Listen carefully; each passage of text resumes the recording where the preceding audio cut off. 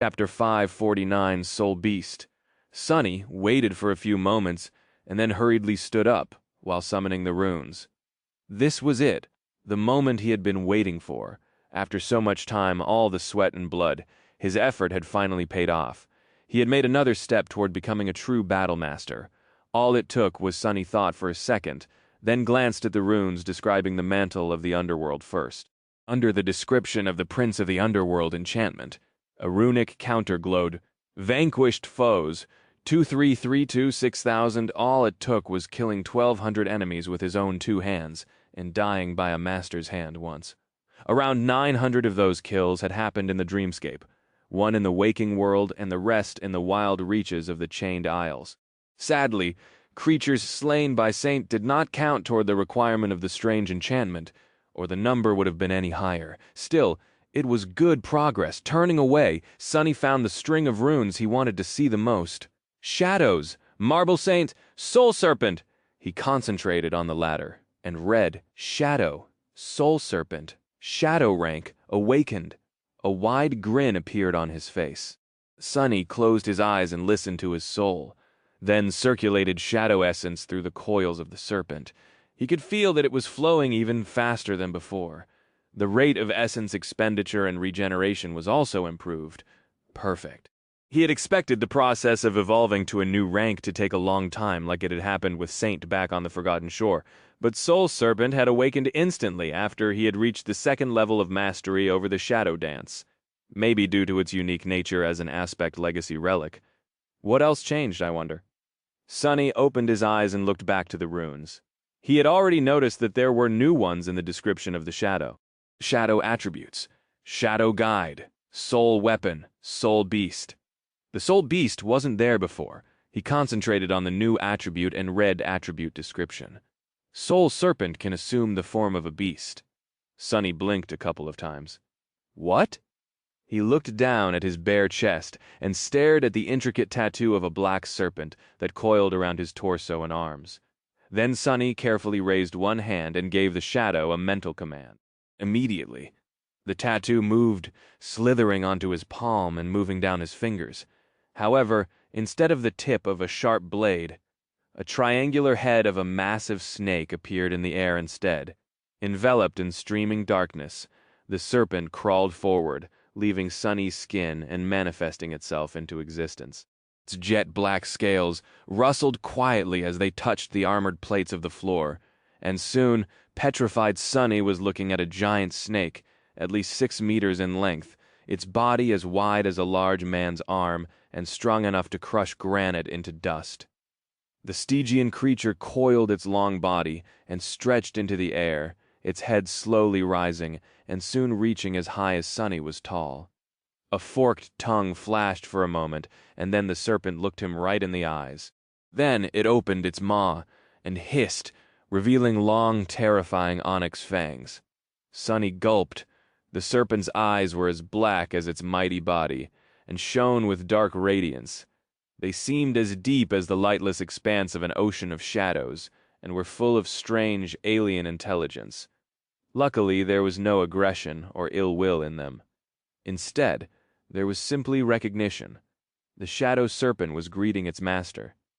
Sunny slowly looked away and studied the dark creature's body. Then, he sent the creepy shadow forward and it swiftly wrapped itself around the serpent. Immediately, flowing patterns that were somehow even darker than the lusterless obsidian scales revealed themselves, and the pressure that the shadow beast exerted instantly became much, much more frightening. Its body had turned ghostly, enveloped in wisps of impenetrable, moving darkness. Sunny hesitated for a moment and then grinned. What a goodbye you are. Very satisfied, he glanced at the giant snake, and then patted it on the head with a delighted expression on his face. Now, it was the mighty beast's turn to blink if it had any eyelids. Was Sunny imagining things, or did the obsidian serpent seem a bit startled by such treatment? With a shrug, he glanced back at the runes and lowered his gaze. There was one last surprise left for him to discover. At the very bottom, several new runes appeared.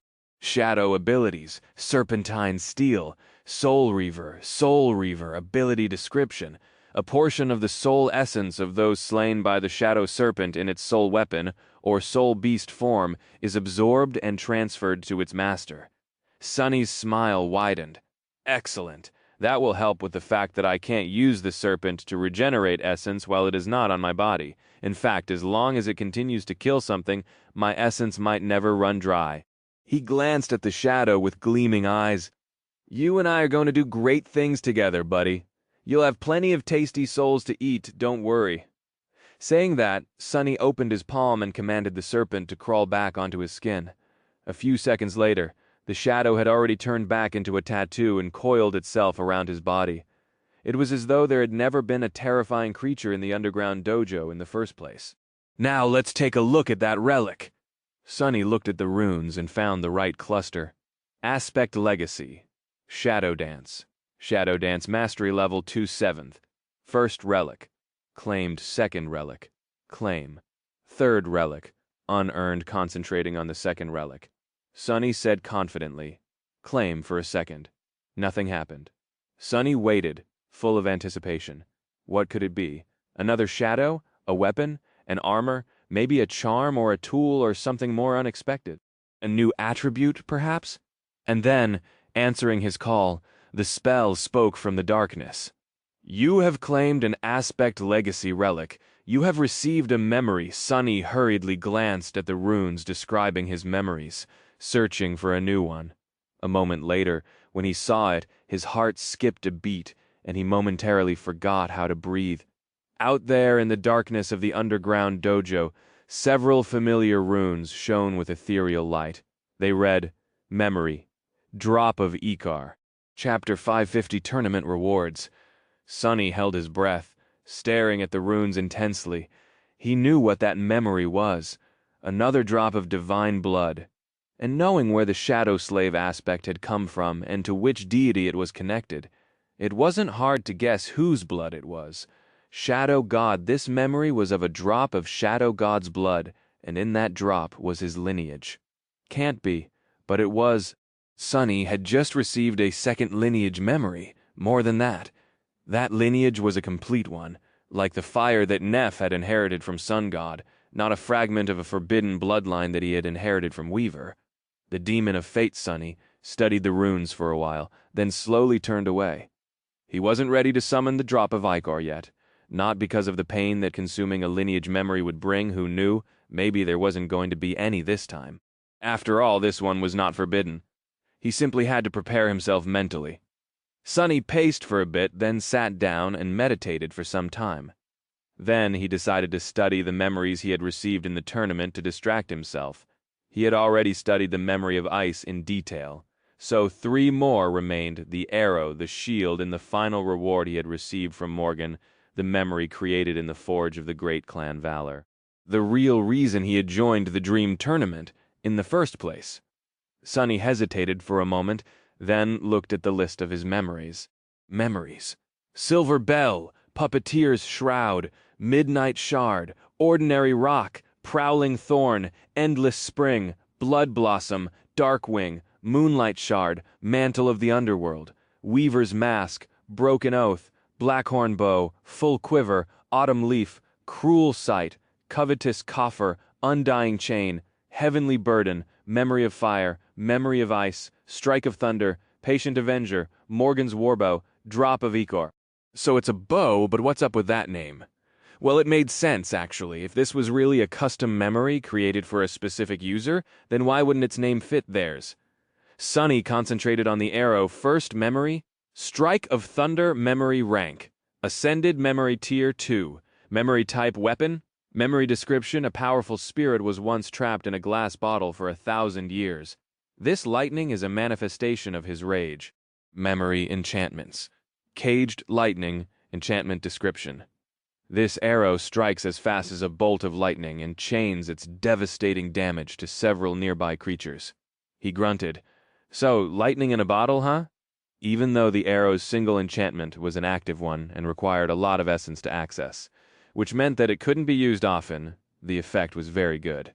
It was able to deal damage to groups of enemies, which could come in handy in many situations. Satisfied, he shifted his gaze to the shield. Memory, Patient Avenger. Memory rank, Ascended Memory Tier, 3. Memory type, Weapon. Memory description, aflame with hatred. She waited and watched. When the time came, her vengeance was colder than ice. Memory enchantments, Tenacious. Burning Heart, Cold Steel, Tenacious enchantment description. This shield is especially durable. Burning Heart enchantment description. This shield can store a portion of fire damage it receives to augment another weapon of its wielder, or unleash a devastating shockwave. Cold Steel enchantment description. This shield can store a portion of impact damage it receives to augment another weapon of its wielder, or unleash an immolating wave of fire. Sunny thought for a bit. So this shield was basically able to convert heat to kinetic energy, and vice versa. The stored energy could be used to enhance another weapon, or released all at once to deliver a powerful attack, which meant that the more hits the shield received, the more devastating the resulting retaliation would be. Saint was long overdue for a good shield memory, and this one would suit her very well. A weak smile appeared on Sunny's face, and finally the main prize he sighed, then concentrated on the bow he had received from Ascended Morgan of Clan Valor. He also summoned it. Composite bow made out of black horn and dark polished wood manifested itself from a storm of crimson sparks. It was entirely black, however, its string was of a vibrant scarlet color. There was also a brand carved into one of its limbs near the grip, its contour of the same color as the string. It depicted the crest of the Valor family, a straight sword thrust through an iron anvil. The bow was quite beautiful, but more importantly, it radiated a feeling of immense power. Sunny admired the weapon for a few moments, and then turned back to the runes. Memory, Morgan's warbow. Memory rank, Ascended. Memory tier, 5. Memory type, Weapon. Memory description, Death is worth living for, love is worth waiting for. How romantic, and how morbid. Sunny didn't know who created this description, the spell itself or the person who had forged the bow. If it was the latter, then maybe this was a message to Morgan, or a lesson the spellsmith wanted to impart to her. But what kind of a lesson was that? Curious, Sunny looked beneath the surface of the black bow, wishing to see if the spell weave of a memory created by a human was different from that created by the spell. However, it seemed pretty much the same. Vast, inconceivably complex, and eerily beautiful. In any case, he was excited to see that this memory was of the 4th tier. It was powerful, indeed, no less powerful than the cruel sight. Encouraged, he continued to read the runes. Memory enchantments. Soul arrows, unbending, burden of peace, death dealer. 4 enchantments, first 2 are passive, the other 2 are active. Not bad. He concentrated on the first enchantment. Soul arrows enchantment description. This bow attunes to the soul of its wielder, and is capable of creating arrows that share its affinity. Unbending enchantments. Description. This adamantine bow demands a giant's might to be bent. Because of that, arrows shot from it travel as far as the eye can see, and strike with terrible strength, piercing both armor and flesh. The passive enchantments were not bad, to say the least. Sunny wasn't sure what arrows that shared the affinity of his soul could do, but the fact that the bow itself could produce an unlimited amount of arrows was already a great boon. It basically made the full quiver, his previous arrow-type memory pale in comparison and completely redundant. Each of the soul arrows would also share the tier and rank of the warbow that created them, which was simply incredible. To test it, Sunny grabbed the sting and tried to draw the warbow. Even with all his strength, Sunny was only able to do it after augmenting himself with 2 shadows. As soon as the string moved, a black arrow that looked as if it was made out of solidified shadows suddenly appeared on it. Sunny released the string, and in the next moment, one of the armored plates on the opposite wall exploded. Crap! He stared at the broken plate, dejectedly, then sighed and looked back to the runes. Burden of peace, enchantment description. After soul arrows pierce the flesh of an enemy, their weight can be drastically increased. Interesting. Sunny could already think of several useful applications for this enchantment, be it to make wounds dealt by the arrows more severe, or simply to slow the enemy down. There was one last string of runes left. Death Dealer Enchantment Description. This bow is able to consume a large amount of essence to deliver an obliterating strike. That sounded ominous. Sonny was curious to know how obliterating exactly that strike was supposed to be, but he was not going to test it in his dojo. It already suffered enough. Morgan's warbow was indeed a weapon worthy of an ascended knight from a great clan. It was a truly formidable and versatile weapon in any other circumstance. Sonny would have been mad from joy after receiving it, and he was but there was one more memory he had to deal with. It was time. He couldn't postpone it anymore. Sonny glanced at the beautiful bow for the last time, then sighed and dismissed it. As soon as the flood of scarlet sparks disappeared, he summoned the drop of Ikar, Chapter 551, Slave's Inheritance. The underground dojo was submerged in darkness, and as soon as Sonny willed the drop of Ikar to manifest itself into reality, that darkness suddenly came to life. Countless shadows moved and danced around him, forming an invisible whirlpool. Their movements were strange and erratic, fraught with anticipation, excitement, and longing. Slowly, golden sparks of light appeared in the air in front of him, and then shot toward a single point in space, coalescing into a small radiant dot. However, the memory did not appear yet. Instead, more and more sparks flew into it, thousands upon thousands of them, until at last it seemed as though wide streams of brilliant golden light were constantly flowing into the slowly growing sphere of radiance.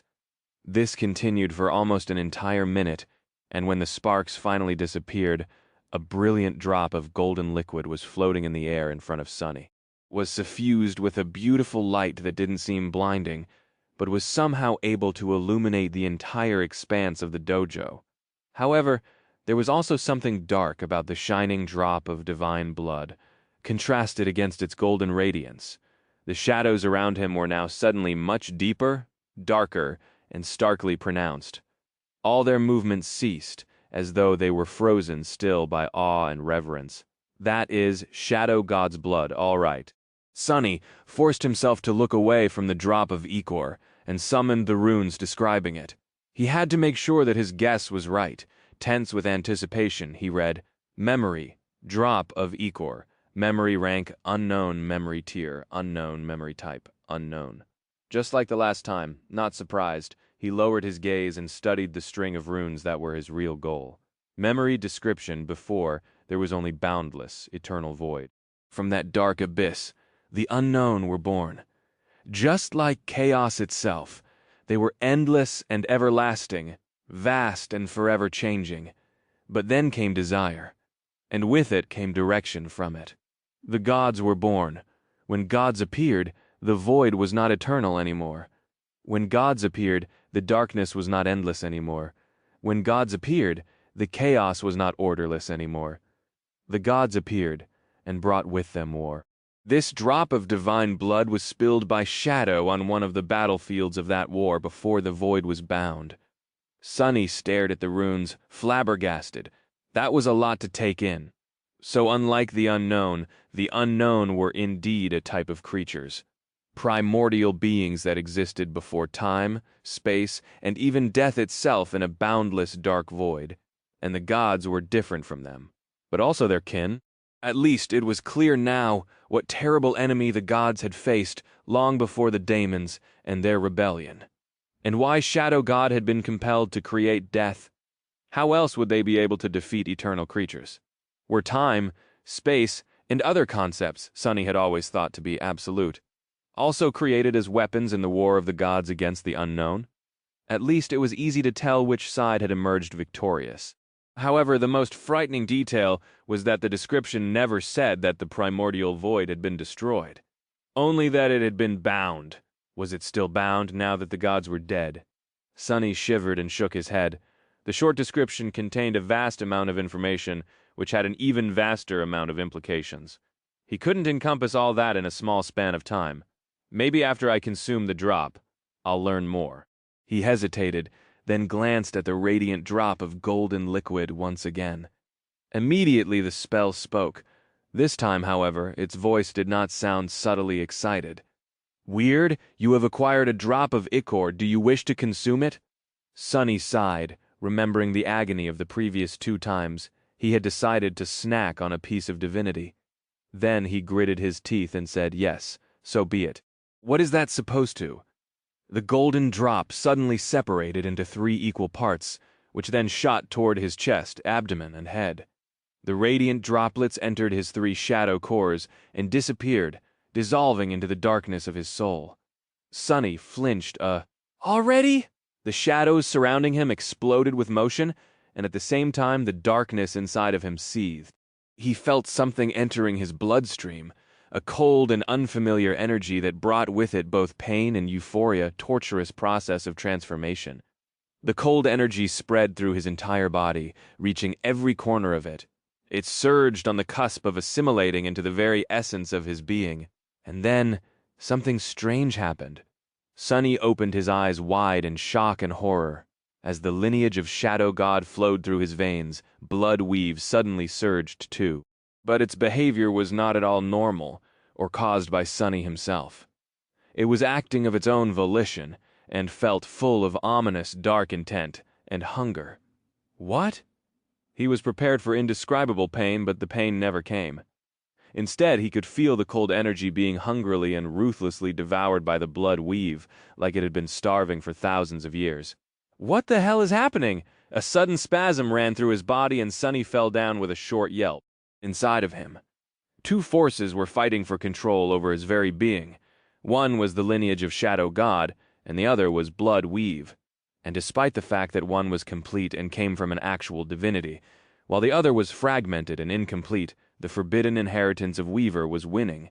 It was like a savage beast that sunk its teeth into the soft flesh of its prey and refused to let go. Stop! What are you? And before he knew it, it was all over. The cold energy of Shadow God's lineage was gone, and blood weave was back to its usual self, peaceful once again, as if nothing had happened. Peaceful, but yet stronger. As Sunny stared into the darkness in absolute shock, there was no announcement of him acquiring a new attribute. Instead, the spell said with a hint of dark satisfaction in its voice, Blood weave has evolved. Bone weave has evolved. Ember of divinity has evolved. Your memory has been destroyed. Sunny remained silent for a long time, and then let out a furious, outraged scream. Weaver, you bastard! Chapter 552, September. The autumn was in full swing. Out in the waking world, the skies were gray and the winds were turning cold.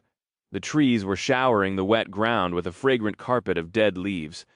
But under the boundless, lethal expanse of the sky above, the world was still warm and bright. On an especially large island, one covered with emerald grass and moss-covered ruins, a frightening nightmare creature was stalking its prey. It had 4 mighty paws, a lean body covered in black fur, and a wide maw full of sharp fangs above it. 2 furious red eyes burned with hatred and madness. The abomination noiselessly moved through the tall grass, approaching the source of loud noise. A human's voice was screaming, full of indignation. I'm right here, come and get me, damned bastards! Curse you all! The creature snarled and prepared to jump. Before it could, however, a slender arrow fell from the sky and hit the abomination right in the eye, instantly killing it. You have slain a fallen beast, Black Ravager. Your shadow grows stronger, several hundred meters away, safely hidden in the shadows cast by a fragment of an ancient wall. Sunny lowered his bow and frowned. The happy shadow jumped up and down several times, then turned to him and applauded. Sunny looked at it, his frown turning into a scowl. What do you mean, great shot? I was aiming for its leg, you idiot! Dejectedly shaking his head, he threw the bow on the ground and growled. It had been almost 2 months since the day he had gained and promptly lost the lineage of Shadow God, but Sunny's mood was still in shambles. He had spent most of this time training Rain and learning how to use a bow.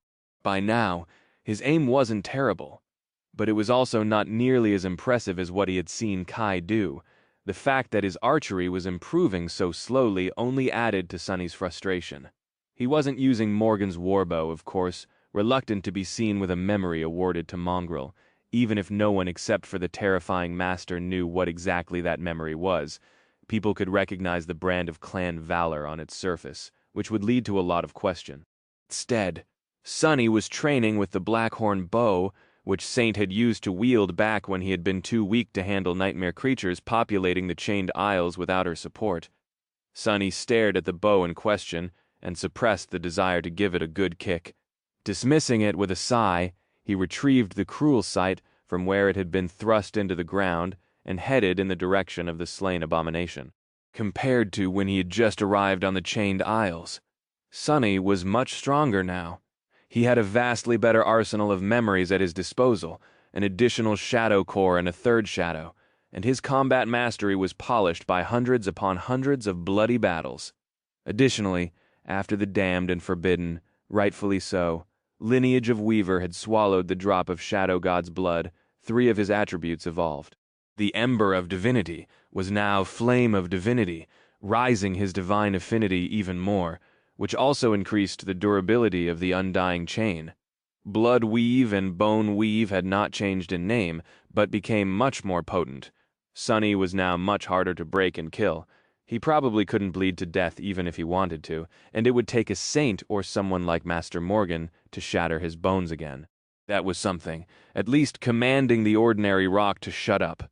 He picked it up from the ground, hid it on his belt, and walked over to the carcass of the Black Ravager. The creepy shadow slowly turned its head and stared at the carcass with disturbing fascination. This guy, Sonny, rolled his eyes. Don't just stand there, pervert. Come here and help.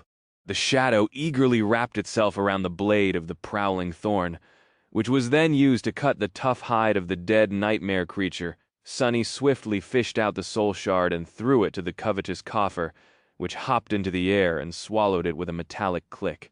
Usually that would be it, but today Sonny needed to retrieve something else as well. Grimacing from time to time, he cut several large slabs of meat off the carcass, wrapped them, and threw the bundle over his shoulder. Should be enough, right? Finally done with the gruesome task, he stood up, picked up the cruel sight, and headed toward the southern edge of the large island. This island was a bit special, and for a good reason. Once Sonny reached its end, he saw a breathtaking sight. Far away and below him, the scattering of floating isles was no more. Instead, solid ground stretched as far as the eye can see, covered by a patchwork of forests, meadows, marshes, rolling hills, and glistening ribbons of rushing rivers. A dark, bottomless abyss stretched between the edge of the island and the rest of the dream realm, and those rivers fell into it, creating grandiose waterfalls. Near to where he stood, a ruined fortress rose from the ground, and from its gates, a colossal iron chain, many times thicker than the giant chains connecting the isles together, extended into the abyss, connecting to the soil on the other side of the dark chasm. This was one of the anchors of the chained isles, and the road by which Awakened traveled here from the lands to the south, which belonged to the great clan Valor as much as anything could belong to humans in this realm of nightmares. Sonny glanced at the sun, then got busy making a fire.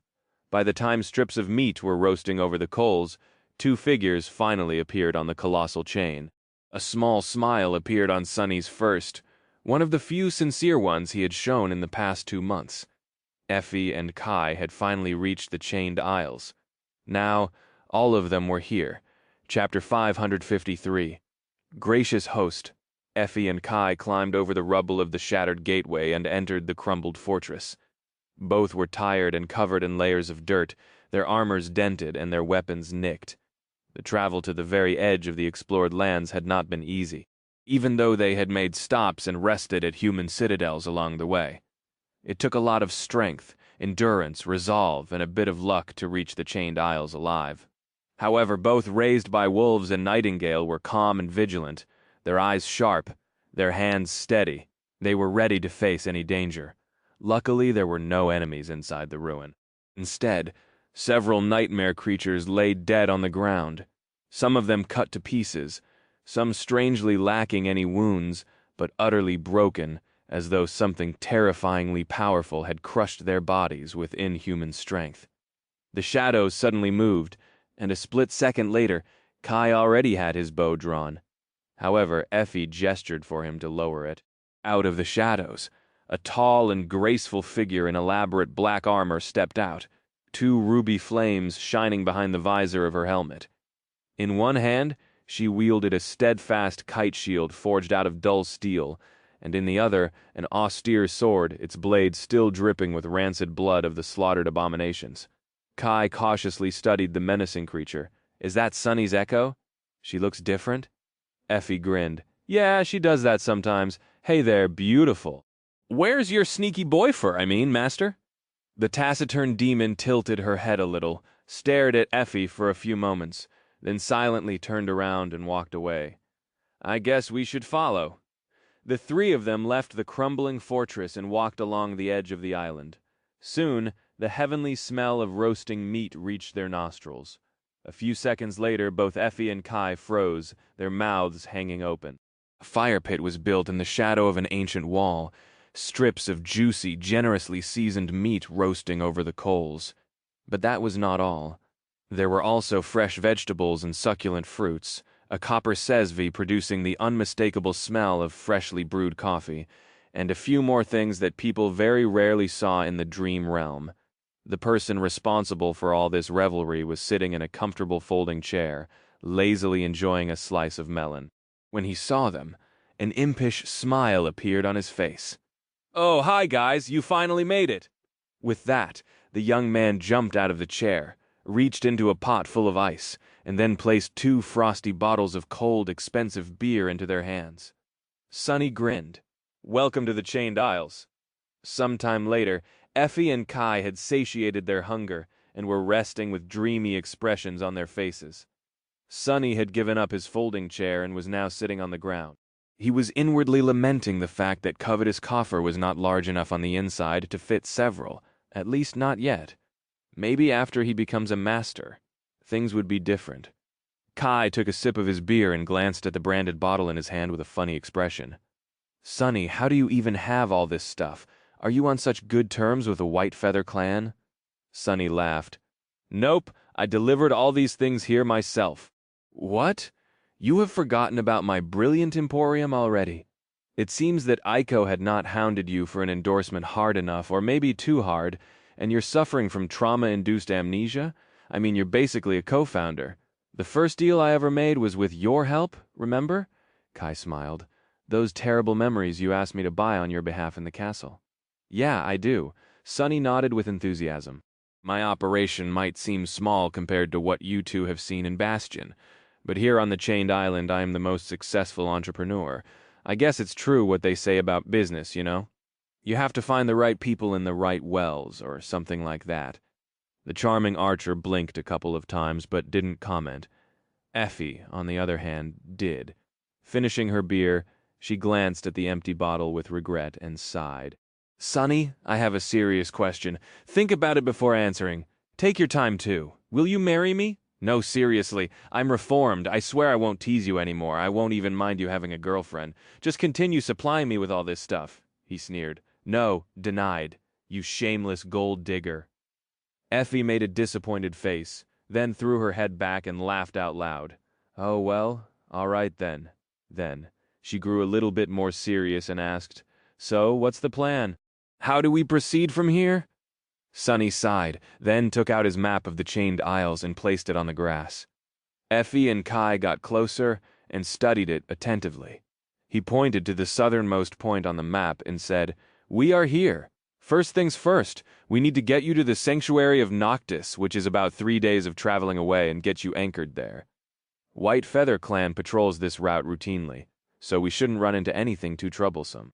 Then, he pointed at a particular island marked with an image of a burned tree.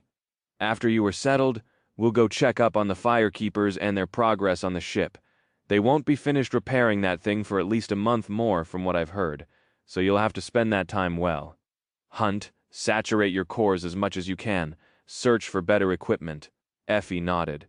What about you and Cassie? Are you well prepared? Sunny hesitated, then nodded. I am reasonably prepared, Cassie, I don't know. But the two of us have another task to accomplish before the ship is ready to set sail. He pointed to the very north of the Chained Isles, to a dark island that was almost touching the foreboding slopes of the Hollow Mountains. There is something we need to retrieve from the Night Temple. If all goes well, we'll travel north and come back within a month. If it takes longer, we will rendezvous here. His finger landed on the shipwreck island. and challenge the seed. That's the gist of it. Don't worry, though. We'll talk everything through in detail before Cassie and I leave. Effie and Kai glanced at each other. Sounds like a plan. Sunny nodded, then glanced at the setting sun. Good rest well tonight, then. We'll set off in the morning. Winter was drawing closer and closer, and the closer it got, the more nervous he became. Chapter 554. Coming clean on the way back to the sanctuary, Sunny tried to impart as much knowledge about the chained isles as he could to Kai and Effie. The archer, in particular, needed to go through a tough adjustment. His main combat tool was his ability to fly, which was obviously restricted in this strange land. Looking at the clear blue sky with a bit of trepidation, Kai asked, "So that crushing? How deadly is it?" Sunny grimaced. "Deadly enough to kill a saint. But it is also situational. After a bit, you'll develop a sense of how high or low the island you're standing on is. When it is at its lowest point, like right now, you will probably be able to rise several hundred meters into the air before feeling any pressure. The exact margin depends on how long the chains of the island are."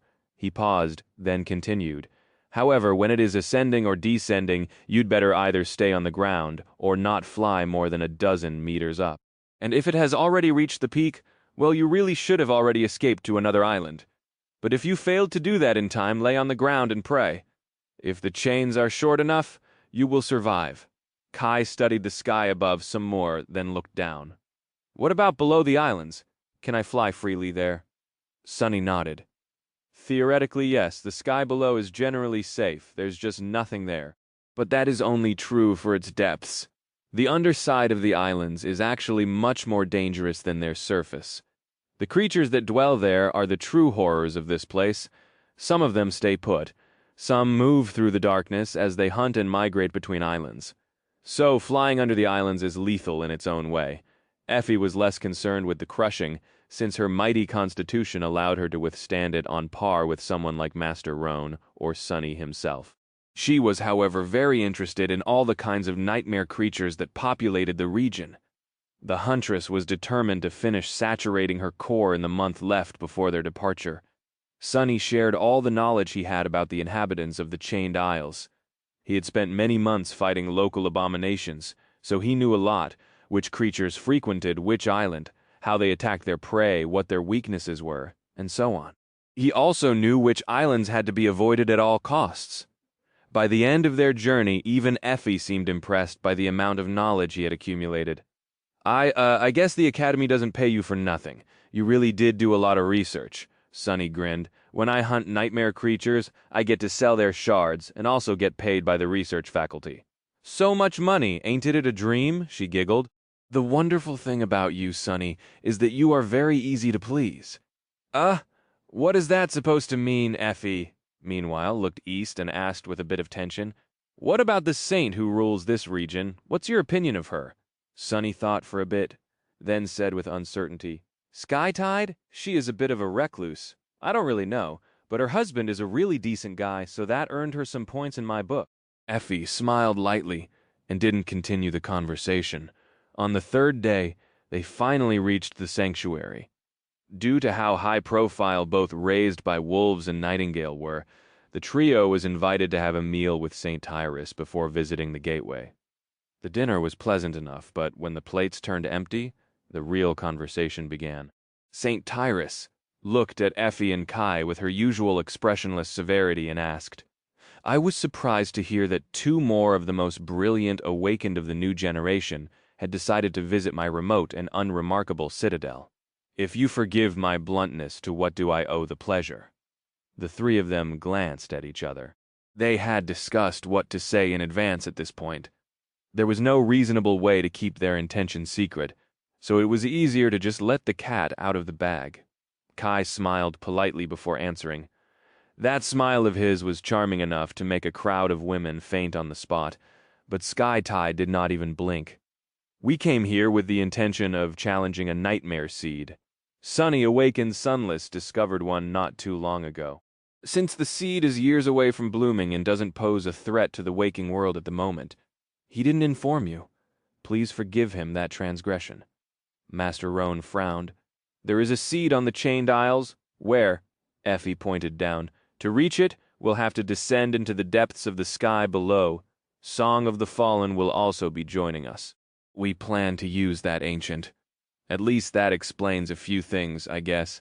Saint Tyrus lingered for a few moments, then asked evenly, Are you sure that you want to enter a second nightmare? It has been less than a year since the four of you. Awakened most people take much more time to prepare for the rigors of the spell's trial. And even then, many don't survive. A wild smile appeared on Effie's face. Sure, yes, I guess we are sure as much as anyone can be. The decision to challenge the seed was not made rashly, nor was it based on blind ambition. You are right, of course, but the circumstance of our awakening was not ordinary. Even though it only happened recently between the four of us, we already share a decade of battle experience, and the battles we fought were not soft. Sky Tide did not answer immediately, turning her face away to look at the vista of the chained aisles. Kai cleared his throat. Are you going to try and dissuade us, my lady? Tyrus remained silent for a few moments, then slowly shook her head. No, if four awakened with the SSA designation want to challenge a nightmare seed, they must know what they're doing. Your timing is actually good as well. Sunny frowned slightly. Good timing, what does she mean? But Sky Tide wasn't going to elaborate. Instead, she looked at Effie and asked, When do you leave? The huntress shrugged. Cassie and Sunny have an errand to run in the Night Temple, so we'll depart as soon as they return. Tyrus shifted her gaze to Sunny. Was he imagining things, or did her expression become darker? You're going to the Night Temple, Sunless, he nodded. Yes, it is a part of our preparations. Why? The beautiful saint remained silent for a few moments, then said simply, Be careful to strictly follow the rules while you're there. Sunny politely agreed. Inwardly, though, he was a bit disturbed. Well, that did not sound ominous at all. Cassie, too, had seemed a bit apprehensive about the Night Temple. Just what kind of a place was it? A few days later, a delicious aroma was slowly spreading through Sunny's home. He was currently in the kitchen area of the first floor, whistling an upbeat tune as his hands juggled several cooking utensils. There were several pans and pots simmering on the stove, and a scattering of fresh ingredients on the countertops around him. Ah, this smells so good. Taking a step to the side, he produced a strange knife out of nowhere and started slicing and dicing the vegetables, the triangular blade moving so fast that it turned into a blur. Rain, who was tasked with peeling the potatoes, gave him a long and dark look. Sunny, not to doubt your honesty and professional integrity, but how exactly is this a part of my training? Are you sure you're not just using me as cheap labor? No, wait, it's not even cheap. I'm actually paying you. Without stopping what he was doing, Sunny looked at her and frowned. Why, of course, I am very sure also is this how you handle a blade? By gods, you just sliced half of that poor potato off and threw it into the sink. It's called peeling, not destroying, you know? Where's your finesse? Where's your precision control that knife better? These things are very expensive. Rain stared at him with burning resentment. For a few moments, then sighed heavily and continued peeling the potatoes. Sunny grinned. Effie, who was watching him cook with a wolfish expression, gulped. So, it's not ready yet. His eyes twitched 40 seconds. Damn it, that's how long ago you asked the same question. For 100th time, what do you think changed since then? Effie opened her mouth to retort, but at that moment the doorbell rang. A sadistic light suddenly gleamed in Sunny's eyes. Oh, I wonder who can it be? He glanced at Rain and said nonchalantly, Rain, go see who it is.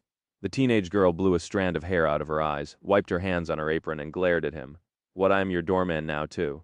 Grumbling, she put the knife down and went to the door, then opened it. Sunny observed her with keen interest. Rain looked up, revealing that the unexpected visitor was quite tall, and then suddenly froze. Her face paled so much that it turned almost entirely white, and her pupils became as wide as saucers. Her mouth hung open. It was as though the girl was paralyzed by horror. Sunny weighted the heavy kunai in his hand and walked over. As he walked, a strange sound escaped Rain's mouth. A tall and ridiculously attractive young man was standing on the porch, looking at her with a polite and friendly smile. His hair was auburn and absolutely gorgeous, and his electric green eyes were nothing short of stunning. He was dressed in simple but exquisitely stylish clothes, holding fashionable sunglasses and a face mask in one of his hands. Oh, I am so sorry, I must have come to the wrong house. Even his voice was charming and velvety, causing one's ears to tingle. Rain was finally able to force out a word, her voice a panicked squeal. Night?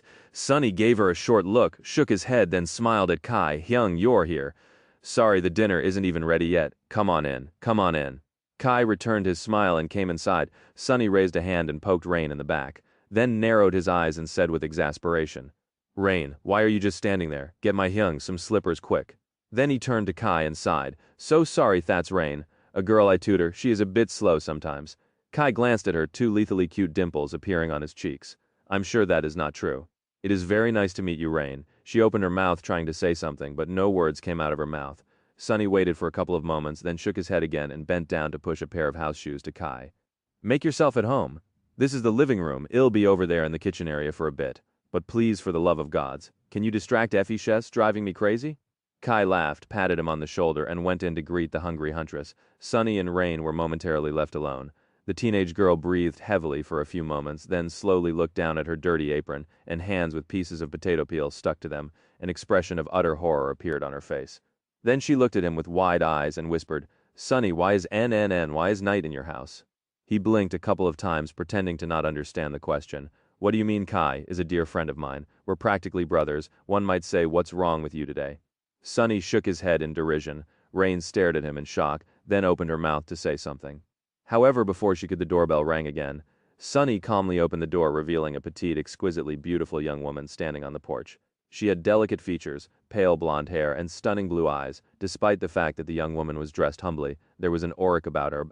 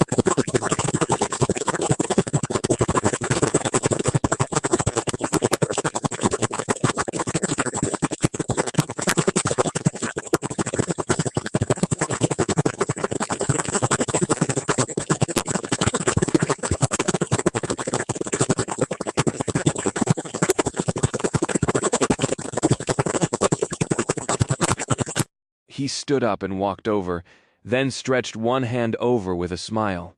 Sonny put one finger on it and sent 2 memories away with a regretful sigh. The Blackhorn bow and the full quiver. Effie was well equipped with powerful memories from her time on the Forgotten Shore and from the months she had spent hunting as an awakened. But the charming archer lacked good armaments. Even though it pained Sonny to let go of 2 ascended memories, he knew that this was for the best. It was going to give Kai an opportunity to grow stronger in the next month and be better prepared for the nightmare. Plus, he still had Morgan's warbow and the strike of thunder. Kai frowned in confusion, then stared into emptiness, clearly reading the runes. Then an excited light ignited in his eyes. "Oh, thank you, Sonny," Sonny scowled. "Now, don't get me wrong, this is not a gift. I am lending them to you lending, you understand? Brilliant Emporium is a respectable business, not a charity. I'll be expecting a full repayment or an exchange of equal value in the future." "Got it," Kai beamed and looked at him with a wide smile. "Ah, that's so sweet." Sonny's scowl deepened. "Sweet? What does he mean, Sweat?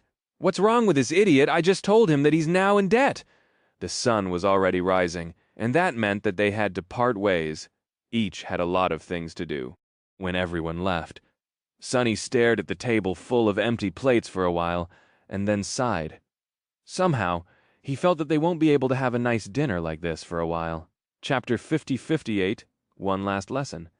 It was already morning, so he didn't bother going to sleep, and just brewed himself more coffee, poured it into a cup, and went to sit on the porch.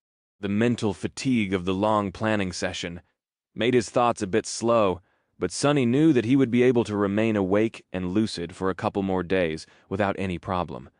He wasn't going to return to the dream realm until all his business in the waking world was taken care of. So, Sonny just rested for a bit, watching the dawn and unhurriedly thinking through all the things that had to be done. Say goodbye to Teacher Julius. Talk to Aiko about the Emporium. The second nightmare could take a lot of time to conquer, so there was a question of how long the supply of soul shards he had given her would last. Sonny didn't want to return and discover that his store had closed doors and lost all its clients. He took a sip of coffee and looked down. Of course, there was a very real possibility that he would not return at all. Sonny did not delude himself. No matter how powerful he was and how swift his progress had been, this nightmare was going to be nothing except for absolutely deadly, like all nightmares where better people than him had ventured inside and never returned. The possibility of death was very real. Was there even a point in planning for the future? As he thought about it, suddenly, a sound of light steps could be heard on the path leading to the porch. Sonny smiled a little and then looked up. Rain was standing a few steps away, looking at him with a bit of awkwardness. Are your guests still here?" He shook his head. "Good. I mean bad. I just wanted to talk to you alone, that's all." Sonny raised an eyebrow. "Oh? What about?" Despite the fact that Rain was obviously trying to be apologetic and respectful, a familiar angry light ignited in her eyes. "You know what about?" Sorry," she stumbled, remained silent for a few moments, and then asked in a more polite tone, "Why didn't you tell me that you are a big deal?" Sonny stared at Rain for a bit, then smiled. "Have I not told you that I am probably the strongest awakened in the world? The best of best and all that?" "I think it happened right here on this spot," Rain scowled. "I'm being serious." Sonny took a sip of coffee and looked at her for a few moments. Slowly, the smile disappeared from his face. Finally, he sighed and looked away. "Because I'm not, as far as awakened go. I am not a big deal at all. In fact, I am very small and easily squashed. So I don't like to advertise my prowess. It's best that everyone thinks of me as weak and stupid. That way I'll be much harder to kill." Rains looked at him in confusion. I don't understand. How would nightmare creatures know that you are considered strong? Why would that put your life in danger?" A dark, sad smile appeared on Sonny's face. He glanced at Rain and then asked, "Who said anything about the nightmare creatures?" Sonny put his cup on the floor, then said, "After you left, you must have searched the network for all the information about the Forgotten Shore you could find, right?" Rain blushed and then nodded. He nodded too. "Then you must know that around 400 sleepers died during the siege of the Crimson Spire." "So many. But do you know how many were killed in the months before?" "Almost twice that." Her eyes widened slightly. Sunny looked at the young girl. No levity in his voice anymore. And they weren't killed by the nightmare creatures. They were killed by people. So, ironically, more humans were killed by other humans while I was out there in that hell than they were by monsters. Well, other monsters, to be precise. And that is a lesson you're going to have to learn if you want to become strong. He sighed. I can teach you how to hold a sword or a spear, how to traverse the dream realm and not starve, and how to kill your enemies. But I can't teach you how to be strong, Rain. That is something that you can only learn yourself. This world, it is a cruel and ruthless place. Some people are lucky enough to never learn its truth, but some do, and out of those, soft ones never survive. You're very, very soft, but are you lucky? I don't know. It's up to you. She listened to him attentively, an expression that was a bit too serious and somber for a girl her age appearing on her face. After a while, she said, I think I understand. Sunny smiled. I hope that you do, but also, a part of me hopes that you don't. He hesitated, then took out his communicator. Oh, and by the way, our lessons are going to have to stop for a while. My friends and I are going on a big expedition, you see, and I'm not sure how long it is going to take. Don't worry, though, I have already taught you enough for you to continue practicing on your own. Do it diligently and don't get lazy. If you feel that you mastered everything before I return, call the number I just sent you. It belongs to a friend of mine. Her name is Aiko, and she'll find you a new tutor. Rain stared at her communicator for a long time, then looked at him and asked quietly, You are going on a big expedition? Sunny showed her a carefree smile and shrugged. Sure, why? She hesitated for a few moments, and then asked, her voice suddenly uncharacteristically timid, Will it be dangerous? He picked up his coffee, took a sip, and then shrugged again. Dangerous? Yeah, of course. Really dangerous, I guess, but anything having to do with spell is... Rain looked at him with sudden intensity, her previous timidness gone. When she spoke, her voice rang with tension. Then why? Why are you going? Sunny looked at her in bewilderment, and then suddenly threw his head back and laughed. When he was done laughing, he glanced at her and said with an amused smile, Why? The same reason you wanted to train, to become strong. Really strong, chapter 559, no one path. Sometime later, Sunny, waiting in a cafe, looking out of the window at a lively street outside. People were rushing past, in a hurry to get inside before the heavy clouds covering the bleak sky erupted with rain. The subtle smell in the air told him that this was going to be a bad one, maybe not toxic enough to burn through clothes, but still unpleasantly hazardous. The acid rain didn't bother Sunny too much, since it was something everyone was accustomed to. Even in the outskirts, people knew how to avoid getting caught in one. Here, in a prosperous part of the city, citizens had much more protections. What he was thinking about was the street itself. This was the same cafe he used to visit when observing rain, and the same street that had become a scene of panicked evacuation during the gate incident several months ago. Armored vehicles of the government had torn apart the road, and several violent skirmishes had spilled into the peaceful surroundings. And yet there were no signs of the furious battle left. The road was long repaired, and the battle damage mended. The cafe was open again, and people went on about their business as though nothing had happened.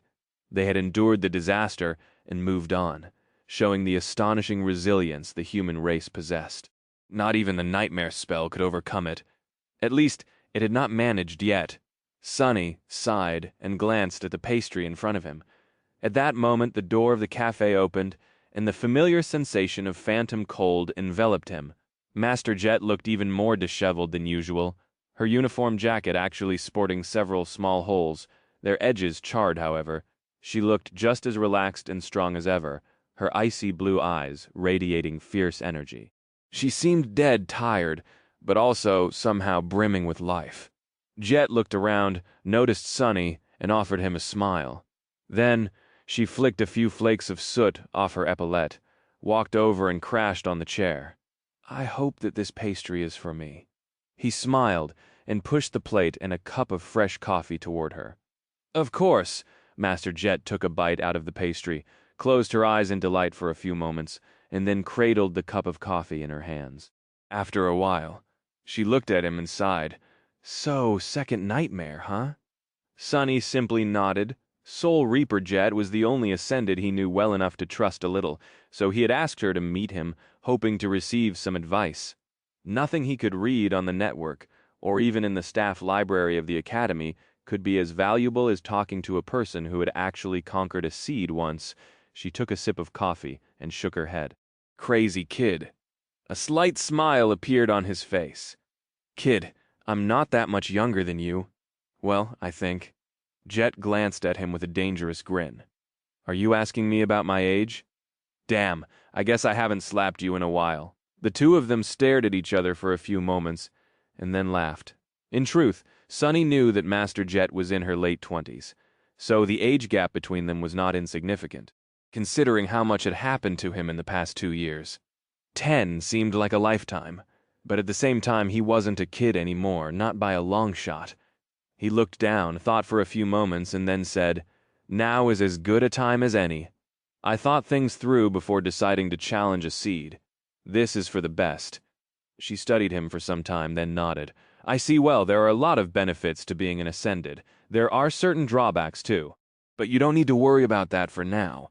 Right now, you need to concentrate on surviving the nightmare. Sunny smiled. My thought exactly. So, is there any wisdom a venerated elder like you can share with this ignorant junior? Master Jet glared at him, then took another bite of the pastry. Elder, maybe I really should slap you. She lingered for a few moments, then sighed. The second nightmare, it is a lot like the first, but at the same time very different. The spell will send you and your cohort into an illusion of the past, one centered around a central conflict. To conquer the nightmare, you will have to resolve that conflict one way or another. There is no right or wrong way to do so. You just have to end it somehow. Jet fell silent, as if remembering her own trial. Her icy blue eyes stared into the distance. That won't be easy, of course. Your friends might die. You might die too. But you know this already. Let's talk about the differences then. The first one is rather obvious. The nightmare will be larger, longer, and harder than your first one. The nightmare creatures populating it will be of higher ranks and classes, usually either awakened or fallen. But if you're unlucky, you might meet a corrupted one too. Sunny grimaced. His first nightmare had pitted him against an awakened tyrant. What were the chances that he would get lucky this time and only encounter abominations within his ability to handle? Slim Master Jet, meanwhile, continued. The other difference is less talked about, but very important. Unlike the first nightmare, this one won't be tailor-made for you personally. You're smart enough to think through the implications of that fact on your own. But I'll mention one thing that very few people consider.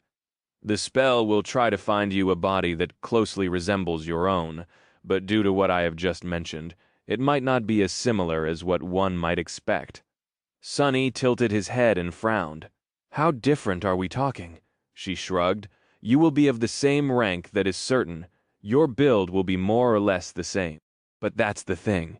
If you're unprepared in a fight, more or less might cost you your life. A specialist has to rely on his or her body. It is our first and most important tool. Imagine that you're suddenly slightly higher or shorter. Your limbs are of a bit different length. Your center of gravity has shifted a little. Many people died because they weren't quick enough or couldn't adapt to that sudden change. Sunny closed his eyes for a moment. For a fighter, their body was like a well-oiled machine that they knew in and out. They knew every detail about it, how it moved, how it performed in any given situation, what it could accomplish, and what was beyond its ability. All battle techniques were finely tuned for that precise machine. Changing its parameters was like throwing a wrench into the mechanism, potentially causing its collapse. He had not known that detail. Luckily, now that he was informed, he would be able to prepare and shorten the adjustment period as much as possible. Thank you. That is a very valuable piece of information. Master Jet shook her head. It's not like it's a secret. People just don't think about this stuff. She hesitated, then said in a darker tone, The last large difference. Hopefully you won't have use for that knowledge. But if worse comes to worst, it is better to be prepared. Sunny looked at her and raised an eyebrow. What? She glanced at her cup, took a sip, and then carefully put it on the table. "The thing is," I said, "that there is no one way to conquer the nightmare. That means that some solutions can contradict each over, and people participating in the trial are not forced to aim for the same result." He scowled. What exactly are you trying to say?" Master Jet looked him in the eye and said, her voice cold and grim, "I am saying that not all challengers have to be on the same side. That rarely happens, but you should keep that in mind anyway." Sunny stared at her for a few moments, then turned away.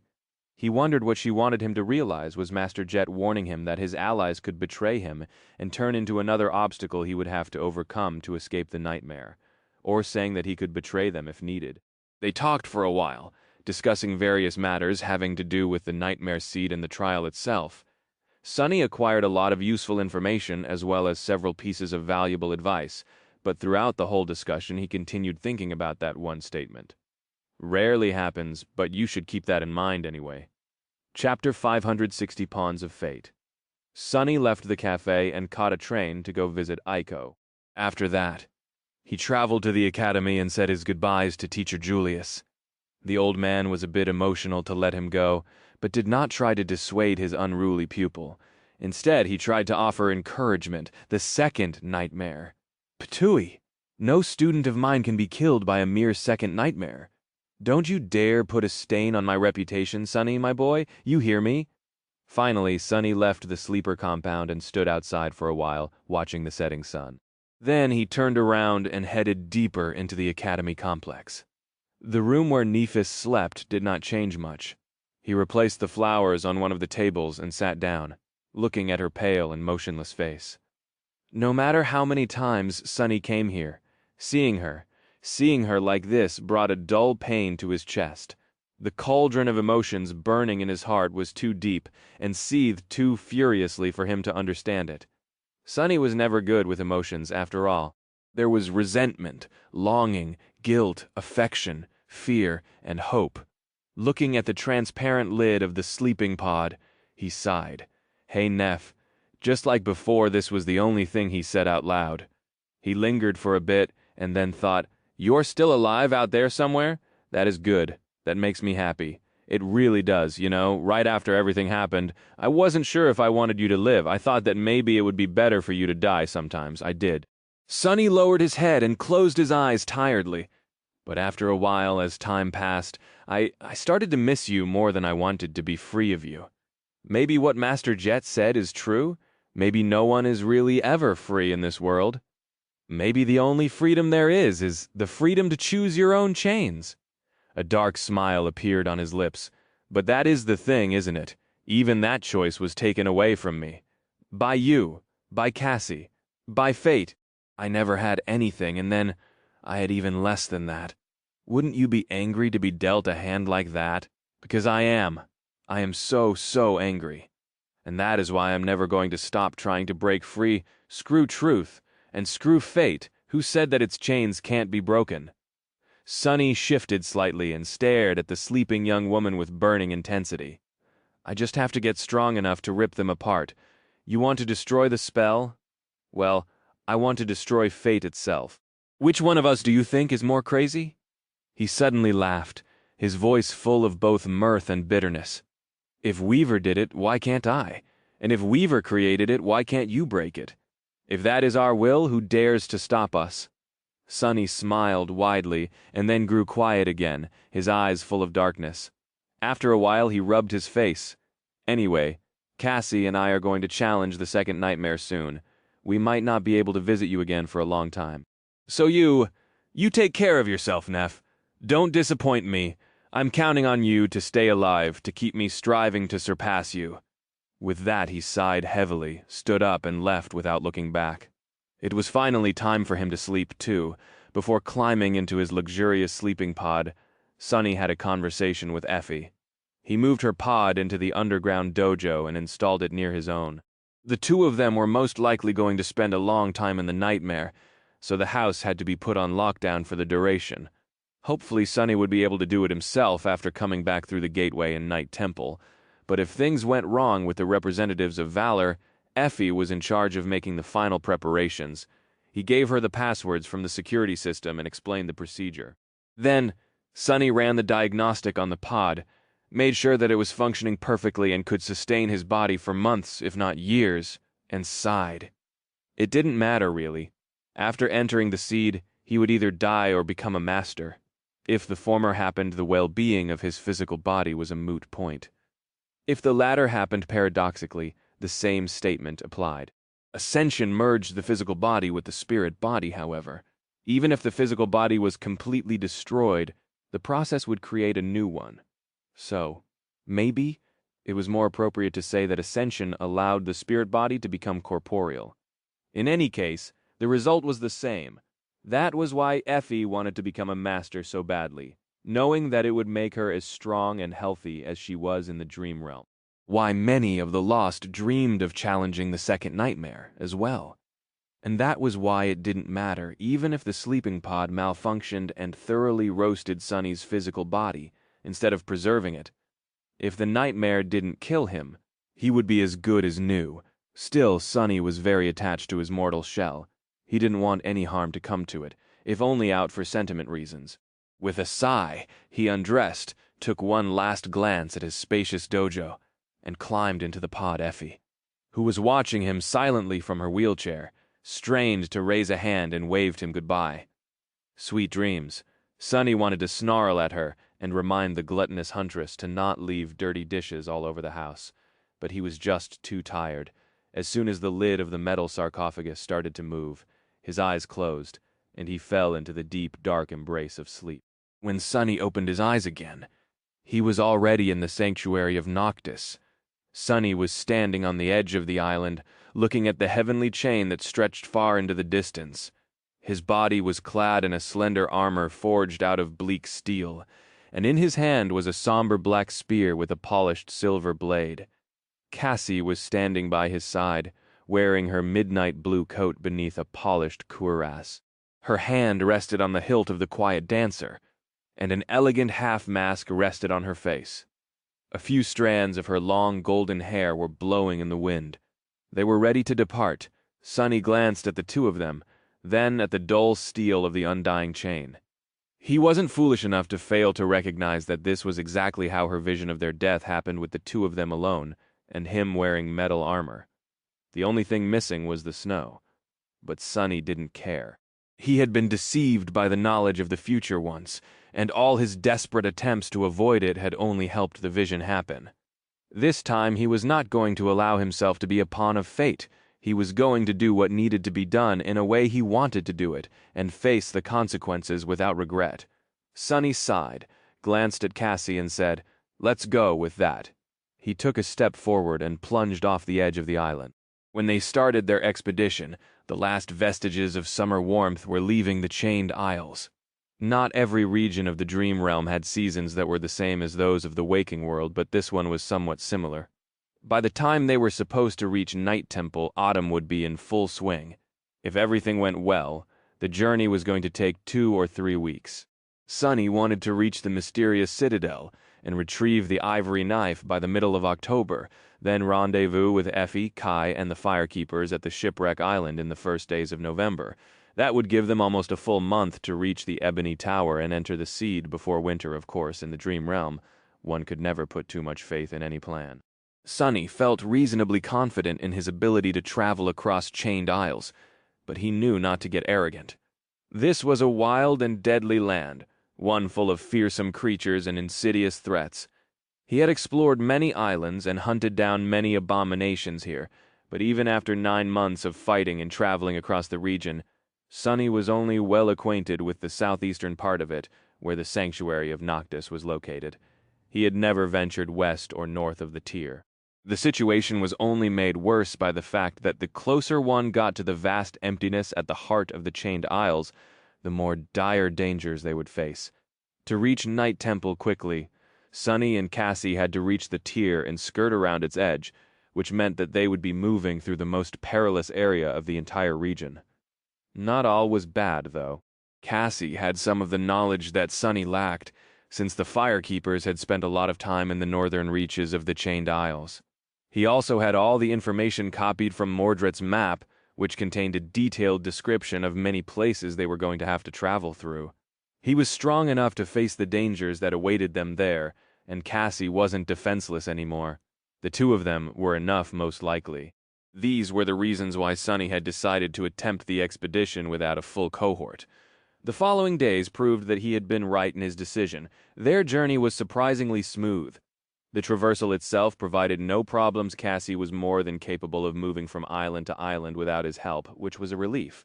Due to her second aspect ability and the quiet dancer, the blind girl was able to move through space with an adequate measure of accuracy, as it turned out. She also had an ascended charm that provided a powerful augmentation to a single echo, which she used on her rapier. With its help, the dancer could carry her weight for a short distance, which allowed Cassie to get to and off the chains with ease. The only drawback of the charm was that it ate through her soul essence rapidly, and she couldn't use it often or for too long, of course. Traversal was the least of their problems. As they traveled further into the heart of the chained isles, more and more nightmare creatures picked up their scent. That was where Sonny came in. With the help of Saint, and when needed the Soul Serpent, he was able to deal with anything that dared to attack them. Cassie helped too, but there was rarely anything for her to do. Sonny and his shadows were just too swift, cunning, and deadly. Their combined power was almost terrifying. That was not to say that the blind girl was useless. On the contrary, her presence was perhaps the single most important factor of why they were able to move toward their goal with such ease. Her great affinity to revelations, keen senses, and supernatural intuition complemented Sonny's battle prowess perfectly. It was almost disturbing how well they worked together, him scouting ahead and obliterating monsters, her guiding them through the maze of shifting aisles in a way that took them past the true horrors, the hidden hazards, and the crushing. The strangest part about all of this was that they didn't even talk to each that much, yet were able to achieve such a deep level of understanding. Most of the journey was spent in silence, with both of them preferring not to speak to another unless absolutely necessary. There was no small talk, no irrelevant conversations, and no friendly banter. Sonny didn't even talk to his shadows and Saint like he was already used to, which made the silence almost suffocating. Was indeed a bit awkward in the beginning, but then he got used to it. He actually started to enjoy the peace and quiet, as well as the company of another human being, even if it was Cassie. Their cooperation was efficient, seamless, and not burdened with emotions and other troublesome complications. An alliance of pure convenience. What was there to complain about? They traveled across islands that were barren and stark, and across islands that were lush with beautiful verdure. Across islands that teemed with vile abominations, and islands that were full of nothing but bones and ash. Across islands that were open and vast, and islands that were small and hid unseen dangers behind a veil of deception. It wasn't long before a day arrived when a dark line became visible far away, over the northern horizon. When Sonny first saw it, he stood motionlessly for a while, looking north with a dark expression, the hollow mountains. After so long, he finally saw them again. Every day after that, the black line grew bigger and closer. Soon he was already able to discern individual peaks and the jagged shape of the mountain chain that pierced the sky, like the fangs of a colossal dragon.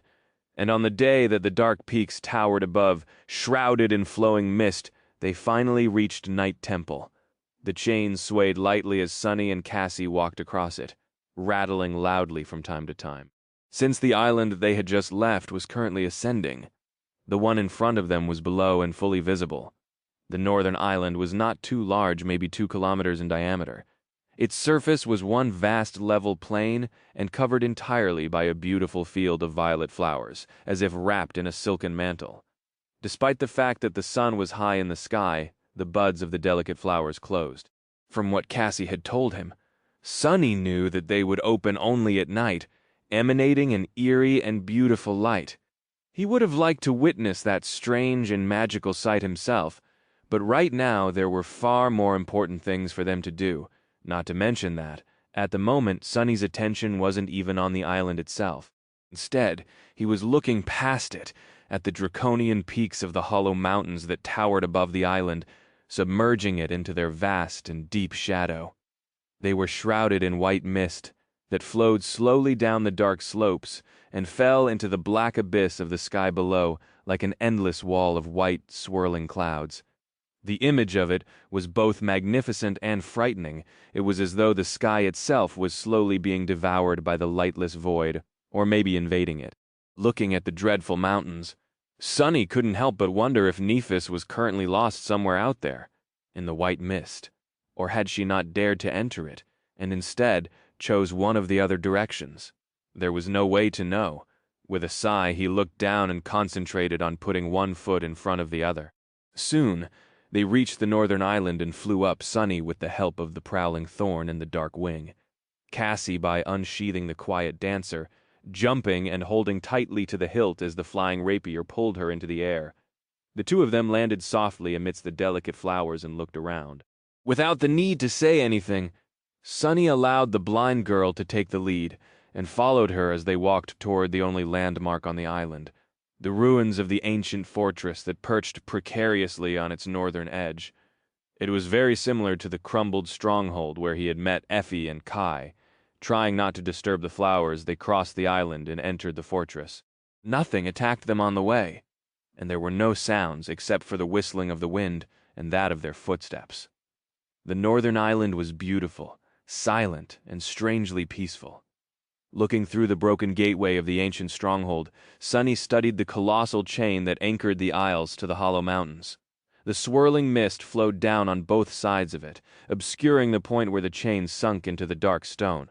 He remained motionless for a few moments, then shivered and looked away. At the very corner of the platform that lay beyond the gate, almost unnoticeable, a narrow set of stairs led down, cut from weathered rock. The path snaked around the overhanging slope, clinging to the stone surface as it led to the dark side of the island. Cassie put one hand on the stones and, tracing her fingers across them, cautiously stepped onto the stairs. Sunny followed, looking down with a dark expression. The path leading to the Night Temple was long and narrow. There was barely enough space for two people to walk side by side. To his right was the stone wall of the island, and to his left was the bottomless dark abyss of the sky below. One careless step could spell a person's doom. The placement of the stairs was not accidental, as well. If an attacking force tried to lead an assault down the path, they would have had to fight the defenders one at a time, with the movements of the fighter's right hand being restricted by the slope.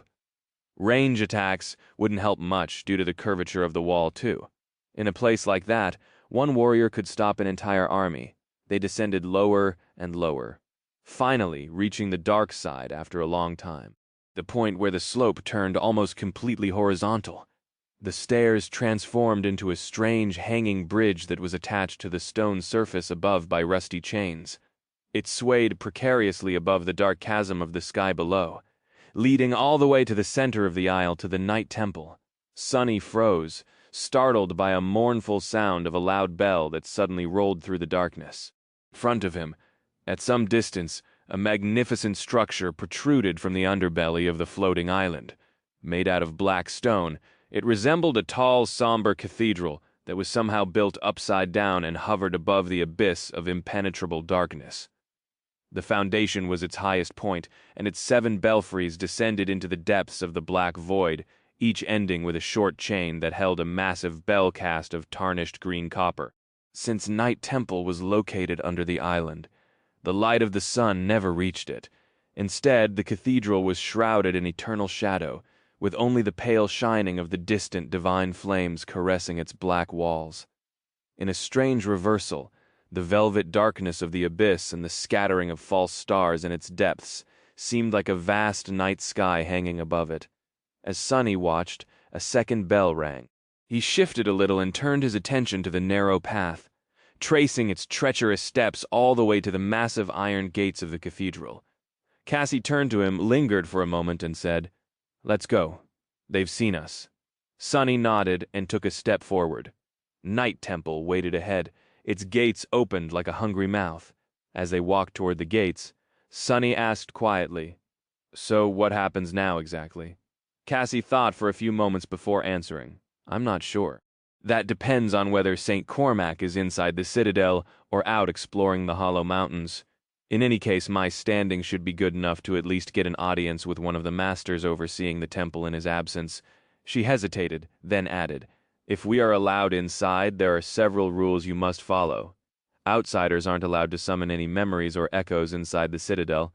We can only go into the allowed areas, unless a master is escorting us. We may not speak with the inhabitants of the temple unless they address us first. Additionally, all items we bring inside have to be inspected." Sunny frowned. The rules were not only strange, but also strict and would put him at a disadvantage. Should anything happen, however, he remembered Skytide's warning. She told him not to break any rules inside Night Temple. "All right, I won't do anything risky unless absolutely necessary. Let's see how this plays out first." As they approached the ornate gates, two figures became visible standing on both sides of it. One was a man and the other was a woman. Both sentinels were in their 30s and had calm, cold, dangerous eyes. So these are the lost. It was Sunny's first time meeting their kind. In truth, there was not much difference between them and those awakened who had not lost their physical bodies. That was not to say that the sentinels were ordinary. Both radiated an imposing, overbearing aura. Just from how the lost held themselves, Sunny could tell that they were extremely experienced and fearsome warriors. Their armors were perfectly crafted, and their weapons had a dangerous luster, all clearly of a high rank. The pressure these sentinels exerted reminded him of the oldest and most deadly hunters of the Dark City, those who had survived long years of bloody battles in the hell of the Forgotten Shore.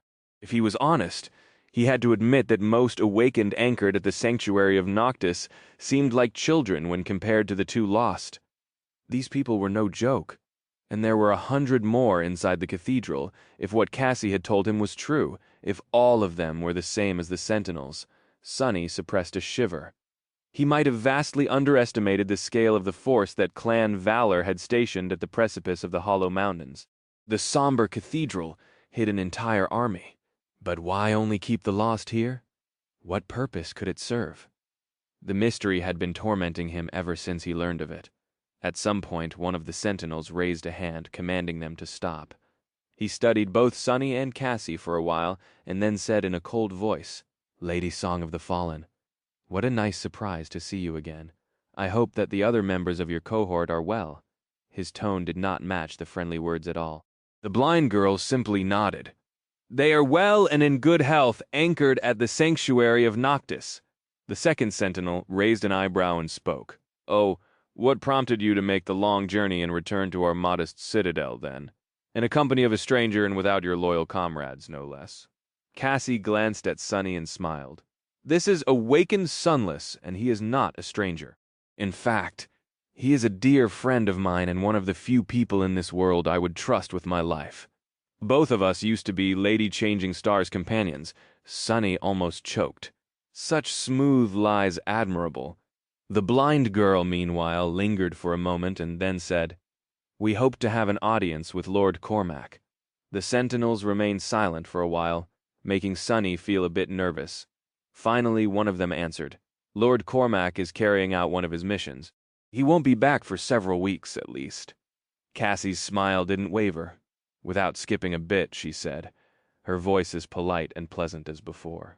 "Sir Pierce or Lady Wealthy, then." The sentinels looked at each other. After a while, one of them sighed. "Wait here with that." He disappeared, leaving Sunny and Cassie under the heavy gaze of the remaining lost. Sunny stared back, shamelessly studying the sentinel. No matter how he tried, he couldn't tell the difference. She looked just like a normal awakened would in the dream realm. Well, it made sense. Her spirit body was the same, after all. It was also shaped very nicely. "What are you staring at, boy?" Sunny looked up and smiled. "One other your armor, ma'am. It seems like a fine memory." The sentinel snarled and didn't say anything. After some time, the second one returned and beckoned them to follow. They were led into a small, chilly room at the side of the gate and handed 2 sets of simple garments made out of crude cloth, then locked inside. Sunny stared at the bundle in his hands. With a perplexed expression, what is that?" for Cassie sighed and unbuckled her belt, then dismissed the quiet dancer and placed its empty scabbard on a bench. No memories or echoes allowed. Remember, Sonny frowned, then glanced at his armor. If he dismissed it, he would be more or less naked. They're expecting us to change here. The blind girl silently turned her back to him. Sonny hesitated for a moment, then did the same. His shadow looked away too, cursing inwardly. He dismissed the undying chain, and felt the shadows in the tiny room shift as Cassie's cuirass and coat crumbled into a rain of sparks. They were close enough for him to hear the steady beating of her heart and sense the heat emanating from her body. Trying not to let his imagination wander, Sonny put on a pair of simple trousers and heard the fabric rustle as it slid across her smooth skin. Bastards, they couldn't give us 2 rooms to change, suppressing his anger.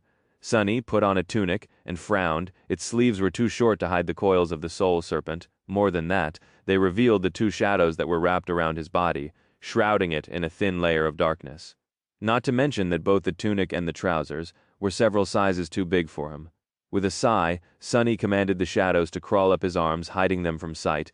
Then he dismissed the serpent and bent down to roll up the pant legs and put on a pair of leather sandals and cleared his throat. "Are you done?" Cassie answered after a short pause. "Yes." The clothes provided to her consisted of similar sandals and a long tunic that left her shoulders bare and her legs exposed below the knee. The silver half-mask was gone too, revealing Cassie's beautiful blue eyes. Sonny stared at her for a few moments, realizing that he had almost forgotten how they looked. Then he scowled and banged on the door.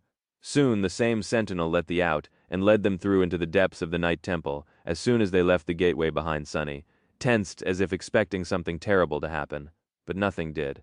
The sentinel glanced at him and frowned. "What are you waiting for? Come, Sir Pierce. We'll see be with us shortly." The interior of the somber cathedral was as bizarre as its exterior. Sonny expected the actual floors to be constructed properly, and some of the corridors they walked through were, but other parts of Night Temple were upside down as well, the flat floors serving as ceilings, and the arching ceilings serving as uneven floors. And that was just the outward ring. He didn't even want to imagine how the temple itself and the inner sanctum looked. As they walked, he saw several lost silently going about the mundane business of maintaining the citadel. They were dressed in the same crude clothes he was now wearing, and wielded no weapons. However, every one of them, from a person calmly changing the oil in the wall lamps to a man sweeping the floors, radiated the same aura of strength and lethality as the two. Without shadow essence, he wouldn't be able to use Shadow Step to escape. More than that, he couldn't summon memories anymore. Manifesting them into reality demanded essence as well, even if it was a tiny amount. The same went for echoes and even shadows. He also felt weak and was only going to grow weaker in the coming hours without essence circulating through his body. Sonny's strength was vastly diminished. Whoever created this damned cage really knew what they were doing. With a resentful snarl, Sonny turned around and allowed himself to slide down to the center of the dome, where Cassie stood with a lost expression on her pale, delicate face. Raising one hand awkwardly, she tentatively moved it through the air around her and whispered, "I'm blind again." Sonny frowned, stared at her for a moment, and then turned away. "You were always blind, of course." He knew what Cassie meant without soul essence. The aspect ability that allowed her to perceive the world from several seconds in the future was gone too. It wasn't exactly sight, but something that had replaced being able to see to her. His words might have been cruel, but Sonny was not in the mood for pleasantries. Being locked in a cage, powerless to escape, that was his worst nightmare, and he had no one but himself to blame for ending up that way, turning away from the blind girl. However, somehow they looked worse to wear. Their faces were paler, their movements were full of tension, and there was a strange darkness hiding in their eyes. Only the sentinel who had spoken to Sonny before was the same. If anything, his cold resolve seemed to have grown stronger, as did his silent hostility. Without saying a word, he threw the tubes of scent paste into the cage, then pointed at the water skin laying on the floor near Cassie. Sonny tossed the empty water skin out and received a new one in return. "Sir, can you please tell us what is going on? Where is your, fourth friend? Did something happen?" The sentinel stared at him with a heavy, grim expression. When he answered, his voice was steady, and even "don't speak" unless spoken to. With that, the lost left. The door of the cell locked with a loud click, the flame of the oil lamp trembled, and everything became silent once again. Sonny sighed. What an unfriendly fellow. Just like that, their imprisonment started. There were no windows in the stone chamber, so it was almost impossible to track the passage of time. Their only hint was the appearance of the 3 lost, who brought them food and water once every day, and sometimes changed the oil in the lantern. Sunny and Cassie spent the first few days in silence and tense, grim anticipation. They slept back to back, sharing the heat of their bodies to overcome the chilling cold of the prison cell, and suffered through the daytime without speaking to each other unless absolutely necessary. Both were waiting for something disastrous to happen. However, nothing did. The night temple had not shaken again, and nothing came through the heavy door to either set them free or destroy them. Neither Master Wealth nor Master Pierce had visited the enchanted chamber, as well as if Sunny and Cassie were completely forgotten. The stone cell was silent and unchanging. However, they could still tell that something sinister and dire was going on outside.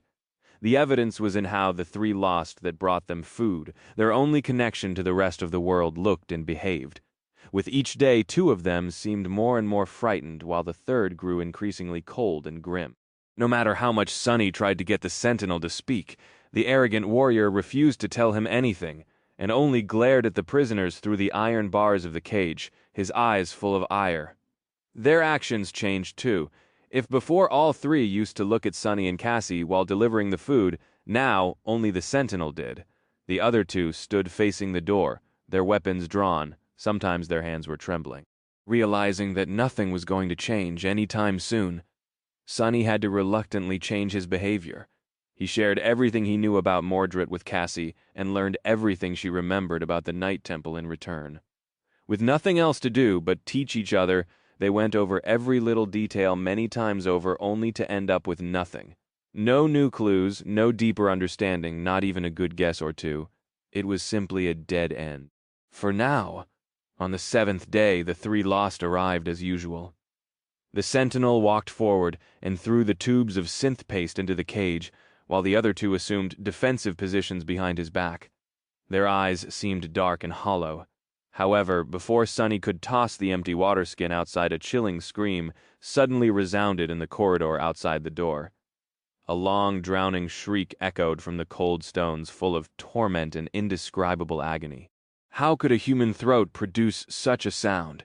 The lost tensed and gripped their weapons, one of them taking an involuntary step back. The Sentinel snarled and pushed the man in the back. "Get a hold of yourself, cowards! Remember your duty!" With that, he threw the water skin to Sunny and rushed outside, a slender sword appearing in his hand from a whirlpool of dancing sparks of light. The others gritted their teeth and followed, shutting the door behind them. The flame of the oil lamp trembled. On the next day, when the door opened again, only two lost walked through it. One of the surviving lost looked like a walking corpse. There were no wounds on his body, but his eyes were dull and glassy. He glanced at Sunny and Cassie lifelessly, then turned around and raised his weapon, staring at the open door with tired dread. Even the arrogant Sentinel seemed a bit diminished. His handsome face was still cold and resolute, but there was a slight weakness to how his shoulders were set, and a slight uncertainty to his movements. He tossed the tubes of synth paste and the water inside the cage, not even waiting for Sunny to return the other two water skins. Sunny wanted to try to get the lost to speak to him again, as usual, but then thought better of it. There was a sharp edge in the man's eyes that made the idea of pushing him even a little seem too dangerous. The two lost left, leaving the prisoners alone again. Sunny stared at the door and the orange flame of the oil lamp dancing beside it for a few minutes, then shivered and turned away. Their jailers returned several more times. With each day they looked more disheveled and exhausted, the darkness in their eyes growing deeper and deeper. A few times, Sunny could hear strange, disturbing sounds coming from the corridor, but the two lost did not seem to react to them at all. A week later, the food did not arrive for an especially long time. Sunny glared gloomily at the door, feeling pangs of hunger torment his empty stomach. One tube of synth paste a day was not nearly enough to satiate him, so he was always hungry, just like he had been in the past, living on the streets in the outskirts. Hours passed, but the two lost were nowhere to be seen. Where the hell are they? Then something suddenly crashed into the door from the outside with a loud bang.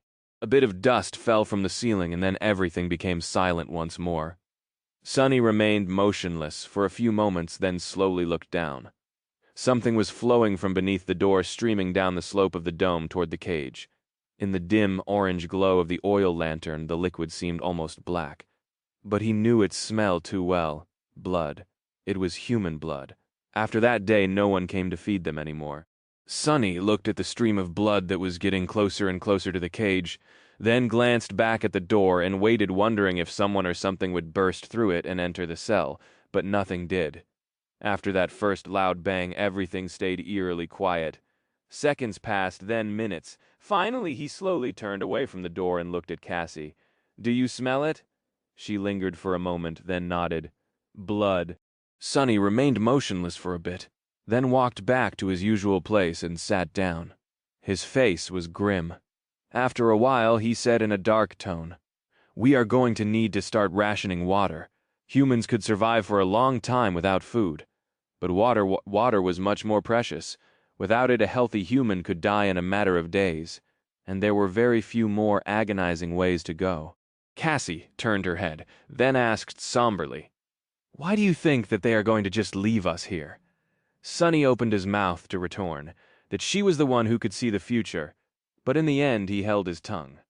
Just in case, they had one full water skin left. As awakened, they would also be able to last longer without water than mundane humans, especially Sonny, whose body was strengthened by 3 cores, blood weave, and his shadows. But would that be long enough? There was no way to know.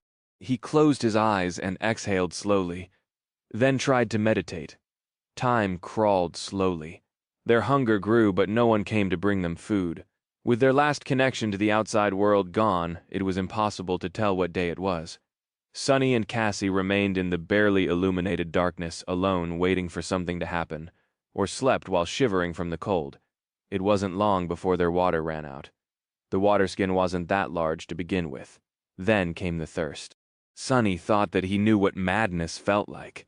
But after spending several days at least, he thought that a few had passed without drinking anything. He learned that there was a completely different realm of crazed delirium. The feeling of thirst was absolutely maddening, torturous, and suffocating. His throat hurt as if it was being cut. His lips had dried and cracked, and so did his tongue. His head was full of pulsating pain, and his muscles were experiencing excruciating cramps.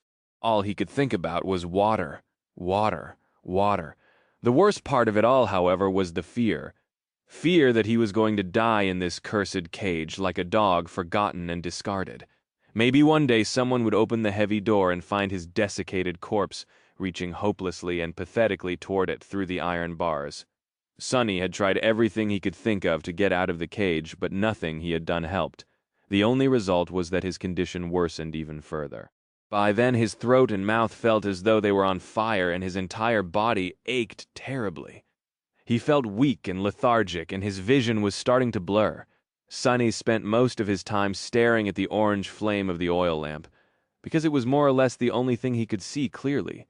Then it disappeared too. The stone cell became even darker, with only the ghostly dim glow of the runes illuminating the iron bars of the cage. The oil ran out. Sonny closed his eyes. Was it really hopeless? No, he couldn't give up. He refused to. In all this suffering and despair, the only thing that kept him somewhat sane was the fact that Cassie was right there with him going through the same hell.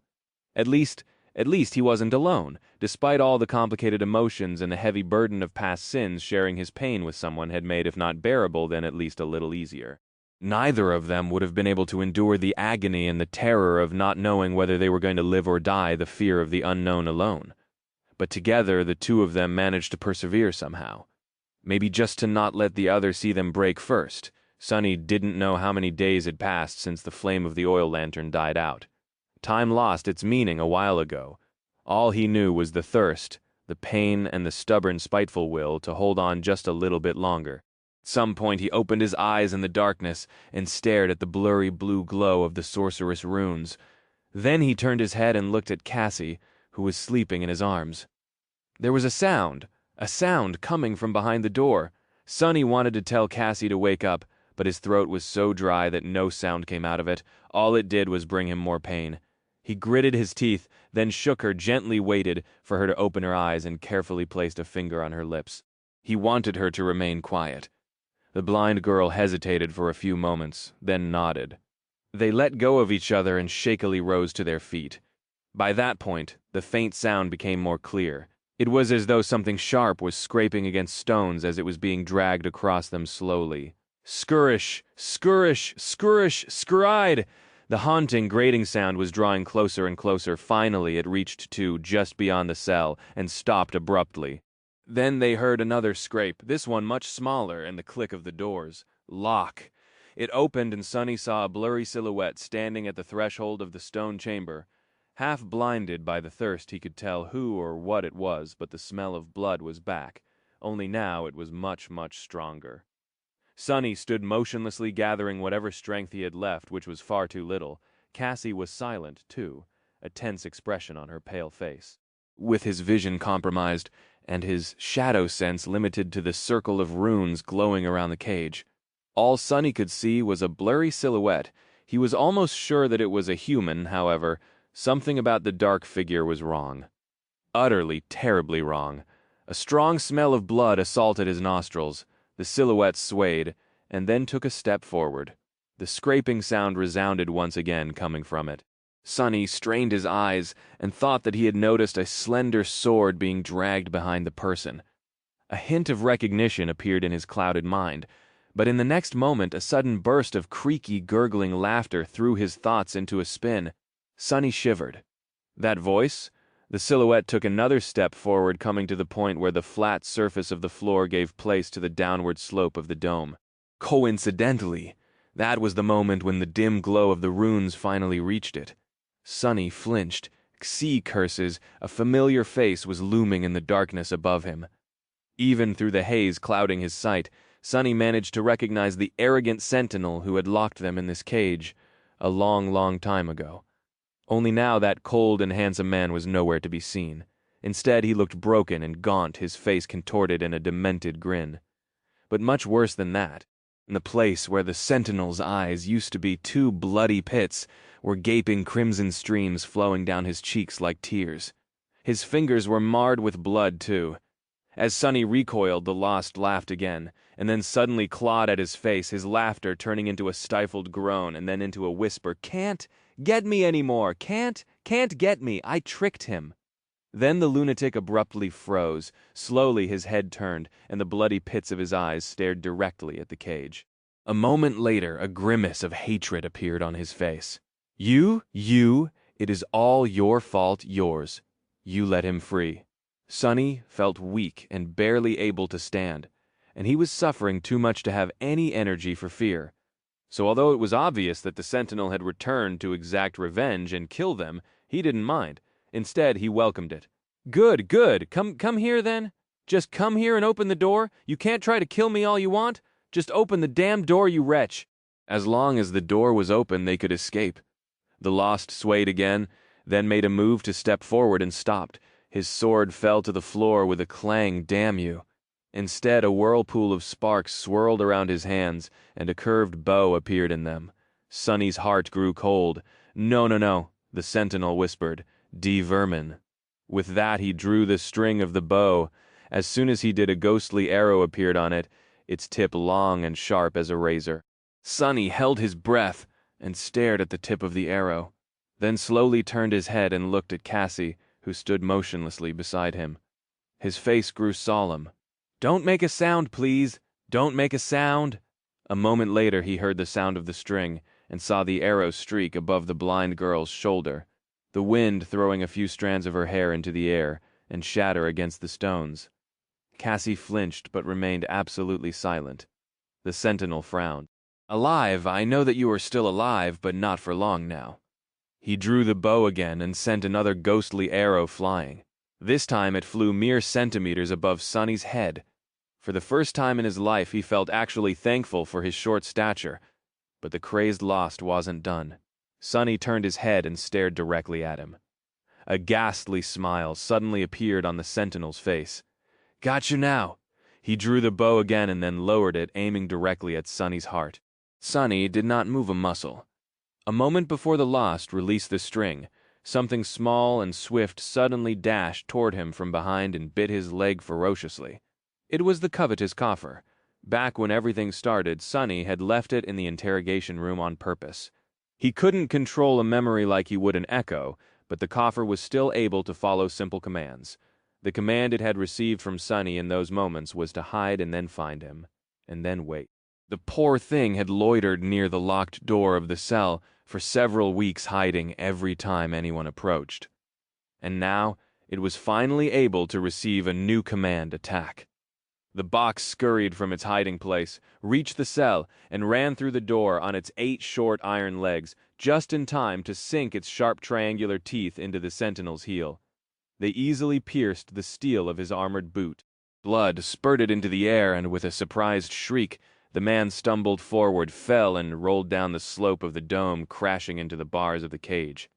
The arrow flashed past Sonny, missing him by a hair's breadth, but he did not care, already moving. As soon as the damage was done, Sonny dismissed the covetous coffer, and before the runes could devour the tiny amount of shadow essence returned to him by that act, sent all of it into his hurting muscles. And now he was dashing up the slope toward where the Lost was trying to get back to his feet. Before he could, however, Sonny was already upon him. He thrust his hands through the bars, wrapped one arm around the man's neck, pressed him against the cage, and used the other hand to lock him into a stranglehold. Sonny was weakened by the runes, the hunger, and the thirst, but he still had 3 cores and 3 shadows wrapped around his body. His strength was fueled by fury, desperation, and cold, murderous will. All of it was barely enough to hold the struggling Sentinel in place. The 2 men struggled furiously, one trying to break free, the other trying to squeeze the very life out of his enemy. Sonny used everything he had, and then a bit more, strangling the Lost with all the strength he had left in his gaunt, starved body. He knew that there was not going to be another chance. He had to kill this man in order to survive. And even more important than that, he simply wanted to. So he bit his lip, feeling drops of blood flowing into his dry mouth, and pulled. After what felt like an eternity, when his vision had gone almost entirely black, and his muscles were on the verge of collapsing, he felt something snap under his grip, and then the body of his enemy suddenly grew limp. The Sentinel was dead. Probably. Sonny let out a shaky breath, let go of the man's corpse, and fell back, sliding down to the center of the dome. He couldn't stand up anymore. In truth, he couldn't even open his eyes. Not that he would be able to see anything. The fight had taken the last of his strength. His chest rose and fell every breath, sending a wave of agony through his body. He didn't think that he could move. Done through the haze. Sonny heard someone walk unsteadily past him, and some time later a loud click. Then 2 small, weak hands. He didn't quite understand what was happening. However, soon his whole body shuddered, and a dark grin slowly appeared on his face. A raging, revitalizing flood of shadow essence was flowing into his 3 cores. He was free. Chapter 572. Sweeter than heaven, Sonny remained motionless for a while, then took a look into his soul sea. It didn't seem lifeless and drained anymore. The 3 black suns of his cores loomed above in a perfect triangle, burning with furious dark flames, and the tranquil sea was in turmoil, replete the raging energy. He glanced at the shadow of the Sentinel that had joined the silent ranks of his brethren, made a grimace, and closed his eyes. His body was still weak and on the verge of shutting down, but now, satiated with essence, it was not completely useless anymore. He concentrated, then summoned the soul serpent and circulated the essence through its coils, feeling strength return to his aching muscles. His lethargy receded a little finally. Sonny opened his eyes and turned his head to look at Cassie. The blind girl was laying on the floor beside him, just outside the circle of runes, completely spent. She must have retrieved the keys from the Sentinel's corpse, unlocked the door, then dragged him out of the cage. Sonny didn't know how she had managed to carry him all the way in her terrible condition. But she had. Now Cassie was barely breathing. However, the color was slowly returning to her face. She was regenerating her soul essence, too. Just the effort of turning his head made Sonny feel dizzy. He rested for a few moments, breathing heavily, then summoned Saint. The taciturn knight appeared out of his shadow, her ruby eyes burning in the darkness. He stared at her from below for a second, then gave a silent command. "Close the door. Guard us." The demon silently turned and walked away, her steps echoing in the silence of the stone cell. Sonny rested some more, then gritted his teeth and tried to sit up. He succeeded on the 3rd try. "Water! Water, he needed water, all of his being lusted for a single drop of the precious liquid. A swirl of sparks danced around his hand, and then the most glorious thing he had ever seen appeared in it. It was a dazzling, beautiful, sublime bottle made out of patterned blue glass. Sunny lingered for a few moments, then crawled closer to Cassie, held up her head, and brought the endless spring to her cracked lips. As soon as the first drops of water fell into her mouth, the blind girl opened her eyes, flinched, and then drank greedily. At some point she raised one hand and grabbed his own, as if afraid that he would take the bottle away. Sunny observed her, his own throat spasming in pain.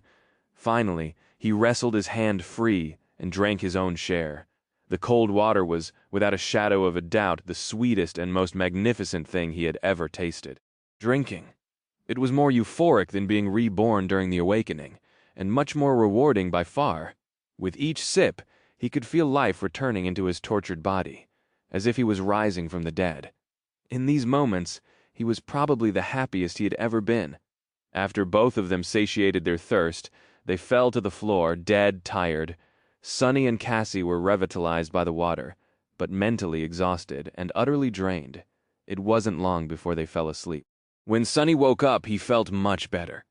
He was still in a rather bad shape and weak from hunger, his stomach pulsing with pain, but at least not dying anymore. He sat up, drank more water, and looked around the cell. Cassie was still sound asleep, laying on the cold stone floor. She looked to be in a worse condition than him, but there was color to her face, and her breathing was calm and steady. Even though the blind girl did not possess the miraculous blood weave, she was still a powerful awakened. Her body was much more resilient and quicker to heal than that of a mundane human. Sunny suspected that in a couple of days, both of them would be mostly back to normal, provided that nothing else happens. What were the chances of that? He glanced at Saint, who was guarding the heavy door, then at the cage and the corpse of the sentinel laying near it. His face became contorted by a grimace of disgust. Sunny sighed, then closed his eyes and sent one of his shadows to take a look outside the door. The long corridor was empty and submerged in darkness. Nothing moved there, and nothing seemed to pose any threat. The only thing he saw was another corpse, this one belonging to the partner of the dead sentinel, sprawled near the cell, terribly mangled and in the early stages of decomposition. Sunny stared at it for a while, then commanded the shadow to return. The silence outside was almost eerie at that moment. Cassie stirred and opened her eyes. She sat down and groaned quietly, then slowly turned her head in his direction. Her second aspect ability must have returned, or maybe she just located him by the smell, after weeks spent in the iron cage. Both of them reeked terribly enough to scare away a pack of hungry wolves. Sunny handed her the endless spring, stared at the bottle in the delicate hand of the blind girl for a few moments, then turned away. Cassie drank the water, coughed, then returned the memory and asked, her voice raspy, "What are we going to do now?" Sunny hesitated for a bit, then shrugged. "First, we need to find some food. Once we are full and strong enough to fight, we'll see. Gather information, assess the situation, then act." She nodded, then slowly rose to her feet. The quiet dancer appeared in her hand, in the glow of white sparkses. Sunny stood up, too, and headed toward the door. Saint moved aside, allowing him to open it. Standing at the threshold, he hesitated for a few seconds and then took a step forward. A dark expression appeared on his face. Sunny knew that he had to be careful, but he also felt entitled to some vengeance of his own. Chapter 573, Hunger, stepping over the corpse, laying at the doorstep of their cell. Sunny and Cassie entered the dark, empty corridor and stopped for a few short moments. They listened tensely to the echoing silence that reigned over it, and then cautiously moved forward. Most humans would have felt lost in the impenetrable darkness, but neither of them found it uncomfortable. Stepping softly, they walked toward the entrance to the closest stairwell, the shadows gliding ahead of them to scout for potential dangers. Sunny didn't let the shadows go too far, though knowing that he might need their help at a moment's notice. In the past weeks, he had learned everything that Cassie knew about the Night Temple, so there was a clear mental picture of its interior in his head, the parts of the great cathedral that the blind girl was familiar with, at least, currently. They were at the lowest levels of one of its 7 belfries, deep below the outward ring of the main structure. There were 2 other belfries in the outward ring, and both the ring itself and the 3 towers descending from it remained uninhabited. They were mostly empty or occupied by storage rooms, workshops, and other facilities the Lost used to maintain the citadel. Still, there was no way of knowing what might have changed inside the temple since their imprisonment, and what danger lay ahead in the darkness. They moved from one level to another, not meeting a single living soul. Here and there signs of battle could be seen. The furniture was smashed to pieces, the walls scraped by sharp blades or cracked, a few of them completely shattered. The floor was stained with blood, but there were no more corpses around. All they found were a clump of torn, bloodied clothes and several overturned tables, as though someone had desperately tried to build a barricade. Whoever it had been, it didn't seem as though they succeeded. The makeshift barricade was broken, and there was a lot of blood on the floor, the walls, and even the ceiling behind it. Sunny and Cassie walked past, their expressions turning somber. After a while, Sunny finally discovered a storage room full of wooden crates behind one of the locked doors, each containing hundreds of tubes of synth paste. His mouth instantly watered. Food, no matter how much he hated the muddy sludge right now, he was ready to kill for a single mouthful. Sunny and Cassie opened the storage room with one of the keys attached to the keyring they had picked up from the body of the Sentinel, entered it, and then locked the door behind them. Both of them were starving, but before Cassie had a chance to grab a tube, Sunny stopped her. "Don't eat more than one, and eat it slowly." She hesitated, then turned to him with a frown. "Why, I'm so hungry." He shook his head and sat down on one of the crates. "If you eat too much too quickly after going without food for a long time, you might die." The blind girl tilted her head. "What? Why? How do you know?" Sunny opened a tube and shrugged. "Seen it happen." That was just general knowledge among the street kids in the outskirts. However, Cassie had probably never faced real hunger. Even in the Dark City, the inhabitants of the outer settlement had been fed generously by Changing Star and her hunting party. During her time there, Sunny was surprised, actually, that normal children didn't learn about such stuff in school. The blind girl lingered for a few moments, but listened to his advice in the end. Each of them slowly ate one tube of synth paste, and then rested for a while. After that, Sunny summoned the covetous coffer, patted it on the lid, and loaded a couple of crates into the small box. "What a good little box you are. Good job, coffer." Then, feeling refreshed and energized, the strength slowly returning to their starved bodies, they moved the crates around and took turns washing themselves with the help of the endless spring. Sunny went first. Taking off the reeking clothes and scrubbing his skin with cold water felt heavenly. When he was done, he summoned the undying chain, and finally felt like himself again.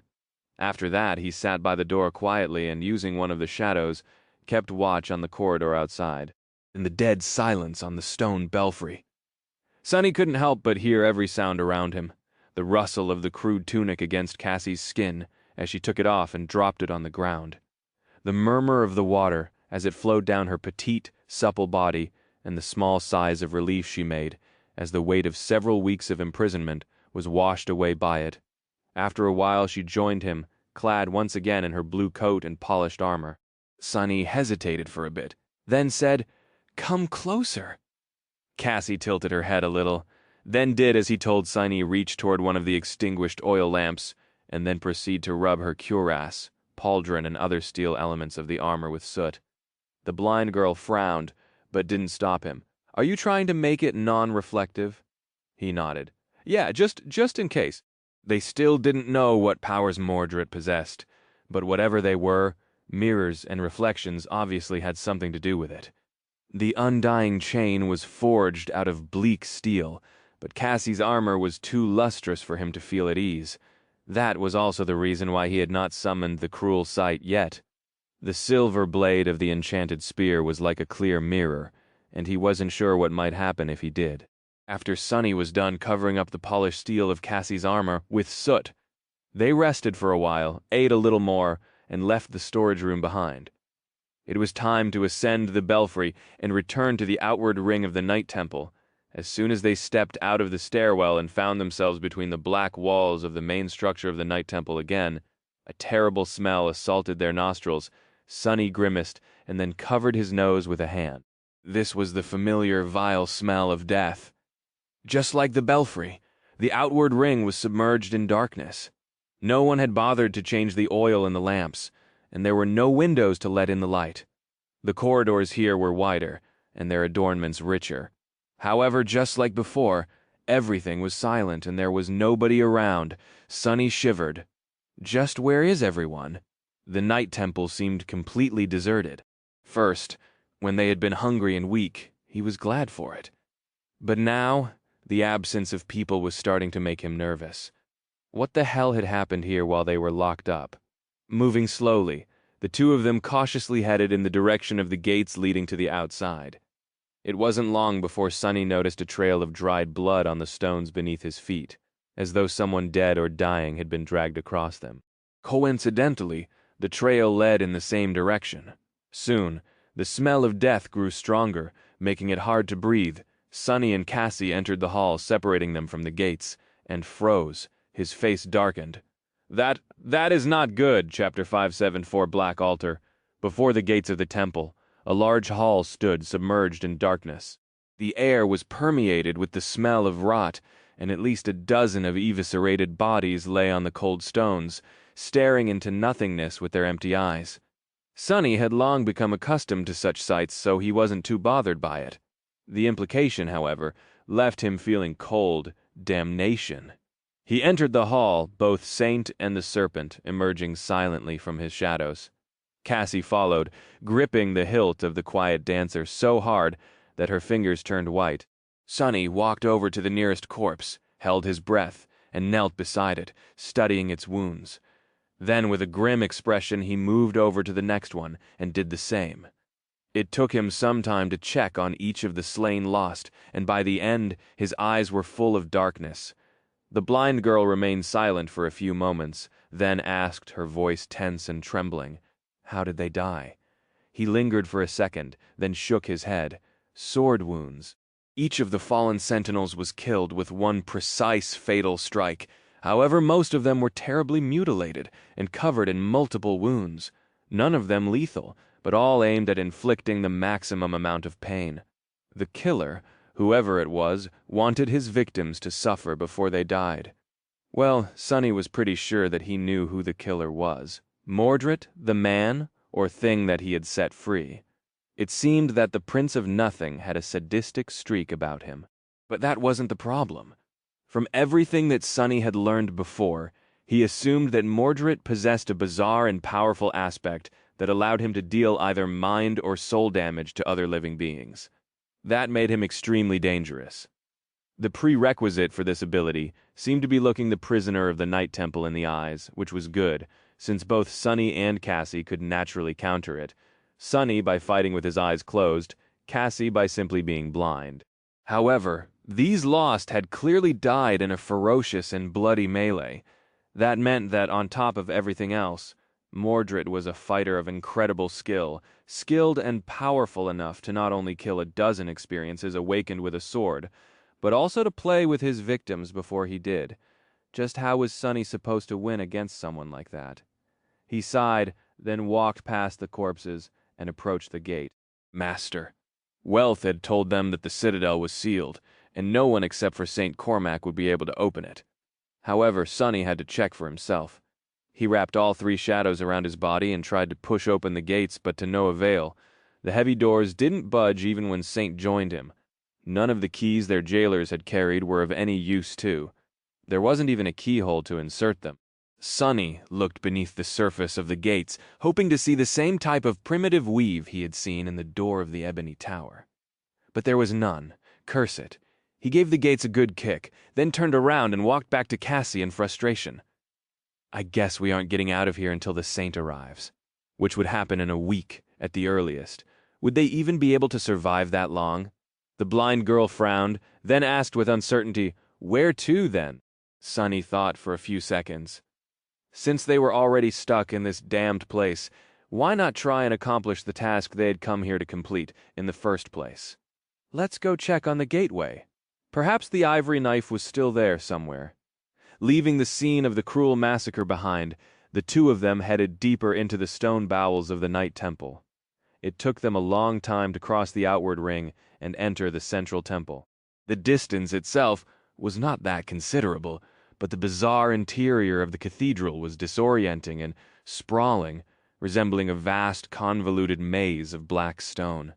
They also had to remain cautious and move slowly so as to not walk into an ambush. The darkness, silence, and eerie emptiness of the deserted citadel were slowly stretching their already tense nerves. Both Sunny and Cassie had not recovered from their ordeal completely, so they had to stop and rest a couple of times, drinking water and eating small amounts of synth paste. They also encountered more morbid remnants of the struggle that had been going on inside the Night Temple while they were slowly dying inside the cage, rotting corpses of the lost, signs of bloodshed and destruction, as well as things that were too strange and vile to be explained by any kind of sane logic. It was as though they were traveling through the workshop of a mad butcher. With each minute that passed, Sunny grew more and more grim. For the first time since this whole disaster started, he actually began to question the moral implications of what his actions had led to. Even if he had been an unwilling accomplice, Mordred only managed to escape because of him. Had Sunny accidentally released an unspeakable evil upon the world? He wasn't sure how to feel about that. On one hand, he didn't really care about the world, but on the other hand, Sunny didn't like to leave behind a mess without cleaning it up. It was just basic decency. A bit conflicted, he sent the shadow ahead, made sure that everything was fine, and finally led Cassie into the grand hall of the Night Temple. This place was both magnificent and uncanny. It was vast and full of darkness, reminding him of his home in the Dark City. The only difference was that this tenebrous cathedral was built upside down. Far above them, the ceiling was flat and stretched into the distance.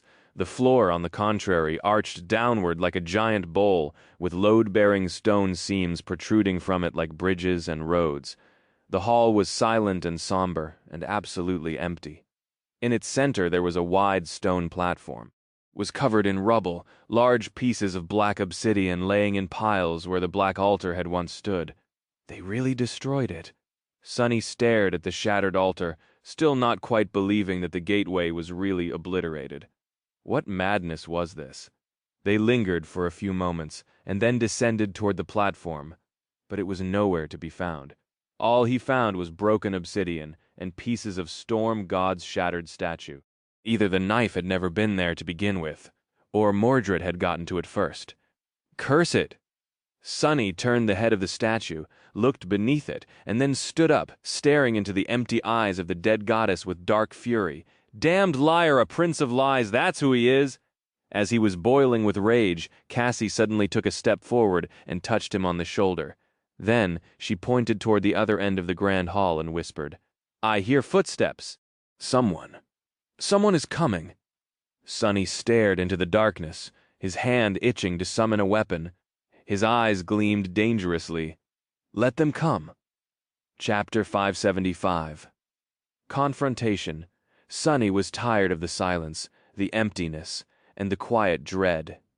The fear of the unknown had been pressing heavily onto his heart, and for a short moment he wanted for this burdensome uncertainty to end, no matter how violent and dangerous the resulting confrontation would be. But then he had to grit his teeth and remind himself that giving in to anger and frustration was a sure way to die. Without knowing the scale of the threat, he had to remain calm and keep a cool head. His hand, already outstretched to summon a weapon, hovered in the air for a couple of moments, and then relaxed. Sunny sent one of his shadows forward, and soon saw human figures emerging from one of the passages. Some of them limping, the others carrying stretchers with those of their brethren who were too heavily wounded to walk. The lost, they were the remaining guardians of the Night Temple. In front of them, a woman in a black tunic was walking, her red hair dirty and damp with sweat. There was a grim, dark expression on her face. So there are survivors, after all. There were a dozen or so warriors who could still fight, although they didn't seem to be in the best shape. Several were carrying lanterns and torches, the orange flames pushing the darkness, raining in the great hall back. They were still too far away to notice Sunny and Cassie, but he had no doubt that they would be discovered soon. What to do? What to do? Wait or hide? A moment later, the decision was made for him. As Sonny watched, one of the lost suddenly approached Master Wealthy and whispered something to her, then pointed directly at the shadow that was observing them from the darkness. Crap! Sonny was more or less certain in his ability to contend with one of the ascended knights, provided of course that Saint and the Serpent were on his side. With a dozen lost supporting the opponent, though it was a fight he would have preferred to avoid. Especially considering that what he needed the most right now was information which the survivors possessed. Soon, a lone figure separated from the group of battered sentinels, and headed their way with measured, steady steps. As soon as Sonny saw who it was, his face darkened. Master Pierce. The man was as rugged and severe as he had been when they first met, his steely eyes cold and hard. The stubble on his cheeks had turned into a short beard, and his lusterless scale mail was damaged in several places, but other than that, he looked exactly the same. It was as though the weeks of bloody horror had no effect on him at all. Now, the odds were really not in Sonny's favor. He was still sure of his ability to at least escape, though, if need be, Master Pierce approached the central platform and stopped, studying Sonny and Cassie with a heavy gaze. Sonny cleared his throat and faked a shaky smile. "Yes, sir. Pierce, thank the gods. We weren't sure that anyone was left alive." To his left, Cassie suddenly tensed, knowing that she must have sensed something happening in the next few seconds. Sonny prepared for the worst. However, noting that the blind girl remained motionless, he didn't do anything rash as well. Master Pierce spoke, his voice dark and heavy. Well, what do we have here? In the next moment, a vast whirlwind of white sparks surrounded the platform. Sonny cursed inwardly and watched as 10 human figures appeared from the sparks surrounding them. In an instant, the number of their potential enemies almost doubled. These humans, though, he had to suppress a shiver, their empty eyes, their empty shadows. No, they weren't humans at all. Instead, 10 echoes were staring at him with lifeless expressions, each radiating an eerie, deeply disturbing and threatening aura. Pierce stared at them coldly. "I see that the two of you are still alive." Sonny looked around, feverishly thinking about how to turn the situation around. Oh, about that. Before he could say anything, he noticed that Cassie turned her head slightly and glanced somewhere behind him, a small frown appearing on her face. Just like that, he knew that someone was there, which was strange, considering that Sonny was always aware of what was behind his back thanks to the shadows, and couldn't see or sense anything right now. The blind girl was proven right, though, in the next moment, when something cold touched his neck and a vaguely familiar raspy voice spoke into his ear. "Don't move," Sonny froze. That voice, the female sentinel that was guarding the gates on the day we arrived. Why can't I see her or sense her shadow? The answer was rather obvious. The woman must have been able to don some form of invisibility thanks to her aspect. That was one nasty ability. He pretended to tremble. Yes, I am not moving for a couple of moments. No one spoke. Then Cassie turned her face toward the fearsome master and said, "Sir Pierce, I would appreciate it if you could give us shelter and explain what is happening. We barely escaped the cage. You put us in alive, and being met with such hostility is not how we imagined finding fellow humans again." He stared at her for a bit, then grinned. "Give you shelter? That is a good joke. Give me one reason to not kill you both, instead." Cassie frowned, but did not show any fear. Instead, she remained silent for a few seconds and then said in a calm and even voice, "You can try. You will certainly succeed, but not without paying a cost. Awakened sunless, and I might not be ascended, but we did not receive our designations for nothing. How many of your men and echoes will we take to hell with us?" She paused for a moment, and then added, "How many can you spare?" Master Pierce opened his mouth, wishing to say something, but was cut off by Wealth, who had approached from behind. The second ascended spoke in a tired voice. "Enough. We can't spare anyone or anything. I know this, and you do too, Pierce. These two are strong. They will be of use.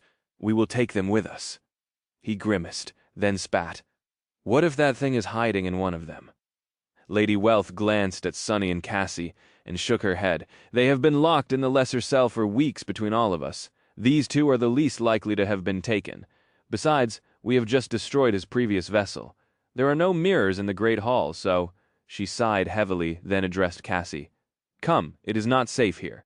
We must return to the inner sanctum as fast as possible. Pierce gritted his teeth, then snarled and dismissed the echoes. At the same time, Sunny felt the cold blade move away from his neck. In the next moment, the familiar sentinel appeared from the thin air beside him, holding a sharp dagger in her hand. She smiled and winked at him. Lucky you, well, maybe next time. With that, the woman headed toward the group of the lost, and beckoned for them to follow. Sunny briefly glanced at Cassie, sighed, and started walking. He wasn't too happy about how things had turned out, and knew that their conflict with the forces of valor was not over, but for now, at least, there seemed to be a shaky truce between them, which gave him an opportunity to get some answers. Chapter 576, Inner Sanctum, the Lost, entered the inner sanctum of the Night Temple, its very heart, and bolted the heavy doors behind them. As soon as they did, a field of glowing runes flashed for a moment on the dark wooden surface, and then disappeared without a trace. Sunny glanced at the door with a frown, but didn't say anything. Cassie had never been to this part of the citadel, so neither of them had any information about what was inside. The area was not too large, but right below them was the main bell tower of the cathedral, which was taller and wider than the other 6 belfries. The two masters led their people through somber corridors to a spacious hall that seemed to serve as their current stronghold. There were guards keeping watch in front of the entrance, crates with food and water, a fireplace keeping the cold at bay, and makeshift bedding for people to sleep on. Just from looking at the number of cots, Sunny understood that not everyone had returned from their latest hunt, or whatever it was, that the Sentinels had tried to accomplish. All in all, 23 lost remained, some of them heavily wounded with Pierce. Wealthy, and the two of them there were less than 30 humans left to oppose the Mad Prince. That meant that in several weeks, Mordred had eviscerated more than 2/3 of the temple's defenders. Remembering how confident Master Wealthy had been in their ability to contain the prisoner at the start of all this, Sunny couldn't help but shake his head. Mordred turned out to be more lethal and terrifying than even his jailers had expected. The wounded were quickly tended to, and the lost fell on their cots, dead tired. A few went through the familiar motions of maintaining the camp, cooking food, distributing water, and doing other miscellaneous tasks. Everything was performed swiftly and with trained precision, proving once more how experienced and professional these people were. They were obviously fatigued, both mentally and physically, but not nearly as beaten and unsteady as Sunny had thought. Their spirits were not broken, perhaps because only those with the strongest wills had survived. He also couldn't help but notice that there was not a single reflective surface in the whole of the inner sanctum. The lost wore either armor made out of leather or dull steel that didn't give off reflections, and even made sure to store and drink water from opaque containers, not letting a single drop fall to the floor. After a while, the familiar female sentinel approached them and said, "Sir and lady wish to see you." Sunny and Cassie were led to a separate room, where Pierce and Wealthy were waiting for them behind a wide round table. Both of their expressions were grim. Wealthy gestured to a couple of chairs and, after waiting for a few moments, said, "The two of you will follow simple rules. From now on, you are under our command. You will follow any order either Sir Pierce or I give you. You will not use any memory or item that can be used as a mirror inside the inner sanctum or outside of it if you wish to live.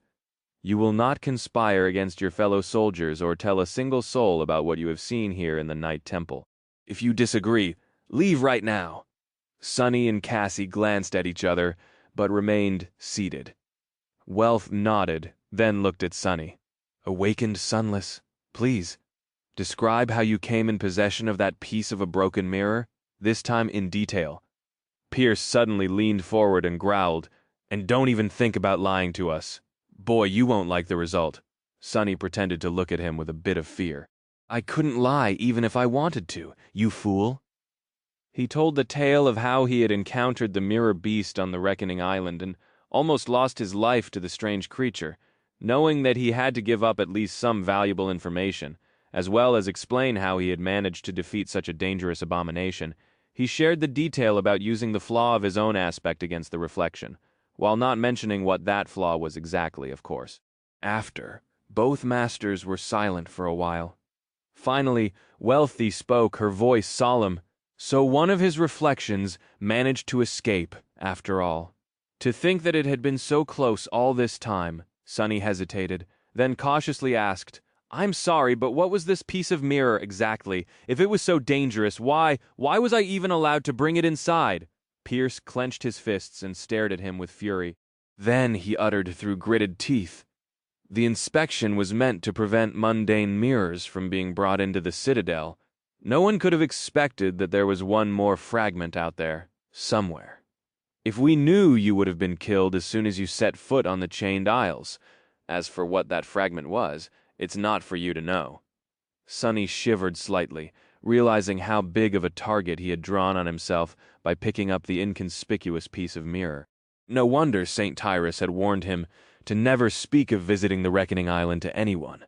While he was thinking that, Cassie finally spoke. "With all due respect, Sir Pierce, we have the right to know, or rather, we need to. How are we supposed to fight against the threat if we don't know what it is? What exactly have we unleashed? What kind of a creature is capable of causing so much death and destruction?" The master opened his mouth to spat a cold response, but Wealth spoke first, her voice calm. "She is right, Pierce. They need to know, if they are to be useful." She sighed, then looked away and remained silent for a while. Then Wealthy grimaced, rubbed her face, and said, her voice somber and grave, "The creature that you have unleashed to that monster is Mordred of Valor, the Prince of War." Chapter 577. Only you after that statement. The room was silent for a while. Sonny frowned, thinking about what he had just heard. He wasn't really surprised to learn that Mordred was a scion of the great clan Valor. He had already known that there was some connection there. He had also considered that one possible explanation for Mordred's strange insistence on calling himself a prince was a blood relation to one of the sovereign. Now it was more or less clear that Anvil of Valor was the mysterious prince's father. What made Sonny frown, however, was that Wealthy called Mordred the Prince of War. Was that an indication that Clan Valor had inherited the lineage of War God, just like the immortal Flame Clan inherited that of Sun God? If so, what lineages did the other two great clans possess? And where did it leave him? Who was supposed to become the inheritor of Shadow God, but ended up stuck with a forbidden lineage of an elusive demon instead? Meanwhile, Cassie spoke, her voice slightly surprised. "Of Valor?" Master Wealthy sighed again, then nodded. "Yes, Prince Mordred is the eldest son of Saint Anvil, one of the patriarchs of our great clan. As a young child, he was given as a hostage to a powerful ally to keep peace and ensure prosperity for all. No harm was meant to come to him. And it didn't, or so we thought. Years later, the prince was returned to us as a valiant awakened to our joy and relief." Pierce's face darkened, and he looked away. Wealth lingered for a few moments and then continued. "But our joy was short-lived. Soon, it became apparent that the boy had grown up to be disturbed. He was cruel, uncaring, and had certain impulses that couldn't be controlled. The more powerful he became, the less human he seemed. And he was powerful, incredibly so, more powerful than any awakened was supposed to be." She looked down, then grimaced. "In the end, Prince Mordred left the clan, and breaking the command of the elders, sought out a seed of nightmare to become a master, knowing that he was too dangerous to be allowed to ascend or even to walk freely in the waking world. It was with a heavy heart that a decision was made to eliminate him. Monster or not, he was our responsibility, after all." Sonny rubbed his temples. There was a lot of new information in what they were told, provided it was true, of course. Which he wasn't sure that it was. Had Mordred really been given away as a hostage? Was he really disturbed and dangerous? Maybe he was, and maybe he wasn't, or had not been at least. Whatever the case, Sonny had no doubt that it had no bearing on Anvil's decision to get rid of his firstborn son. The key phrases in all the noble-sounding words Wealth had spoken were too powerful and couldn't be controlled. Mordred had probably been forbidden from challenging the second nightmare for that very reason. That was why he had come to the Chained Isles alone, seeking a seed that had not been discovered, and thus couldn't be guarded by the forces of the sovereigns, which eventually led to his downfall. One thing, however, didn't make a lot of sense. Sonny glanced at the masters, and then asked doubtfully, "If that Mordred was so dangerous, why didn't you just kill him? Why go to all this trouble and imprison him instead?" After a short pause, it was Pierce who answered, his voice grim. "Do you think we haven't tried? His physical body was destroyed. His spirit body, too. But that still didn't kill him. No matter what we attempted, that thing simply refused to die. Many of my comrades did in the process, however. In the end, we could only bind him, and even that was only possible with the help of the saints." Sonny stared at the fearsome master, dumbfounded. Both his physical and spirit body destroyed. And yet he still exists. How is that even possible? He opened his mouth, then closed it. Then opened it again. What is his aspect exactly? Pierce and Wealth glanced at each other. In the end, the woman spoke. It has to do with mirrors, reflections, and souls. Prince Mordred is able to travel through mirrors and control the reflections. His second ability, though, is much more terrifying. If one looks at him through any form of a mirror, their soul will be devoured, and their body will become his. By taking a vessel, the prince inherits their memories, echoes, and even their aspect, but also their flaw, similar to the being you have encountered on the Reckoning Island, which was one of his creations. She fell silent for a few moments, and absent-mindedly touched the amulet in the shape of an anvil hanging around her neck. Pierce and I are immune to his powers. The rest of our soldiers, though, are not so fortunate. He had been taking one after another, using their bodies to kill the rest. The latest vessel of his was especially dangerous, since it possessed an aspect that allowed him to create puppets out of the dead bodies of our brothers and sisters. We managed to destroy the vessel, but the prince himself got away just like before. We weren't able to use the binding and imprison him again. Why Mordred had been imprisoned, why the Night Temple was closed off to strangers, and why only the Echoes and the Lost were allowed to guard the prisoner. The former did not possess souls and couldn't be taken, while the latter could not return to the waking world even if the prince somehow escaped and took them as a vessel. Back in the waking world, catching him would be all but impossible, so suddenly, Sonny shivered. Noticing his expression, Pierce grinned darkly. "I see you finally understand. Yes, don't think that you can reason with that beast or make use of the fact that his hatred is aimed at clan Valor, and not you. Currently, there are only 4 people in this citadel whose bodies can allow him to eventually return to the waking world. Wealthy and I cannot be taken, and neither can Lady Cassia, due to her blindness, which leaves Master Pierce stared at him with his cold, dangerous eyes. Sonny cursed, "Only you." Chapter 578, Perfect Vessel. Well, that's just damn great. The corner of Sonny's mouth twitched. The worst part was that he couldn't even disagree with Pierce's reasoning because his own conclusion was more or less the same. Of course, Mordred was perfectly capable of making one of the Lost his vessel in hopes of traveling to the Sanctuary, or a more remote human citadel if need be, and stealing another body there. But why would he settle for a vastly inferior option when a perfect candidate was right there? His for the taking. Maybe that was the reason why he had not tried to seek out Sonny in the previous weeks. Mordred might have wanted to leave him for last. Thanks to Cassie, Sonny had a general idea about the aspects of both Wealthy and Pierce. The fearsome master seemed to possess powers that made him highly resistant, if not outright immune, to various forms of attacks, while his more friendly counterpart specialized in enhancing her combat prowess and debilitating the enemy. Noting that only Wealthy was wearing the strange anvil amulet, he made a guess that she was protected from Mordred's ability by its enchantment, while Pierce was capable of countering the possession simply through the might of his aspect. Cassie could not be taken too, due to her blindness. One had to look at the reflection to be possessed, which she was incapable of. That left only Sonny, but more than that, Mordred had secretly watched him for months and knew perfectly well how powerful Sonny actually was, as well as how he spoke, behaved, and carried himself, who were his friends and who were his enemies. Mordred knew everything he needed to know to impersonate him perfectly, as well as how much would be gained by stealing his aspect, shadows, and memories. Truly, Sonny was an ideal vessel. It was almost as though this role had been predetermined for him from the very start. Damnation! He hesitated for a bit, then glanced at Pierce and Wealthy, this time, not even having to fake worry. So, what is the plan, then? The masters lingered for a bit.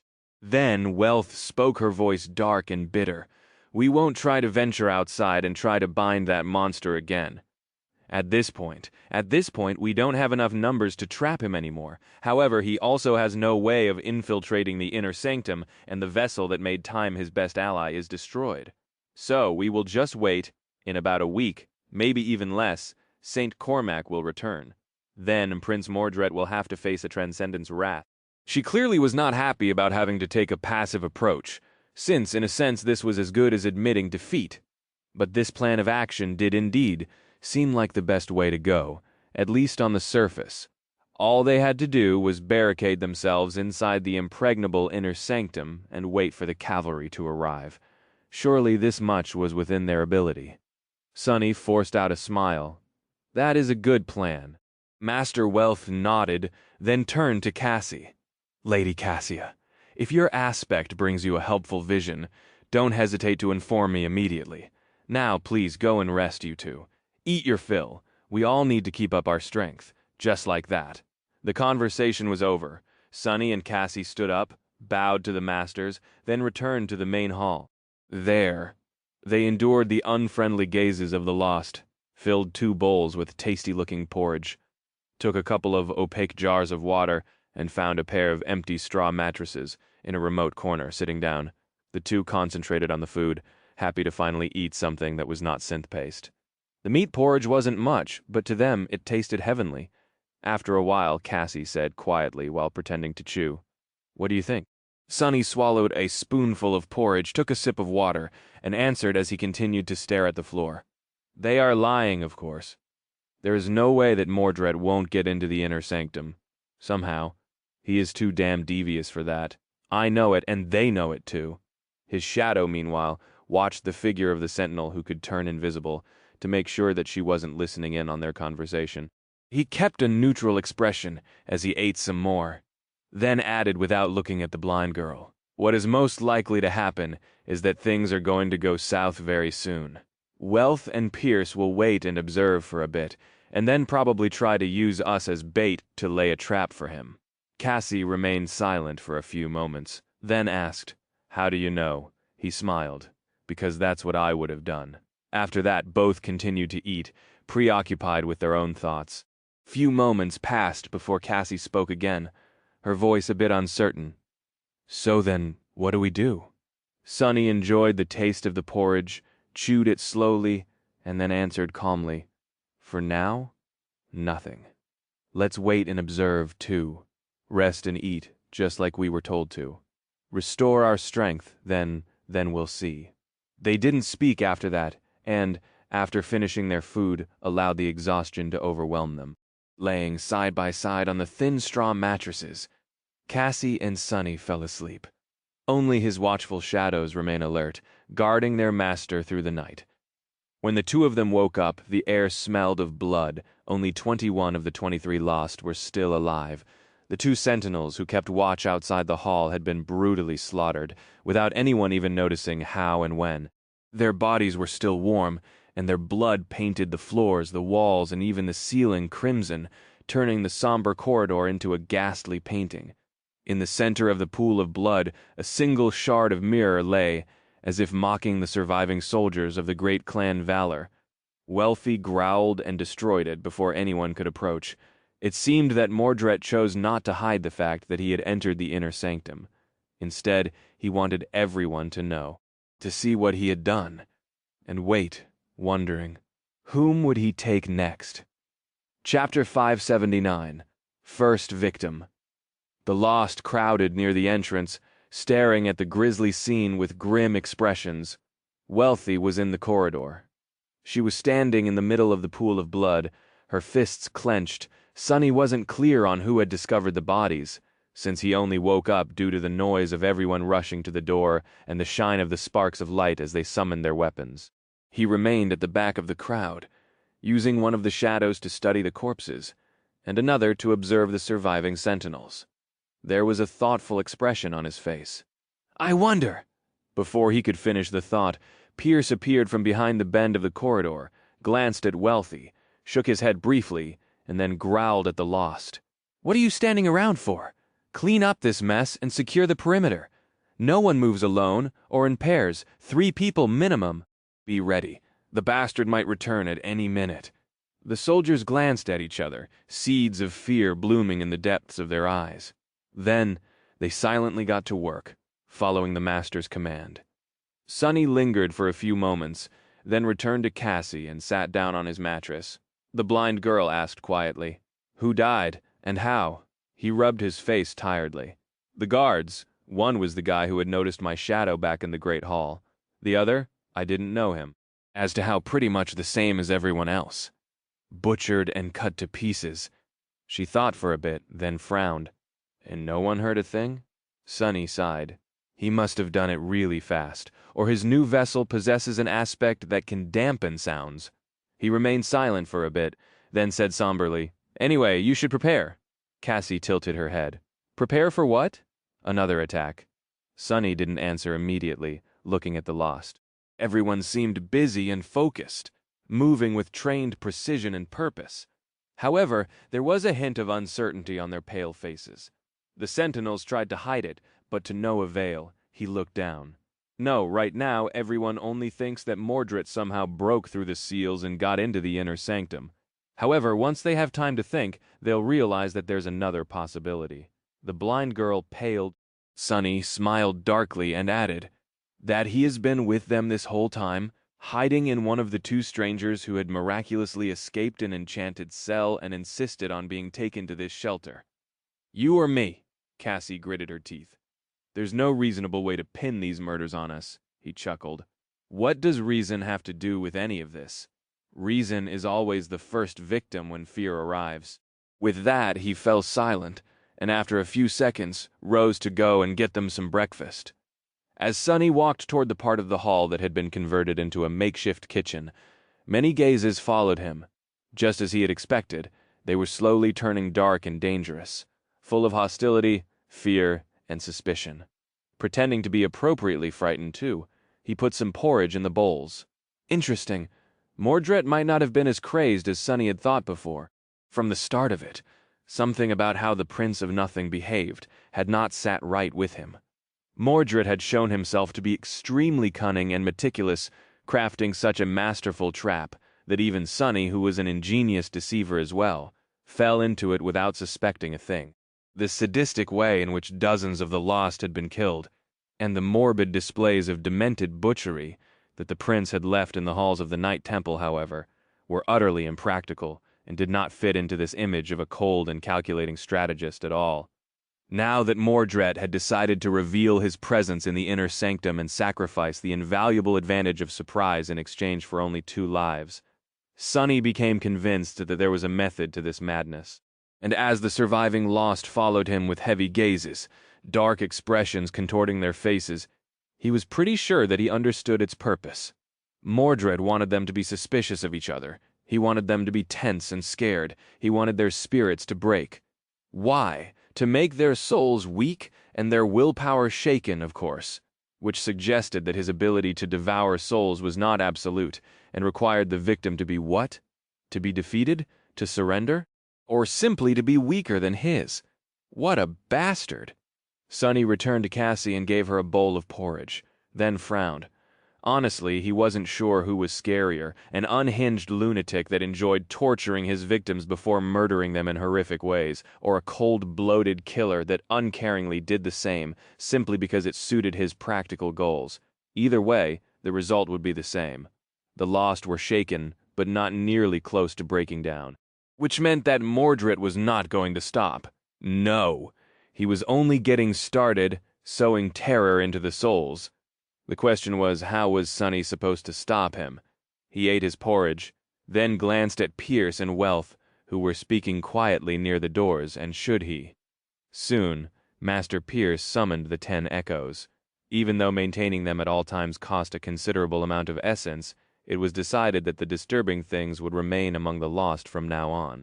Several were sent to explore the inner sanctum and try to find signs of the attacker, or at least learn how he had managed to get inside. The rest assumed guarding positions outside the hall, making the remaining sentinels feel both relieved and tense. Not even these experienced warriors felt comfortable in the presence of human echoes. The security measures were enhanced as well. No one was allowed to remain alone, and if there was a need to leave the common area, only groups of 3 could do so. Sunny and Cassie had to recruit the help of the female sentinel, the one who had the ability to turn invisible, just to visit the bathroom, and yet none of these measures helped protect the stronghold. Come the next morning, 2 more lost were dead. This time, they were killed inside the hall itself, not even in the corridor outside. After that, things turned really ugly for Sunny Chapter 580. Presumption of guilt 2 days had passed after the battle with Mordred's previous vessel and the army of corpse puppets he had created with its help. Those of the wounded who had received light injuries were already back on their feet, but 3 of the sentinels were still in bad shape. Their comrades were doing everything in their power to treat their wounds, but with every healer in the citadel already dead, there was little that could be done to hasten the recovery. One of the corners of the hall was converted into an infirmary where the 3 heavily injured sentinels rested and received care. In the morning, a piercing scream suddenly echoed between the black stone walls. Those who were sleeping jumped up, grabbing the weapons that they had kept summoned to be ready for an attack. Those who remained awake were already moving, rushing toward the source of the scream. The makeshift infirmary. Sunny simply sat up on his mattress, a tense expression on his face. There were 3 cots for the wounded, standing in a row along the wall. It was the lost who occupied the middle one that was screaming, his face contorted by an expression of sheer terror. The other 2 were dead. Their throats were sliced open, blood streaming to the floor. Both were killed in their sleep without alerting anyone around, as far away from the entrance to the hall as it was possible, right in the middle of the sentinels' camp. The 3rd one clearly could have been murdered as well, and had been left alive on purpose, as if to mock the lost. It was as though Mordred was telling them that no one was safe, and that he was perfectly capable of taking each of them whenever he pleased. What? How did he get inside? He might still be here. The lost were on the verge of panicking, but in the end their training and skill prevailed. Instead of descending into chaos, the situation inside the hall immediately turned into a coordinated action. Even before Pierce and Wealthy arrived, the sentinels were already moving to stand in a defensive formation, weapons drawn and ready for battle. The 2 masters appeared mere seconds after the scream.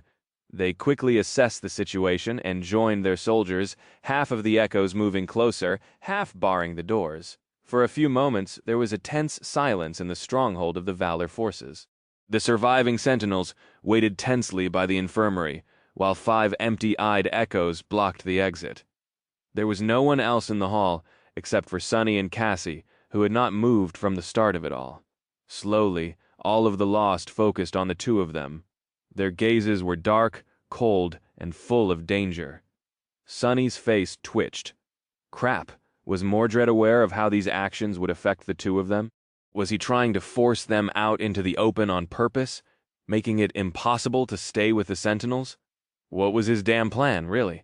What was his endgame? How was he planning to deal with St. Cormac in a few days, and what role was everyone else supposed to play before that? He opened his mouth, wishing to say something to defuse the situation, but one of the lost was faster. It's them. It must be one of them. As soon as this first accusation was made, the floodgates were open. A moment later, Sunny and Cassie were assaulted by a litany of cries, all blaming them for the deaths of the 2 wounded sentinels. Sunny stared at the crowd of lost, feeling his heart grow cold. A single person could be reasoned with, but what he saw right now was not a group of people, but a massive creature with many heads, many shouting mouths, and many eyes that burned with fury, fear, and dark, murderous intent. A frightened crowd did not know reason. It only knew fear, and the desire to either escape or destroy its source. Ironically, there were very few things more frightening than a senseless crowd. The lost were much more resilient and prepared than most people, but even battle-hardened warriors like them had a limit, After weeks of being hunted, slaughtered, and brutalized by the elusive and terrifying fiend, they seemed to have finally reached it. Of course, there was no logic behind the accusations. Neither Sonny nor Cassie possessed the means to commit the murder unnoticed, simply for the fact that they had been watched this entire time, since no one really trusted them to begin with. But his attempt to explain this was drowned by the chorus of angry shouts. Sonny noticed Pierce and Wealthy exchanging a quick look, their faces calm, but somber. At least these two had managed to keep a cool head, but would that change anything? His heartbeat slowed. Sonny mentally took in the entirety of the hall, the echoes standing guard near the doors, the two masters, the formation of the lost, the dead sentinels laying on the blood-soaked cots. Would he be able to fight his way out of this place? And what would happen next? The forces of valor would surely pursue him and Cassie. It was at this moment that a sudden realization hit him. Sonny hesitated for a moment, then slowly rose to his feet. His hand hovered in the air, as if ready to summon a weapon. That action was enough to cause a chain effect among the lost. One of them suddenly lunged forward, throwing a javelin at Sonny. Another drew his bow, an arrow already knocked on the string. Nothing came of it, however. Almost instantly, Pierce growled, his voice easily suppressing the shouts. "Stop, you wretched bastards! Who ordered you to attack? Anyone who moves, I'll kill myself!" At the same time, Wealthy turned into a blur and appeared in front of Sonny, catching the javelin before it could get anywhere near him. She looked at the weapon with a scowl, then threw it on the floor. The echoes, standing in front of the sentinel formation, suddenly turned, facing the lost. Their empty eyes stared at the frightened warriors, no emotion in them. Just like that, the two masters tamed the wild beast of the human crowd.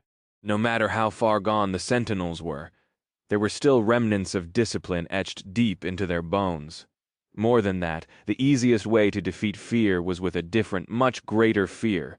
Under the unnerving gaze of the echoes, the accusing shouts abruptly stopped.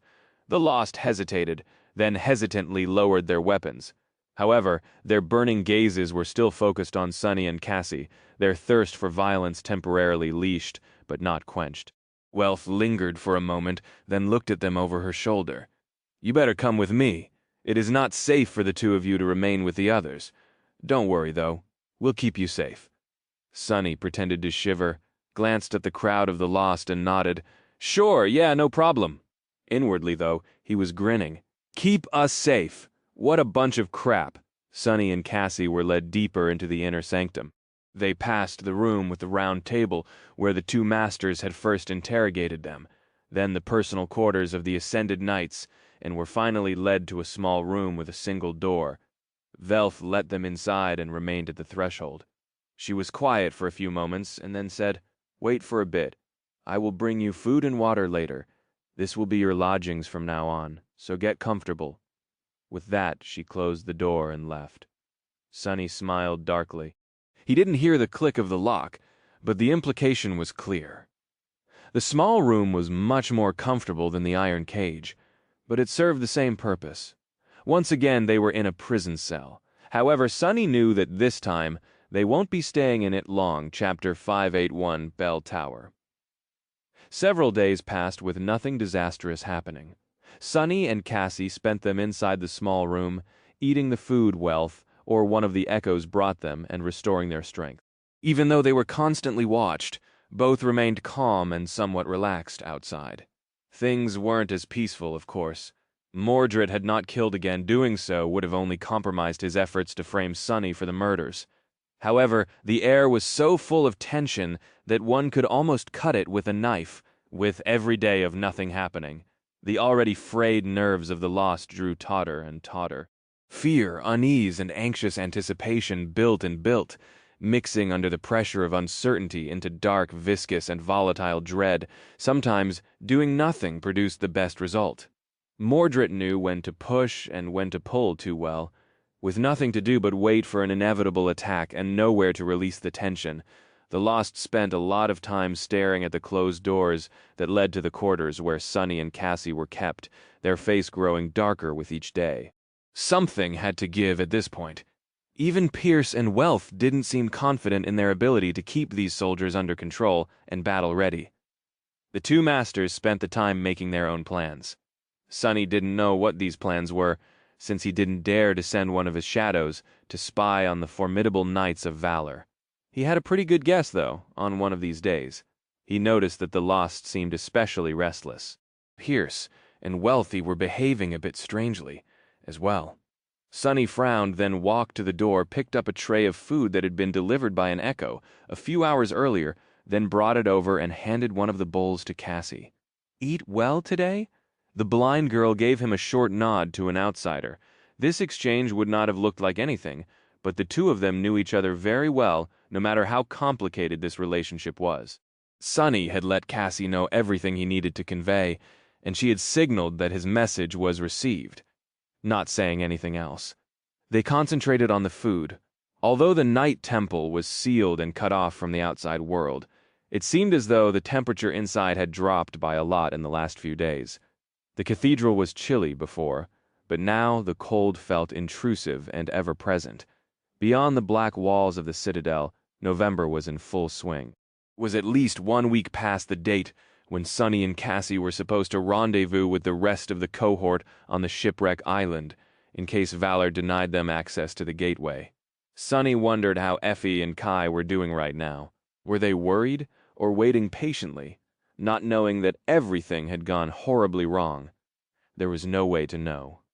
He sighed and looked at Cassie. The blind girl was sitting silently, staring into nothingness. They were close enough for him to see the reflection of his pale face in her beautiful blue eyes. Sonny smirked. Not bad. He had looked terrible after crawling out of the iron cage, but by now his appearance was more or less back to normal. He felt much better, too. Whatever fate had in store for him, he was ready. A few hours later, the door of their small room opened and Wealth appeared outside.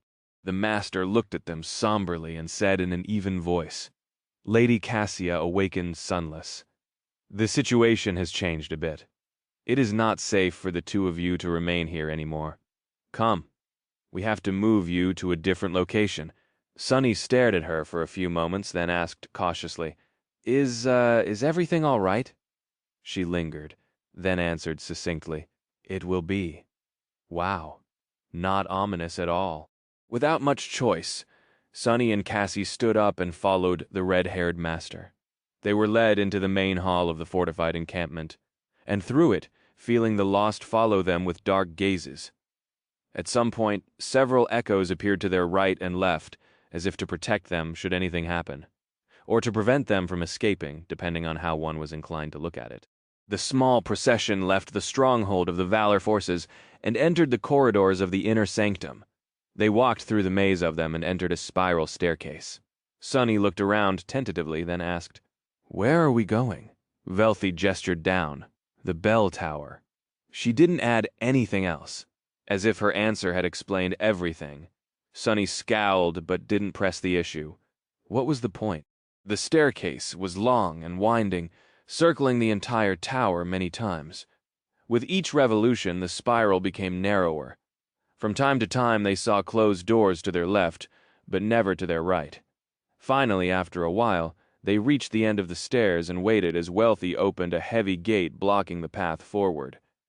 Sonny and Cassie found themselves at the very bottom of the main bell tower of the Night Temple.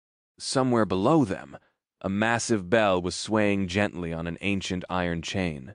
The tip of the seventh belfry was narrow, encompassing only a circular corridor and one central chamber. Currently, they were looking at its door. The door was slightly opened. Wealthy stopped, then looked at Sonny and gestured forward. "Come inside!" Sonny threw a glance at her, then at the echoes surrounding him. He hesitated for a few moments, then sighed, swung the door open, and stepped into the chamber. He found himself in a room built of cold stone. It was dark and full of deafening silence, arranged in the shape of a heptagon. Its 7 corners were drowning in shadows, and at each of its 7 walls a large mirror frame stood. However, the frames were empty. The mirrors they had once housed were long shattered and gone. Sonny stared at them for a moment. Well, at least it's now clear where those thousands of mirror shards came from. That discrepancy had been tormenting him for a while. In a prison where no mirrors were allowed, where had Mordred found all those shards? Where had the piles of broken mirrors that Cassie saw in her vision appeared from? Now he had an answer. Satisfied, Sonny lowered his gaze and looked at the figures waiting for him inside the dark chamber. Pierce was standing in its center, surrounded by the rest of the echoes. His eyes were cold and heavy. The fearsome master grimaced, then said, his voice low and threatening, "Whatever you think of doing, I would advise against it." At the same time, the door of the chamber closed with a deafening bang. The echoes that had escorted them here were already inside. Behind Sonny, Wealthy was there too. She was holding a blade to Cassie's throat. Her expression was dark and calm. Sonny lingered for a couple of seconds, then slowly raised his hands with his palms open. Damn, how very unexpected. What a surprise. Chapter 582. For the greater good, Sonny froze, trying not to move a muscle. His face grew pale and solemn. "What is going on, Master Welf?" The woman stared at his back, the blade of a slender saber pressed against Cassie's throat. She remained silent as though unwilling to answer. However, Pierce spoke in her stead, a dark grin appearing on his lips. "Don't worry, we'll tell you shortly." With that, he commanded two echoes to step forward. One was holding a large wooden box, its surface engraved with a complicated weave of a beautiful but disorienting pattern. The other was holding a folded piece of black cloth. Pierce carefully took the box, then placed it on the floor in front of him and closed his eyes for a moment. A loud click resounded from inside, and its lid rose by a few millimeters. He didn't touch it, though. Instead, the fearsome master sighed and took the folded cloth. Sonny stared at the wooden box with a bit of apprehension. What is that thing? Velf finally spoke, her voice cold and even. "It is a mirror trap. A very special artifact created by the elders of our great clan. With its help, we can capture and bind the prince." He blinked a couple of times, then forced out a weak smile. "Well, that is good, right?" Pierce snarled. "Indeed, the problem is, the ritual requires some time to be performed, and that monster has proved to be too devious to be held back long enough for it to work. Every time we cornered him, he simply destroyed the vessel and slipped away. Because we were always a step behind, and he was the one in control of the battlefield." The master smiled. "Well, that is about to change." Sonny frowned behind him. Cassie suddenly spoke. You want to lure him into a trap? By using us as bait?" Velthy shook her head. "Not you, Song of the Fallen, just your companion. He is the one Prince Mordred wants after all." The other knight chuckled. "He is the one who caused all this. Isn't it only fair that he would be the one to end it?" Pierce took a step forward and looked down at Sonny. "I don't know why the bastard chose you as the final vessel, but from his actions it is obvious that he is fixated on taking your body above all others. Why else would he have gone to such lengths to frame and excommunicate you, going as far as to risk sneaking into our camp? The mad prince is ill and unhinged. If we present an opportunity to possess you, he won't be able to resist."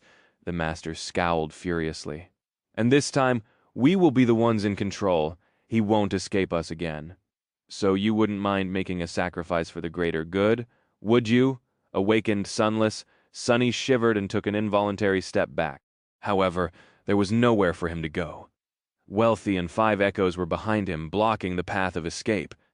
"What if I do mind?" Pierce smiled.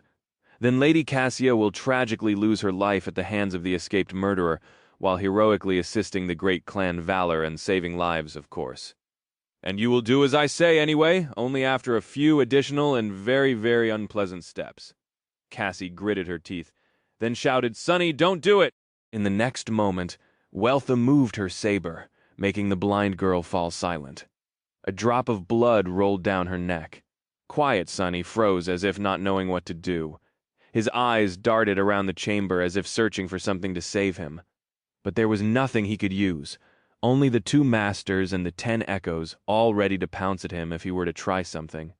He trembled, hesitated, and then suddenly hung his head as if defeated. "I'll do it. Just don't hurt her, please." That wasn't too much right. Cassie struggled in Wealthy's grip. "Sonny, no." He looked back, a solemn expression on his face. When he spoke, his voice sounded stifled and frightened, but also certain and full of resolve, almost heroic. It's all right. Don't be sad, Cassie. At least this way. One of us will survive with that. Sonny faced Pierce and shivered. What do I need to do?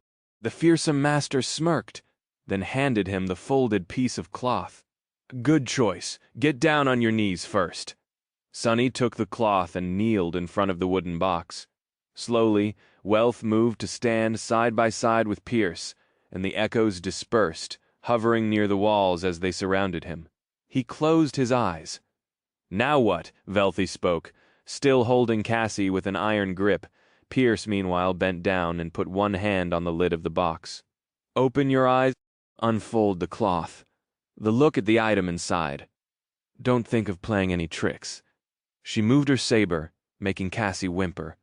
Sonny flinched but remained on his knees. Gritting his teeth, he glanced at the blind girl, then lowered his head and slowly unfolded the cloth inside. Laying on the black fabric was a single piece of a broken mirror. Sonny stared at it and saw his pale reflection staring back.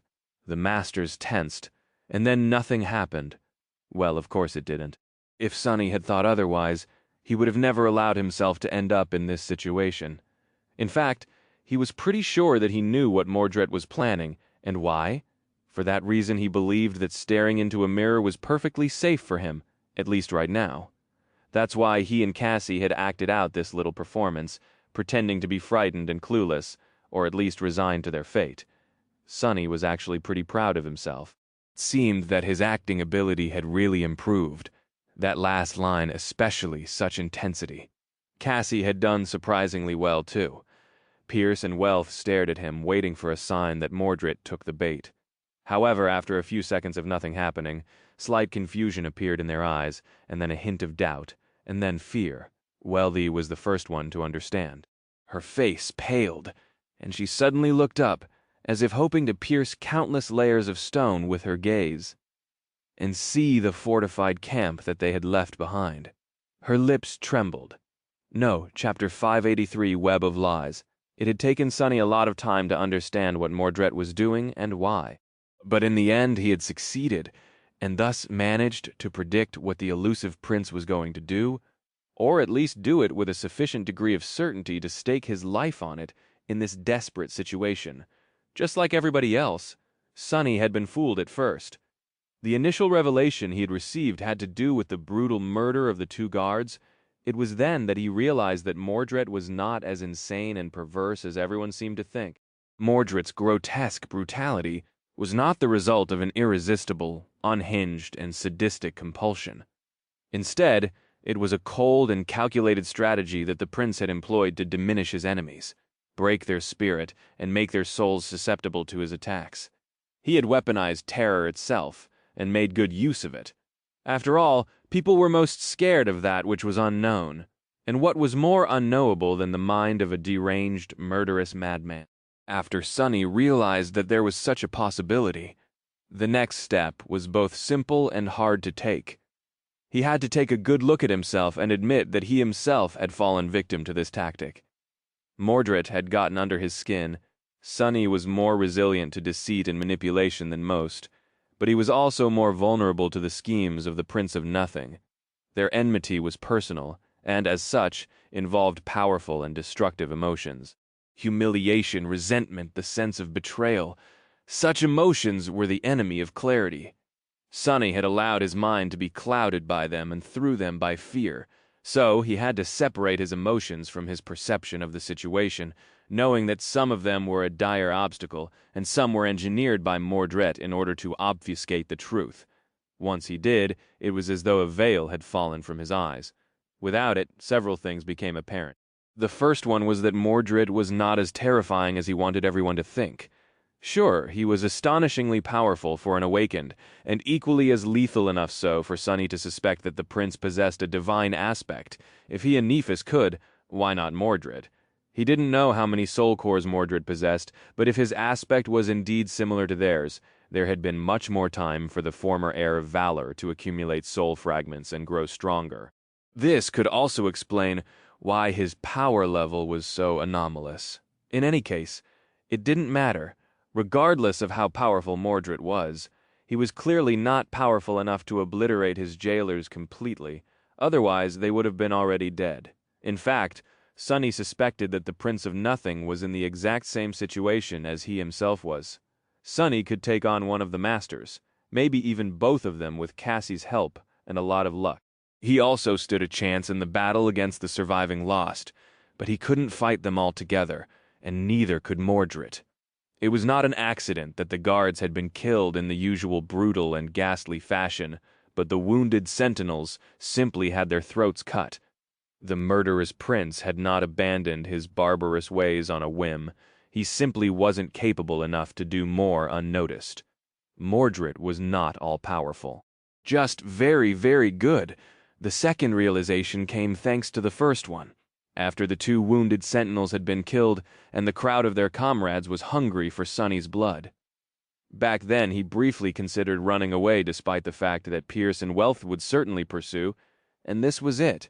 At that moment, he understood Mordred's true goal was not to single out Sunny, separate him from the Lost, and possess his body. No. What the prince wanted was to separate the Lost from each other with Sunny's unwilling help, so that he could kill them divided, which didn't mean that he had no plans for Sunny's body, only that he wasn't aiming for it yet. After Sunny understood Mordred's immediate goal, one last thing became apparent. It was that the murderer was indeed already among them. Only he wasn't hiding inside Sunny, as the Lost suspected. Instead, he was hiding inside one of them. This mystery tormented Sunny for a while. How could this be? After all, Pierce and Wealth weren't fools. They had a reason to be confident in their soldiers, and that reason was that none of the Sentinels had interacted with a mirror or any sort of a reflection after Mordred's last vessel had been destroyed. Everyone was careful and watchful of their comrades to keep them safe, too. How could he have possessed one of them, then? The answer was both simple and frightening, thinking about the Sentinel who had brought food and water to their cage, then lost his mind and tore out his own eyes. The eyes were the mirror of the soul, after all. Locked in a small room with Cassie, Sunny couldn't help but notice his own reflection in her beautiful eyes. Seeing his own face staring back at him from their depths, he shuddered. Mordred didn't need a mirror to enter someone's soul. Every human in the Night Temple was a walking mirror. They just didn't know it. Not by chance, but by design. The banished prince had purposefully kept this facet of his power hidden, only using the mirrors and mundane reflections to take vessels, thus creating a false impression that this was the only way he could achieve it. He was a devious monster, indeed. Sunny kept this dreadful guess to himself, and tried to deduce who among the Lost was the real murderer. He considered both Pierce and Wealthy, then the only wounded Sentinel to survive, using him as a vessel, was just insidious enough for a fiend like Mordred. But then he entertained the idea that Mordred had not chosen his victims randomly. He had the ability to kill people inside the stronghold to a much more terrifying effect. So why target the guards first? One of the murdered guards had been a familiar face. The Lost who had an aspect that allowed him to see the unseen, like Sunny's shadow hiding in the darkness, or peer through the veil of invisibility that the female Sentinel who had almost cut Sunny's throat invited him to see Wealth and Pierce, and even escorted him and Cassie to the bathroom could create. Yes, Sunny was almost sure that Mordred was hiding in her body. This was how he had been able to kill the two guards, and later the two wounded without being seen or heard. The answer was so obvious. The simplest solution was most often the correct one, after all. And so Sunny had predicted what was going to happen. Mordred had pushed Pierce and Wealthy into action.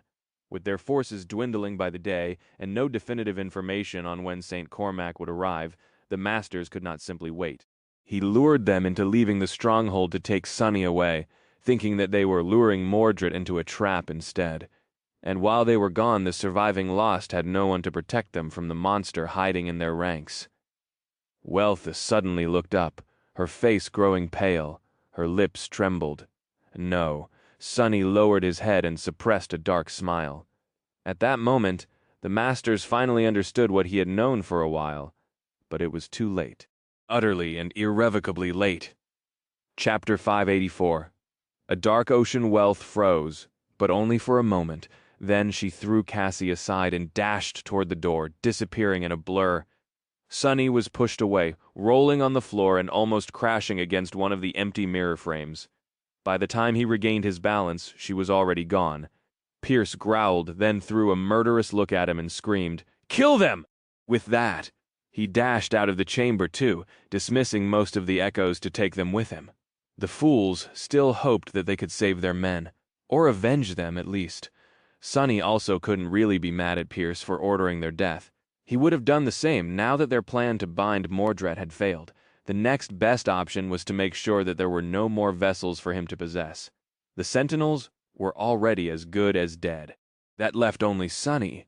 However, Sonny was not one to let go of the grudge. "Curse you, you bastard!" There were only 2 echoes remaining in the mirror chamber. One was moving toward Cassie, already thrusting its sword forward. The other was towering over Sonny, its heavy battle axe raised. Sonny glared at the echo, not amused. In the next moment, a Stygian serpent appeared from the shadows behind the creature, wrapping its long and powerful body around the macabre effigy. Then, its head shot forward, the maw opening to a terrible width. Sharp fangs closed on both sides of the echo's face, easily piercing through the skull and crushing it with a grisly crunch. At the same time, Cassie rose to one knee and deflected her enemy's sword with a long dagger. A slender rapier flashed from behind her, piercing the creature's neck and emerging from its other side in a shower of blood. Both echoes fell to the floor, disintegrating into a rain of sparks. From start to finish, they had not made a sound. Sonny rushed to Cassie and bent down, trying to ascertain the severity of her wound. His voice sounded tense and worried. "Are you okay?" There was blood flowing down her delicate neck, but the cut seemed shallow and not at all dangerous. A sense of profound relief spread through his chest. The blind girl nodded. "I'm fine. Go. There won't be another opportunity." He hesitated for a moment, then rose without saying a word and stepped into the shadows. Cassie was right. There would not be another chance. They were faced with 2 equal threats. One was the pair of ascended knights, and the other was the cursed hellspawn, Mordred himself. Sonny had to make sure that all 3 died today. Well, 2 of them. He didn't know how to destroy the mirror fiend, so leaving Mordred without a vessel was going to have to suffice. Previously, Sonny had left one of his shadows at the precipice of the stairway and then commanded it to hide. Now, he appeared out of it, turning into a shadow himself, just in time to see Wealthy and Pierce shoot past him. Fast, most of the Night Temple was submerged in darkness, now that no one was alive to keep the lanterns aflame. Rushing through it, he followed the masters and reached the doors of the last stronghold of the Valor forces almost at the same instant as them. Wealth simply crashed through the door, pulverizing it into a cloud of splinters. What met them inside was a bloodbath. The encampment of the lost was unrecognizable. Before, it had been clean and orderly, somewhat somber, but looking like a well-inhabited space. Now, all Sonny could see was blood. The floor was slick with blood, and so were the walls. Even the ceiling was painted red.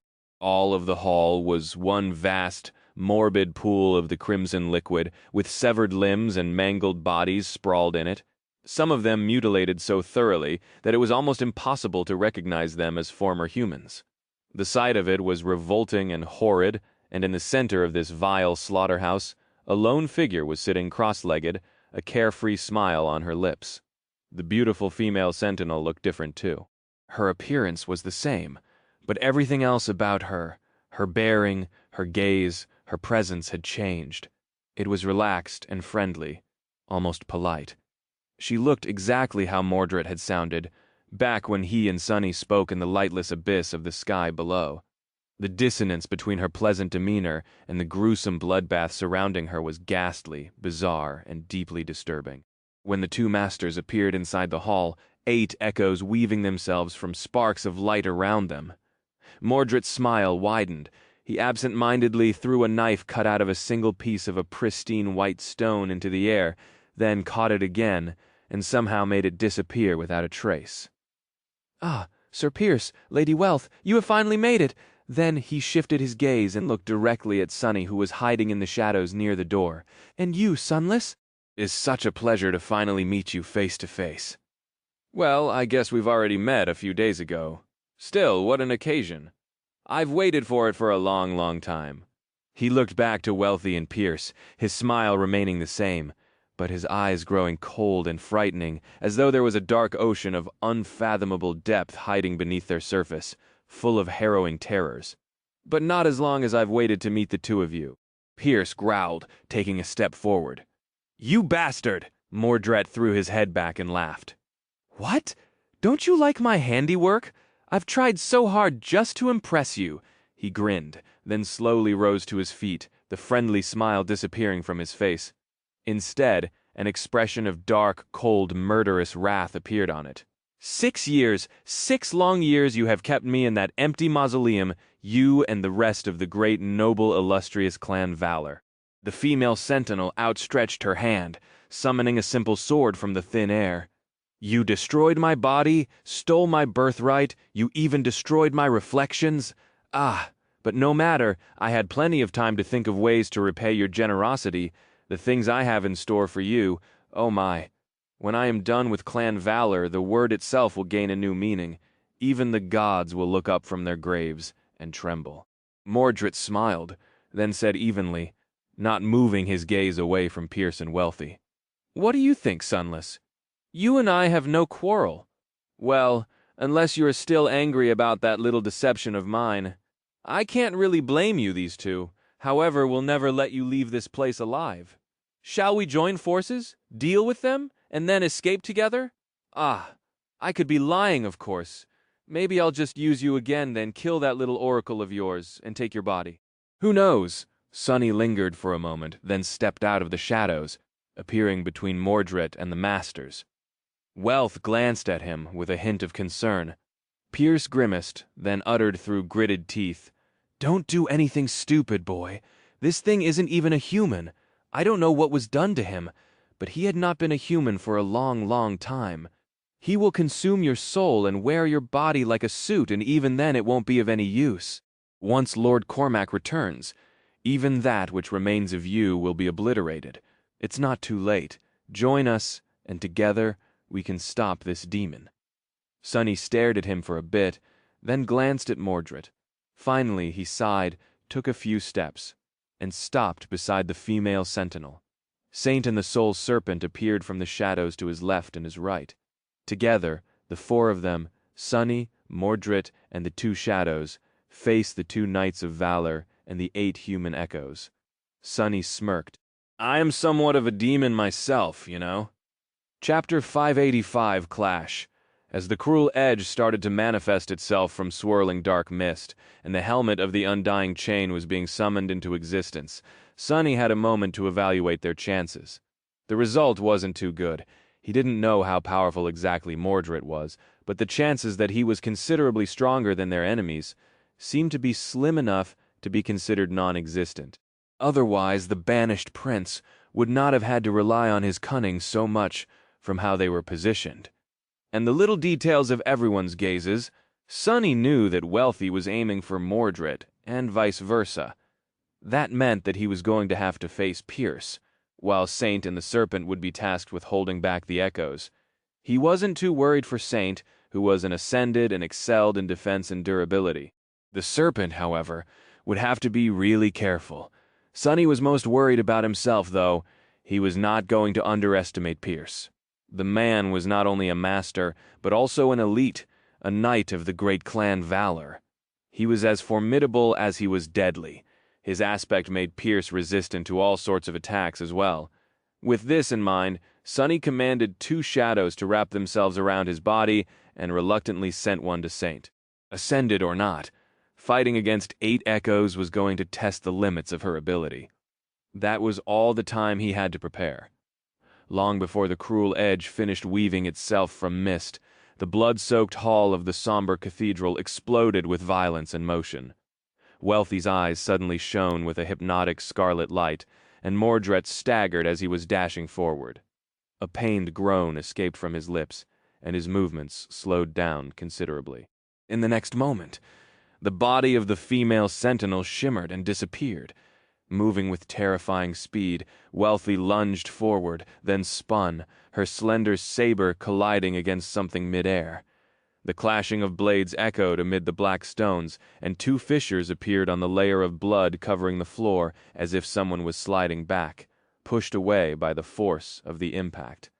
At the same time, the 8 echoes attacked. The creatures moved with the frightening precision of soulless machines, coordinating their assault with enough cohesion to make them a fearsome threat. Although their intelligence couldn't compare to actual humans, the morbid effigies retained enough of the skill of their originals to fight almost as human warriors would. Each of them possessed an aspect, too. Saint collided with their formation, like a demon born out of darkness, her kite shield receiving a rain of blows as the midnight shard shot forward. The soul serpent submerged into the shadows and flowed through them, appearing behind the 6 advancing echoes to lunge at the 2 whose aspect abilities allowed them to perform ranged attacks. And lastly, there was Sonny Pierce descended upon him like a siege ram, bringing down his longsword with enough force to make the whole hall tremble. Even augmented by 2 shadows, Sonny was still unable to compete with the master in terms of physical ability, but the gap between them wasn't large enough for him to be instantly overwhelmed. Sidestepping, he received the edge of the enemy's sword on the vambrace of the undying chain, angling it in a way that allowed for most of the force to be deflected instead of absorbed, and threw his other hand forward, the ghostly blade of the moonlight shard glinting dimly as it appeared out of nowhere, aimed at Pierce's throat. The master simply lowered his head, allowing the tip of the stiletto to slide off the cheek guard of his helmet, and pushed the hilt of his sword forward, trying to deliver a crushing blow to Sonny's chest. Sonny jumped back, not at all disappointed by the failure of his treacherous blow. It had not been meant to do any damage anyway. It just had to buy the cruel edge to finally manifest itself into a material form. And now it had. Sonny thrust the somber spear forward, forcing the enemy to dodge out of the way and give him a moment to breathe. Strong. The bastard is just too strong. Through the inside of Shadow Dance, Sonny could see and understand some of the Ascended Knight's battle techniques. Pierce possessed explosive strength and enough agility to channel it into almost inescapable attacks. His understanding of combat was tremendously deep, sharpened by years upon years of relentless training and countless battles. A warrior of such skill was not going to be led into an easy trap. His control of soul essence was also on a completely different level. From what Sonny could perceive, the master was using it with terrifying efficiency, achieving results that he himself couldn't even dream of, especially without the help of Soul Serpent. That was the core difference between them, and his main disadvantage. The only advantage he had, really, was the undying chain. The transcendent armor was durable enough to withstand a few blows from Pierce, and his high divine affinity only made it stronger. He just had to make sure that he doesn't receive the brutal blows directly. His body beneath the bleak steel was not as resilient. Neither he nor Pierce possessed aspect abilities capable of dealing direct damage, so this fight was going to be decided by skill, cunning, and the hidden aces they were saving for the right moment. Problem was, Sonny didn't really have any aces left. At least none that would work on the fearsome master. He was already going all out. Sonny had a split second to check on how the others were doing before resuming the deadly dance of death with Pierce. He quickly glanced to the side and saw the soul serpent entangled with the 2 echoes, dodging destructive attacks as it slithered around them. Saint was forced into a defensive stance, being barraged by constant strikes, as she somehow managed to deflect all of them with the patient Avenger and the Midnight Shard. Mordret and Wealth seemed to be at a temporary stalemate, too, or at least that was how it seemed. The second master was moving too fast, and their battle was too bizarre to really tell. Sonny gritted his teeth. Curses. He couldn't divide his attention anymore if he wanted to win against Pierce. He had to focus all of it on him, and make sure that the bastard had no time to pay attention to anyone else as well. Chapter 586. Cold Steel, Sonny used everything he had, moving with unimaginable speed, agility, and precision. Both shadow essence and the tenacious blood of Wwere flowed through his body, supplying his muscles with the strength and endurance necessary to perform with such an inhuman level of effort.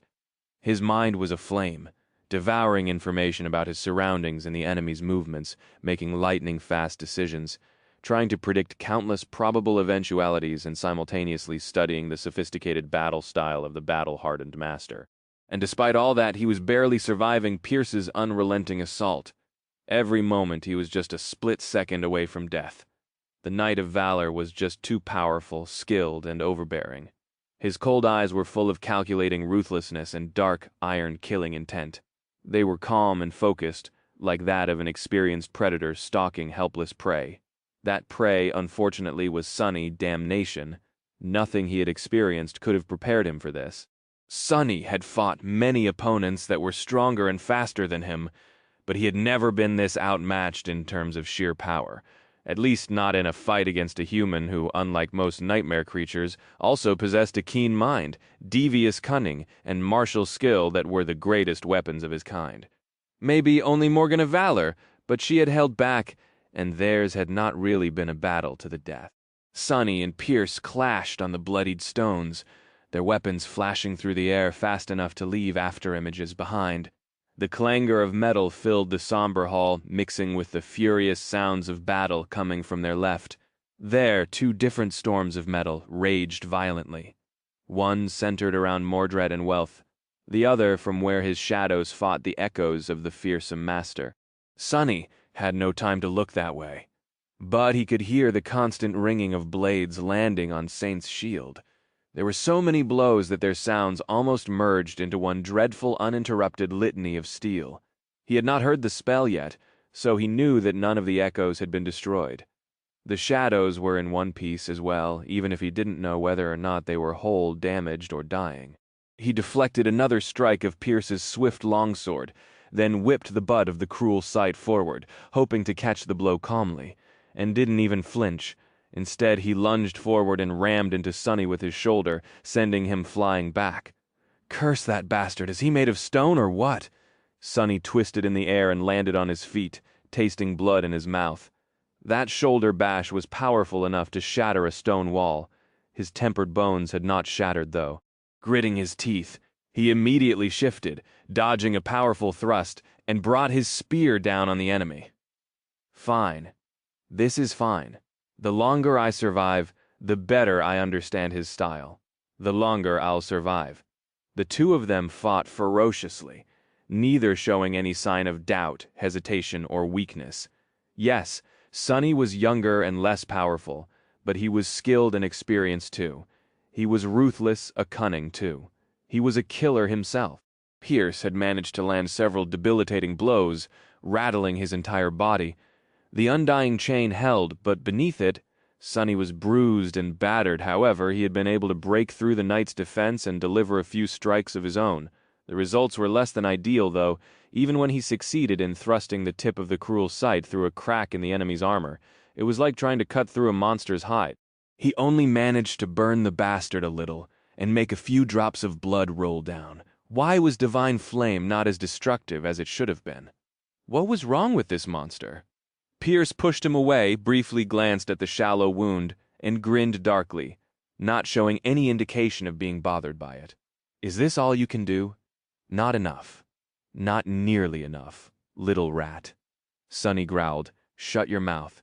You suddenly have time to waste breath. With that, he attacked again. This time switching the enchantment of the mirror blade from incandescent flame to invisible, insidious soul damage. Pierce snarled and deflected the blow without too much effort. It was almost time, though. When the master decided to speak, without doubt aiming to distract and agitate the opponent, Sonny had a split second to steal a glance at how his shadows were doing. The serpent was on the verge of destroying one of the echoes, and had already wounded another. Saint was doing worse, faced with 6 opponents. She couldn't launch a successful attack. Some of the echoes surrounding her were severely wounded, but none seemed to be close to death. That was not her task, though. Actually, Sonny preferred that she didn't eliminate any of the echoes. He wanted them all in one piece, constantly attacking the taciturn knight, landing more and more blows on her shield. The patient avenger. By now, its surface was glowing with an angry orange light, as if there were furious flames burning beneath the cold steel. And there were, in a sense, a string of runes surfaced in his memory. Cold steel enchantment description. This shield can store a portion of impact damage it receives to augment another weapon of its wielder, or unleash an immolating wave of fire. Well, by now, the patient Avenger received more than enough impact damage to unleash an ocean of flame. A few more strikes, and it was going to overload, sending all that fire outward. Just as Sunny thought that 2 more strikes landed on the shield, and the angry orange glow turned brighter, slowly turning incandescent white. Currently, Saint was wielding the Blood Blossom charm as well. With all the dismembered corpses lying around, its enchantment had long reached its limit, augmenting all the memories the shadow wielded with rampant strength.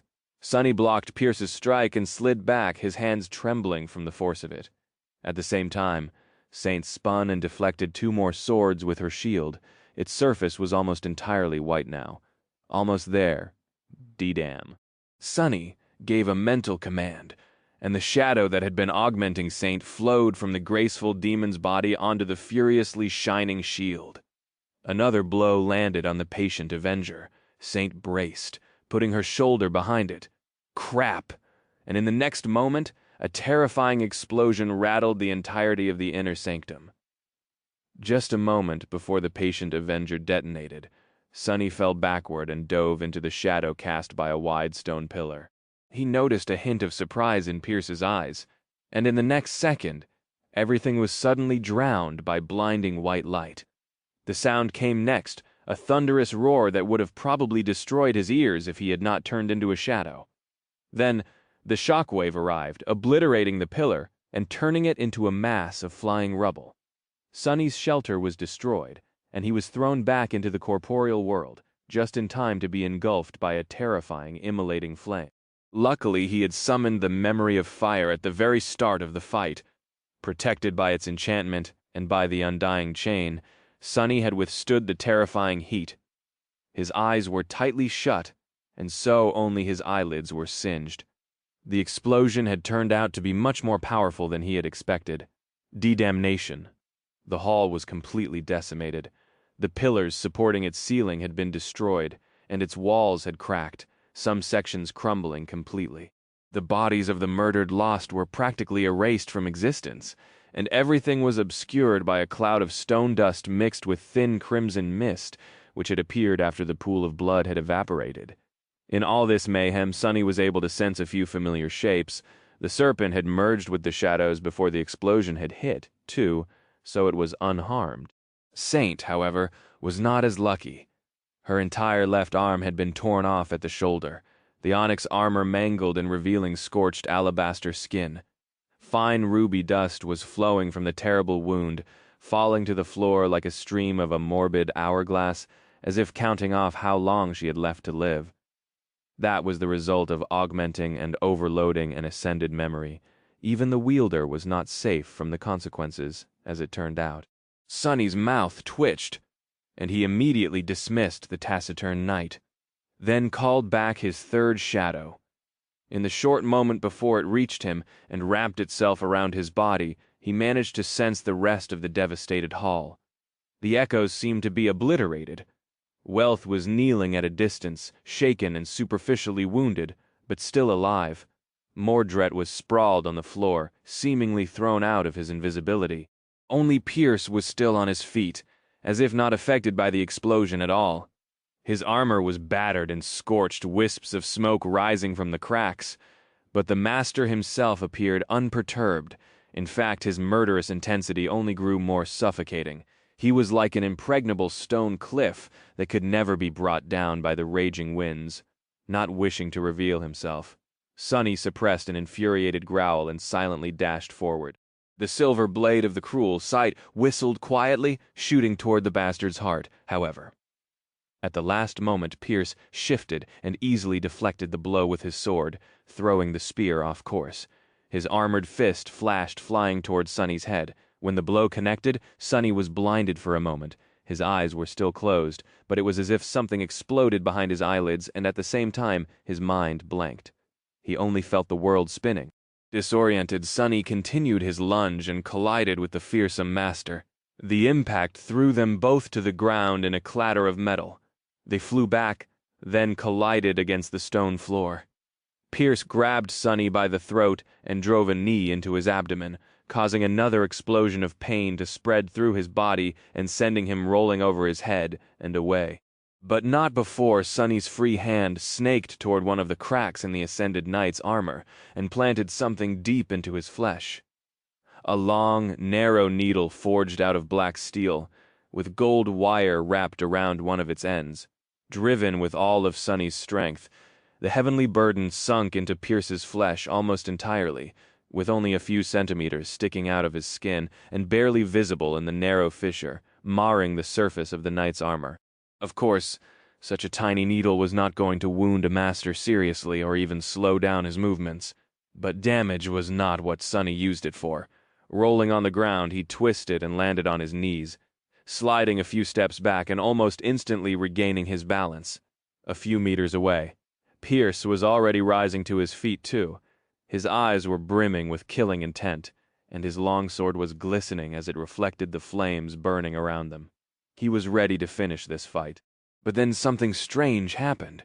The fearsome master suddenly swayed, a confused expression appearing on his face. A moment later, the soles of his armored boots separated from the stone floor and rose into the air. The heavenly burden was the memory Sonny had exchanged for contribution points after helping Master Jet put down the demented, awakened Shadow Blade Kurt. Its single enchantment was simple and straightforward. Living beings pierced by the needle would float up and up and up until it was removed. Sonny had acquired it to combine the enchantment with the Dark Wing and receive the ability to fly out of the sky below if need be, which did not mean that it had no other uses. Pierce was rising into the air, his feet already a full meter above the floor. His initial confusion was gone, and he swiftly looked down at the tip of the needle buried in his flesh. The master's hand shot toward it, but the fingers of his armored gauntlet were too thick and clumsy to dig the needle out on the first try. Sonny had no doubt that he would manage soon. He was also fairly certain that the Ascended Knight possessed at least one memory in his arsenal that would be able to help him either counteract or control the effect of the heavenly burden. However, both of these options were going to require some time, no matter how short. The time that Sonny wasn't going to give him. He thrust his hand forward, sending the moonlight shard flying toward Pierce's eye. Without anything to use as purchase, the knight was deprived of the very foundation of combat ability, the warrior's connection to the ground. He couldn't move to dodge, couldn't control the distribution of his weight to mount an effective defense, and couldn't even use most of his strength. However, Pierce still managed to deflect the ghostly stiletto with his sword, which left him open and defenseless to Sonny's true attack. As soon as the moonlight shard left his right hand, Sonny brought his left up and behind him, used all of the strength the three shadows gifted him, sent a flood of essence into his muscles, and cast the cruel sight forward. His throw was performed with perfect form, just like Effie had taught him. At the last moment, the three shadows flowed from his fingers and wrapped themselves around the somber spear's silver blade. Pierce's eyes widened.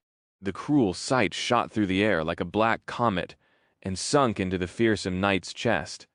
The force of the throw was so great that it went right through his damaged armor, his tough skin and bones, and then his heart still affected by the heavenly burden. The master's body was sent flying up with terrifying speed and impaled on the stones hanging lifelessly from the tall ceiling of the devastated hall. A stream of blood fell down like crimson rain. Sonny staggered, then supported his weight with his hands and let out a shaky breath. Come on. A moment passed in silence, and then he finally heard the painfully familiar voice. This time, the spell's whisper sounded like beautiful music to his ears. You have slain an ascended human, Pierce. Your shadow grows stronger. Gods, I actually did it. Sonny smiled darkly, allowed himself a second of rest, and then rose to his feet, knowing that the battle was not other. Mordred and Wealth were still there, both as deadly as the damned bastard he had just killed. He dismissed the cruel sight and immediately summoned it again, simultaneously checking on his reserve of shadow essence. Sonny had spent a lot, but not so much as to worry yet. The soul serpent appeared from the shadows and slithered onto his skin, turning into an intricate tattoo. still keeping his eyes closed, partially out of caution and partially because his eyelids were burned and hurt like hell. Sonny extended his shadow sense forward and tried to understand what was happening to the other two participants of this hellish battle. Wealth was standing some distance away from him, swaying. Her hands were pressed against her face. Meanwhile, Mordred, Sonny froze the female sentinel, was dead. He had not noticed it before, but she was laying lifeless on the floor, her neck twisted at an unnatural level. How can this be? Something was not adding up. How could Mordred lose his only vessel so easily? He had only fought one of the masters. Surely he had the ability to defeat Wealth one-on-one. Otherwise, what had he been planning to do if Sonny allied with the Knights of Valor? How had he planned to resist both of them, let alone with a third enemy added into the mix? The Prince of Nothing could not have been that weak. Suddenly, a small detail attracted Sonny's attention. One of the Sentinel's hands was clenched in a fist, something dangling from it. A piece of a torn chain. Didn't that chain feel awfully familiar? A cold, uneasy feeling appeared in Sonny's chest. He turned his head slightly and concentrated on the last survivor of the Valor forces. Searching for Wealth suddenly laughed. Her voice sounded strange and different, and her amulet. The anvil amulet was gone. The master lowered her hands and smiled. "Ah, that is much, much better. Mordred, he has taken Wealthy." Sonny shifted, lowering the cruel sight and slightly turning its blade. His heart was full of unease, his mind in the throes of a dark premonition. The banished prince had already been monstrously powerful. How much more deadly would he become in a body of a master? A few things were now clear, at least. Out of the two ascended knights, Wealth had been the more powerful one. Her aspect possessed abilities that could debilitate her enemies, all the while enhancing her own physique. That was why she had been the one to sap Mordred of a large portion of his strength and attack him. And yet it was strange to see that the Prince of Nothing had struggled to defeat her so much, and for so long. If he couldn't win against one of the masters, how had he ever planned to face both? However, if he had decided to take Wealthy's body and thus couldn't harm it too much, that would explain his tardiness. Fighting an ascended elite while not being allowed to wound her was a dreadfully harsh task. Had Mordred been aiming for Wealthy's body from the start, or had he changed his plans on the fly when the opportunity presented itself? Was his intention to take Sonny as his vessel just a ruse, a misdirection? Or was Sonny still in danger? No way. Already has a body of a master. There's no reason to abandon it for the sake of mine. Right? Ah, that is much, much better. Mordred straightened, then stretched, looking at his own arms with curiosity. He clenched Wealthy's fists, then grimaced slightly and let his hands relax.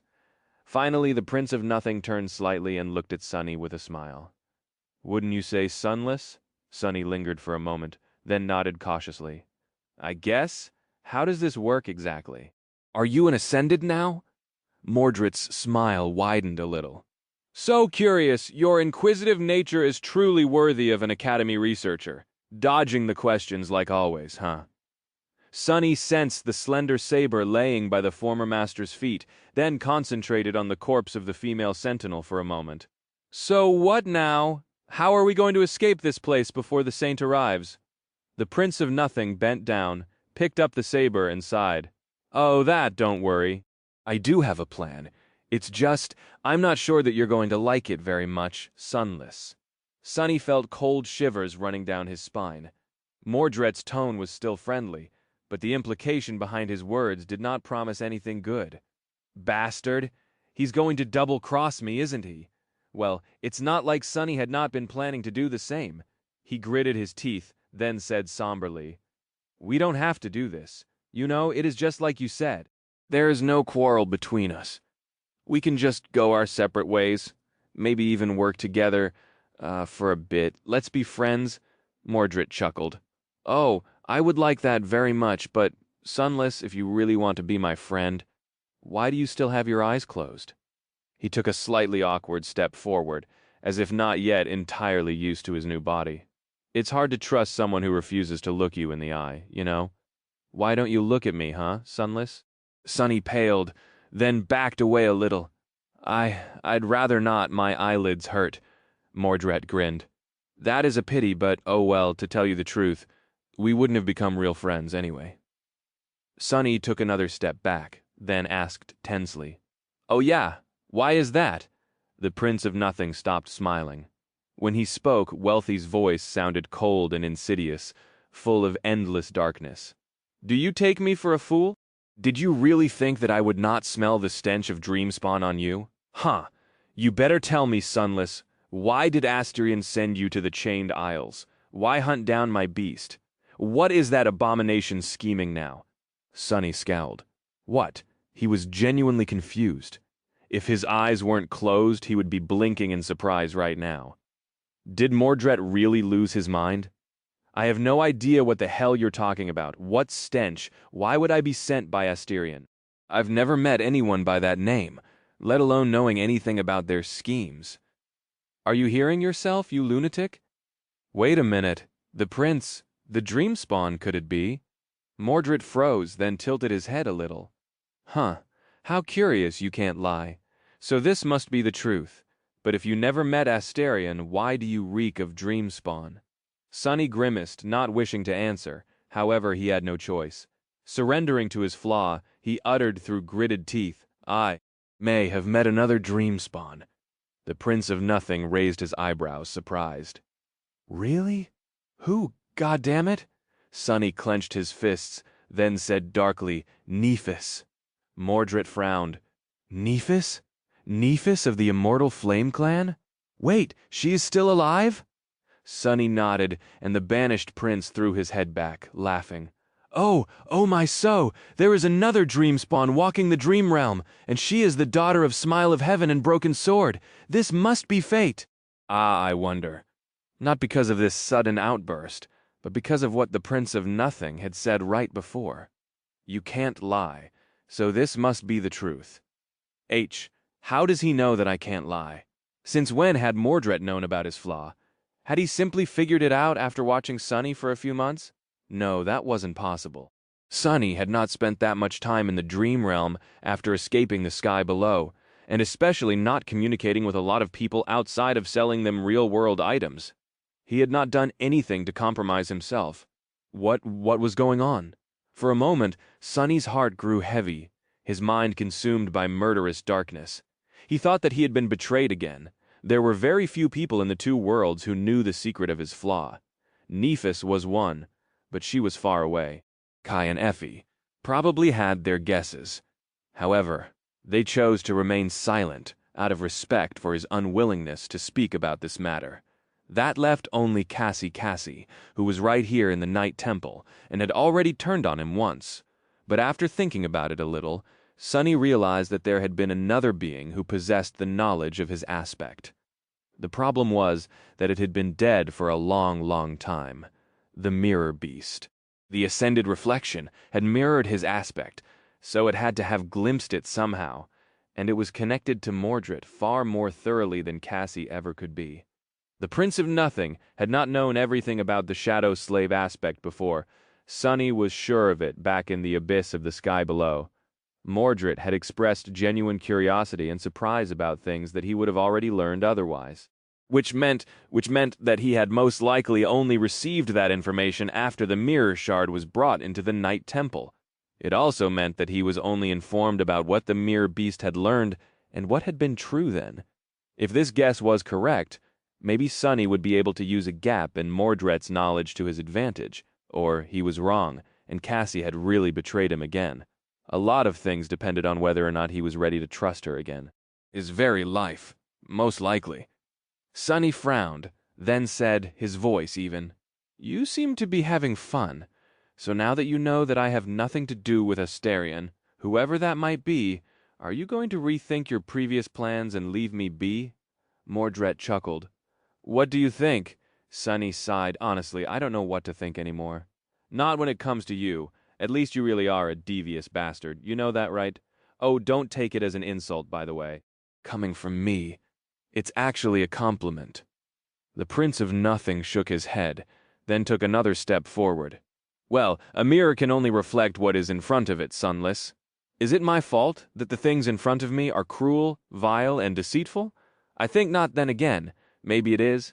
Either way, I don't really care. Blame your bad luck for being of use to me if you wish."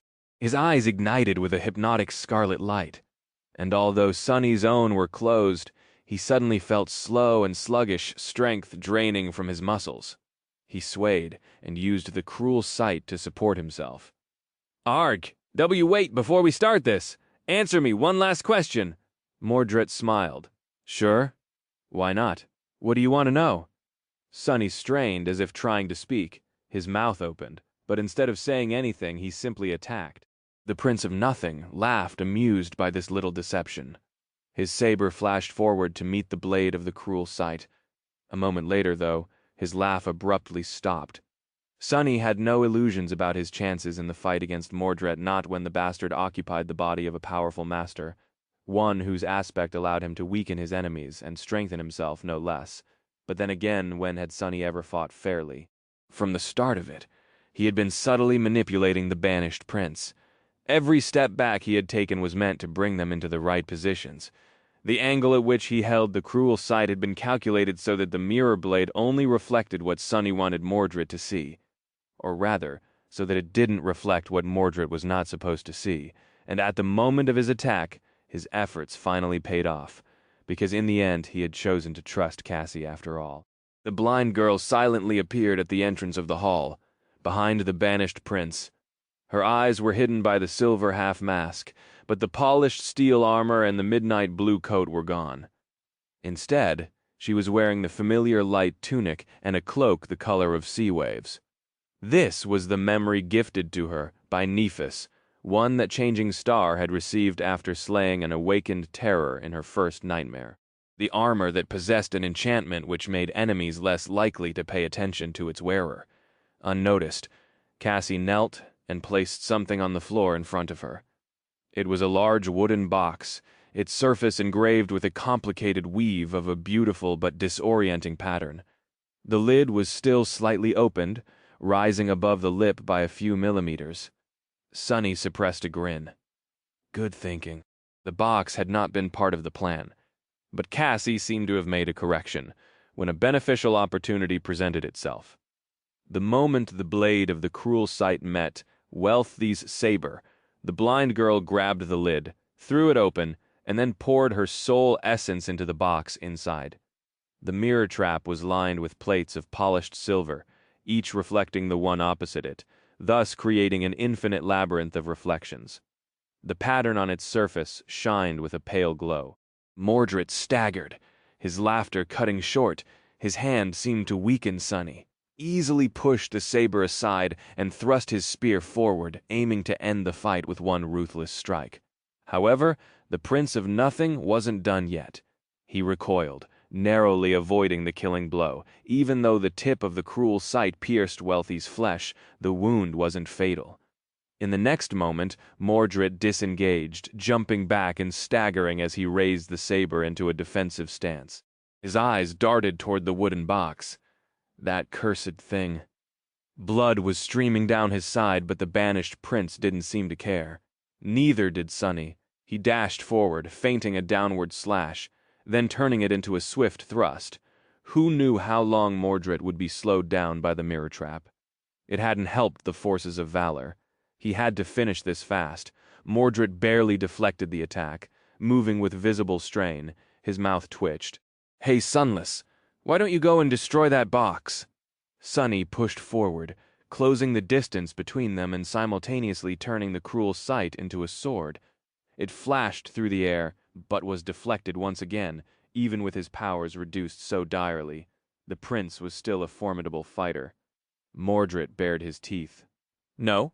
Ah, but I must insist. Why don't you go and kill that little oracle of yours?" His eyes gleamed with vicious amusement. "Lost from Light? That is your true name, is it not? Do it." Sonny froze. His sword trembled. Then, as his face became pale as a ghost, and his pupils widened in horror, he slowly turned, facing Cassie. A strange sound escaped from his lips. Mordred smiled, slightly relaxing his guard. It was at that moment that the cruel sight shot toward his body, easily sliding past the slender saber. Sonny scoffed.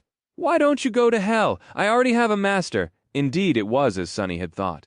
Mordred had learned his secrets from the mirror shard, left behind by his beast. He didn't really know of his aspect. He only knew of its reflection, and that reflection was incomplete.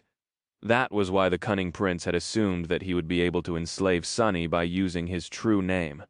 Of course, Mordred would have been careful, taking the possibility that Lost from Light already had a master into account, but Sunny was half a step ahead. He had doused that caution by being ready to pretend to be enslaved, and then attacked. The cruel sight shot forward, narrowly avoiding the mirror fiend's saber and sinking deep into his flesh. It cut through the enchanted black tunic, pierced Wealthy's body, and emerged from her back. Mordred's face contorted, his eyes full of shock and pain. Sunny, of course, couldn't see it, since he was still relying on shadow sense to navigate the world. All he felt was a tremble that went through his enemy's body. A moment later, the Prince of Nothing groaned, a stream of blood escaping from his mouth. Then he lashed out with the saber, forcing Sunny to stagger back. The cruel sight slid out of the terrible wound, wreaking more damage on its way back. Sunny was slightly disappointed that he had not been able to end the fight right there and then, but it hardly mattered. The wound he had delivered was not immediately fatal, but deadly. Nevertheless, now all he had to do was wait for the enemy to bleed out. Even a master's body was not resilient enough to stem the flood of blood he had caused. Mordred, it seemed, realized the same and dashed forward in a desperate attempt to kill Sunny before the blood loss made him too weak or so. Sunny thought, what? Instead of attacking with the saber, the Prince of Nothing used it to push the cruel sight aside and continued to move forward, eventually colliding with Sunny and grabbing him by the throat. Is he crazy? At such a close distance, Sunny had all the advantages. Mordred couldn't slash with the saber, but he could easily bring his short sword back for a killing thrust, long before anyone would have been able to strangle him. This attack made no sense. However, in the next moment, he felt that something was wrong. And then, his chest was pierced by a blinding explosion of pain. Sunny screamed and staggered back, falling to the floor.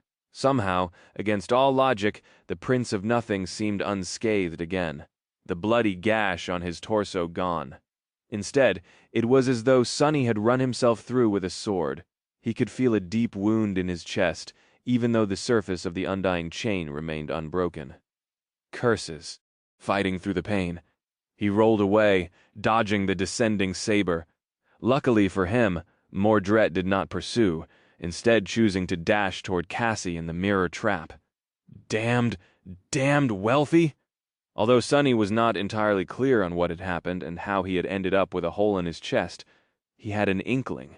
Wealthy's aspect seemed to be all about devoiding the enemy of their power, while enhancing your own almost as if transferring it.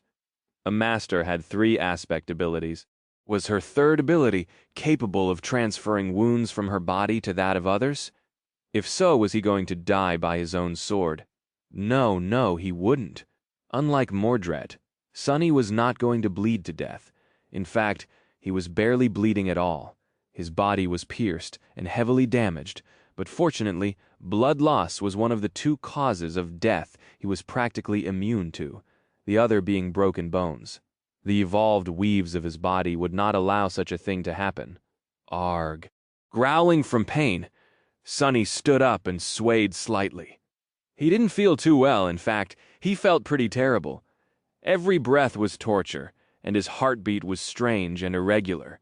Every contraction sent a pulse of suffering rolling through his body. It's all right, I've been through worse.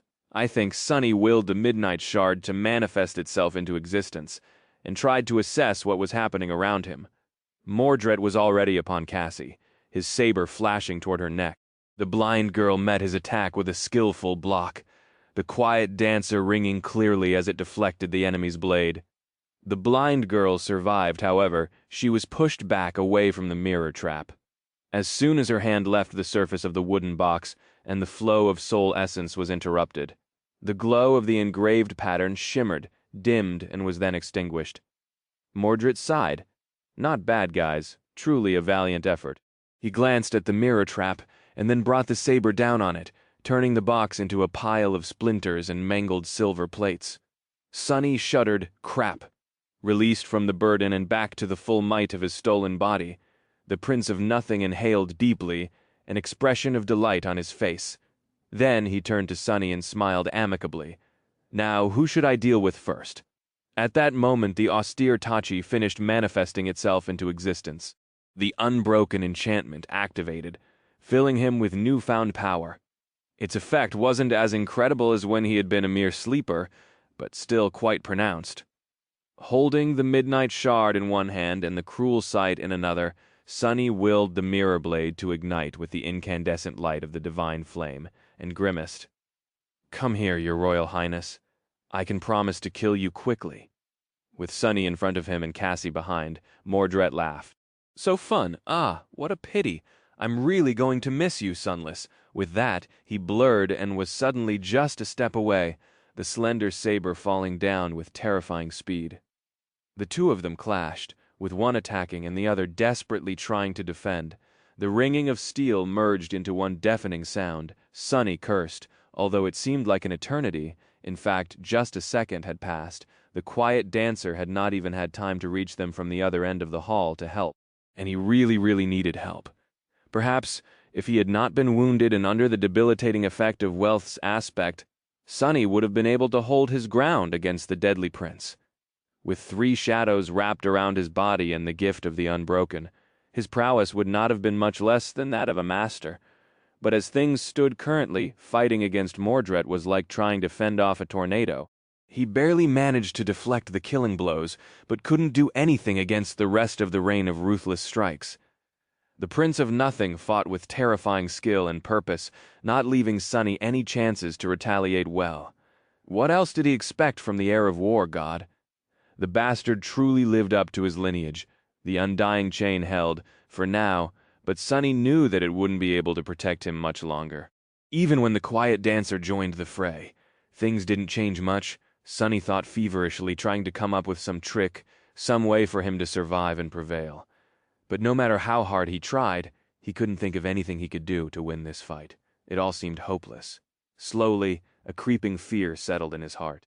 Ignoring it, ignoring the terrible pain nesting in his chest, Sunny gritted his teeth and continued to resist with all his might, all his cunning, and all his will. And it was then that Cassie's voice suddenly reached his ears. "Open your eyes," he shivered, suddenly experiencing a feeling of a terrifying déjà vu. What has she lost her mind? Open your eyes, open them, Sunny. Was Cassie hysterical or planning to kill him? Why else would she give him such stupid advice? Sunny couldn't come up with one logical reason to listen to her. In the end, it all came down to a question of blind trust. He sighed, then strained his singed eyelids and slowly opened his eyes. Mordred's figure came into focus, a surprised and joyful expression on his stolen face. Sunny saw his reflection in Wealthy's eyes, clad in the bleak steel of the undying chain. No, it wasn't him. There was another reflection hiding even deeper, almost lost in the darkness. And then it was gone. Something cold and alien entered him through the reflection, sinking deep into the dark depths of his soul. A moment later, the world disappeared. Sunny found himself in the tranquil darkness of his soul sea. It seemed as empty and silent as usual. The 3 black suns burned with dark flames above him, arranged in a perfect triangle. Small spheres of light, his memories floated between them like dying stars. The silent waters were vast and motionless, and some distance away, just beyond the periphery of his vision, the rows of lifeless shadows stood unmoving. However, this time something was different. Sunny did not remember entering the Soul Sea, or even wishing to do so. More than that, he couldn't perceive the real world at all. Usually visiting this place resulted in a strange split of his consciousness, with one part of it exploring the depths of his soul, while the other remained aware of his actual surroundings. It was akin to imagining a landscape. Doing so did not turn you blind and deaf. But now he was here, and only here, as nothing existed outside of this dark and silent sea. Come to think of it, it was a lonely and frightening place, untethered from the real world and surrounded by nothing except for deathly silence. Sunny did not feel as calm and comfortable as he usually would, and he wasn't really alone in the darkness. "What a strange soul you have." Hearing those words, Sonny flinched, then turned around. The voice that had spoken them did not belong to Wealthy. It was familiar and pleasant, just like it had been in the lightless abyss of the sky below. Mordred was speaking with high real voice once again. The Prince of Nothing stood some distance away, looking up with a curious smile on his face. Now, for the first time, Sonny saw how he must have looked before his true body was destroyed. Mordred was tall and slender, with pale skin and raven black hair. He seemed to be in his 20s, older than Kai and Effie by a couple of years. His face was sharp and thin, not exactly handsome, but at the same time charming and strangely beautiful. His most striking feature, though, were his eyes, which didn't seem to possess a color of their own, and instead reflected the world back on itself like two pools of liquid silver. Currently they were as dark and lightless as the endless abyss of the void. Mordred was dressed in a simple tunic, its fabric long devoid of any color. He wore no armor and didn't seem to bear any weapon. However, Sonny could feel immense pressure radiating from his slender figure, and knew that he was in mortal danger. What surprised him, however, was that Mordred's face seemed familiar. In fact, he looked exactly like a slightly older male version of Morgan of Valor. The resemblance was too striking to be a coincidence. It could only be shared by siblings. And there was another thing that Sonny saw which made him tense and apprehensive. All around the Prince of Nothing, he could see a pale golden glow. The same kind of beautiful radiance that hid in his own blood, and surrounded Nephis, the light of divinity. Curses. Mordred studied the three cores of Sonny's soul curiously, then looked at him with a friendly smile. "I have never seen anything like it. How kind it was of you to invite me inside Sunless. I really do wonder what your little friend was thinking, though. Does she perhaps think that you will be able to resist me?" Sonny stared at the invader somberly, then shrugged. "Fool's errand, you know." Mordred chuckled. "Ah, wiser words have never been said. Well, I guess we will find out soon." Sonny shifted slightly, then asked, his voice gloomy, "Why would you even want to possess my body anyway? Didn't you get wealth already? What's so great about it that you would rather have me than a master?" The Prince of Nothing smiled. "Who says I can't have you both?" That seemed like an answer, but actually it wasn't. Sonny had already experienced Mordred's habit of dodging questions to be misled this way. He frowned and glared at the mirror fiend, unamused.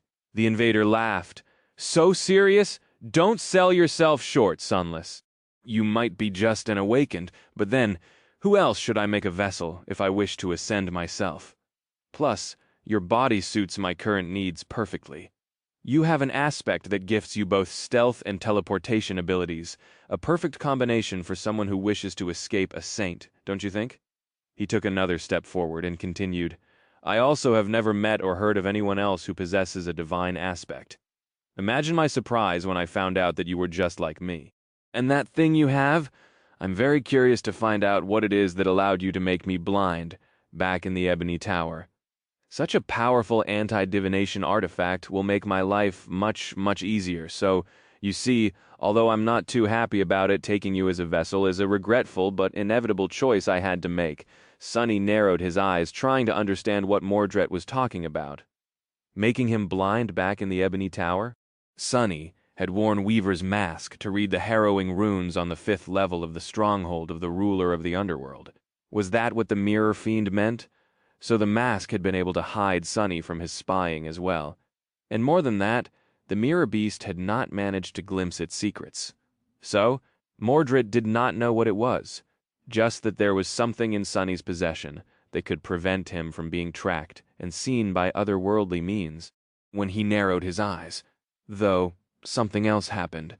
Sonny didn't expect it, so he almost lost his composure.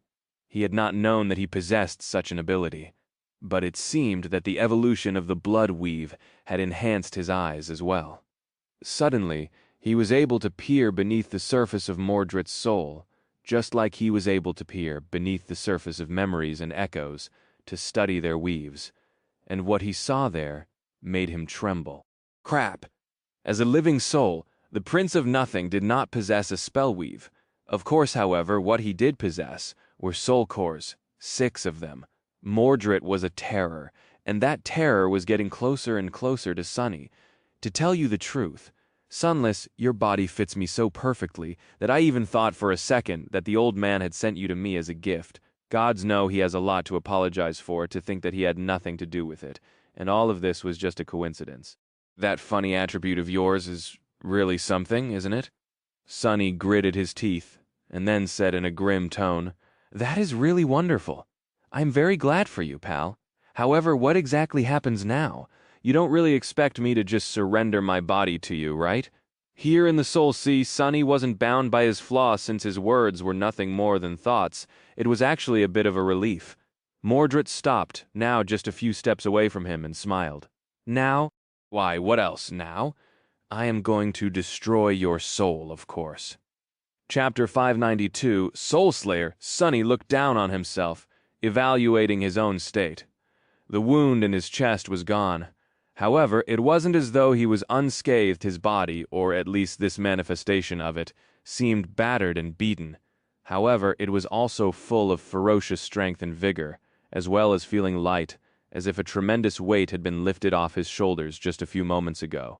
He didn't know how exactly this battle of the souls was supposed to work, but suspected that his current form was a representation of his spirit. He had endured a lot in these recent weeks, enough suffering and fear to crush someone with a lesser will. Sonny, however, had survived far worse, so his strength was not diminished by much. He was still clad in the bleak steel of the undying chain, and holding his weapons.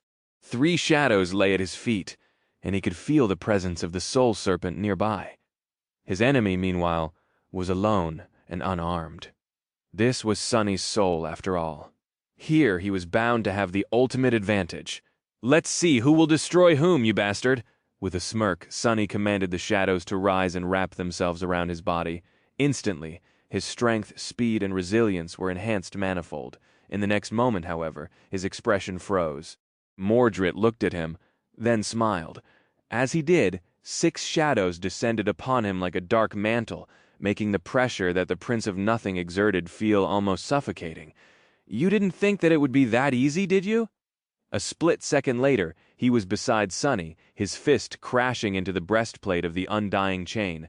As pain exploded through his body, Sonny flew back and fell onto the still water, sliding across it into the darkness. "What?" Before he could even rise, Mordred was already upon him, his foot slamming into Sonny's ribs. Sonny yelped as he was thrown into the air, then felt another blow landing on his chest, pushing all air out of his lungs and sending him plummeting back down. Knowing that he had to escape somehow, Sonny dove into the shadows and emerged from the darkness behind the Prince of Nothing, the blade of the cruel sight shooting forward. However, it pierced nothing but air. Mordred had turned into a shadow himself and disappeared without a trace, his laughter echoing across the surface of the silent sea, weak, too weak. Something struck Sonny in the back, sending another explosion of pain rolling through the very core of his being.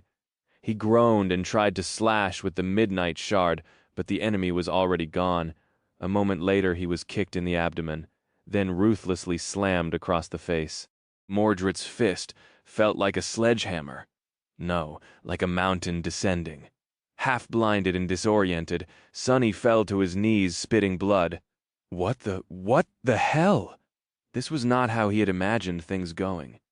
The damned mirror fiend clearly had to weaken his prey before attacking, so his victory was not set in stone. There was a way to defeat him somehow, and since Sonny's spirit had not been broken, he had expected to be able to prevail. However, the bastard was just too powerful. How was he supposed to resist such terrifying force? Worse than that, Mordred seemed to be able to mirror all of his powers. Bastard, lost from light, stop. The Prince of Nothing laughed again, then struck Sonny in the side of his head, almost blinding him. "Sorry to say this, but that trick is not going to work. This is an entirely different situation, you know. Hurting and hoping to escape the next blow." Sonny turned into a shadow again. This time, however, he wasn't in a hurry to attack and remained incorporeal. Thinking before he could form a single thought, however, another shadow lunged at him from the darkness, and suddenly he was in the throes of indescribable agony, his very soul damaged and cracked. With a stifled shriek, Sonny escaped the shadows and assumed his human form again, only to be ruthlessly struck down a moment later. He fell on his back and desperately gulped for air, but his lungs seemed to be paralyzed. All he could do was try to block the next blow, only for it to fail and another wave of pain spread through his body. God damn it! Sonny used Shadow Step to disengage, but his enemy simply followed. He deflected one strike, almost managing to cut Mordred's forearm open, but the Mirror Fiend was just too fast, strong and skilled. No matter how hard Sonny fought, it was all useless. No matter what strategy he tried to implement, Mordred saw right through it. Fighting against the Prince of Nothing was like fighting against death itself. He was terrifying, inevitable, and final. There was no escape, but Sonny was not going to give up. At this point, he wasn't even sure that he knew how. He gritted his teeth, endured the pain, and fought. After what seemed like an eternity, beaten and bloodied, Sonny was thrown down again. The helmet of the Undying Chain was bent and deformed, pressing into his temple and obstructing his vision. He dismissed it and raised a hand to defend himself, but it was easily wrestled down. Mordred had a few bruises of his own, but looked infinitely better than Sonny.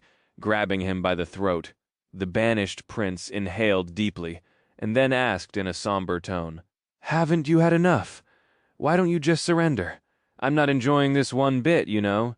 Sonny looked at him through the red haze and grinned, his teeth painted red by blood. Really? Ah, too bad. 'Cause I'm actually having the time of my life."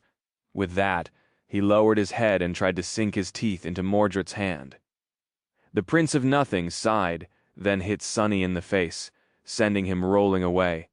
Crap, that one really hurt. Sonny slid a few meters and came to a rest just beyond the rows of silent shadows. He tried to stand up, but the world suddenly spun around, making him fall back down. A quiet groan escaped from his lips. Mordred shook his head dejectedly and then walked over to the cruel sight, which lay on the surface of the tranquil waters where Sonny had dropped it. He bent down to pick it up, but the somber spear simply turned to tenebrous mist, dismissed by its master. The Mirror Fiend remained unperturbed. He lowered his fingers into the water and caught the reflection of the fearsome memory before it fully dissipated, then brought it up, ending up with the exact same spear in his hand. To think that the spell would make it anew and return it to me. It's fitting, I guess. He studied the cruel sight for a moment, then turned to Sonny, a dark look in his eyes. "Let's end this now, no matter what you may think. I don't enjoy torturing people. Unless they deserve to be tortured, of course." Sonny finally managed to rise to his knees and glanced at the approaching prince with a grim expression. One of his hands reached toward the hilt of the Midnight Shard, which lay some distance away, while the other was pinned awkwardly behind him. In it, a ghostly stiletto silently appeared, its transparent blade hidden from sight by Sonny's body. "Whatever you say," Mordred willed the cruel sight to extend to its full length, then lunged forward, thrusting it toward Sonny's heart. Sonny tensed, preparing to dodge, but before he had a chance to, he was suddenly covered by a massive shadow, and a long, multi-jointed arm appeared from somewhere above, blocking the blade of the spear with its terrifying bone claws. Sonny blinked, Mordred froze too, and then slowly looked up. As he did, Sonny mirrored the movement.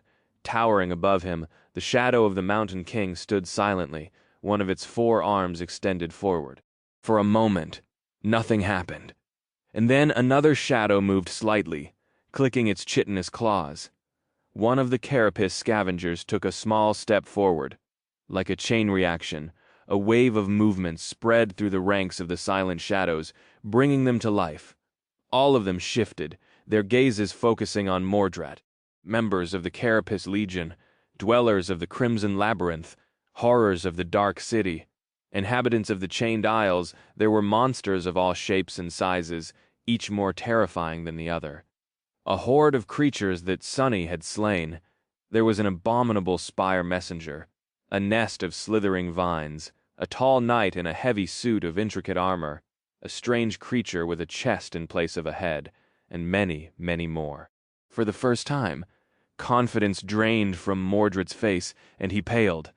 Taking an involuntary step back, the Prince of Nothing hesitated, then said evenly, "Sunless, my dear friend, Tell me, why is there an army of dead nightmare creatures hidden in your soul?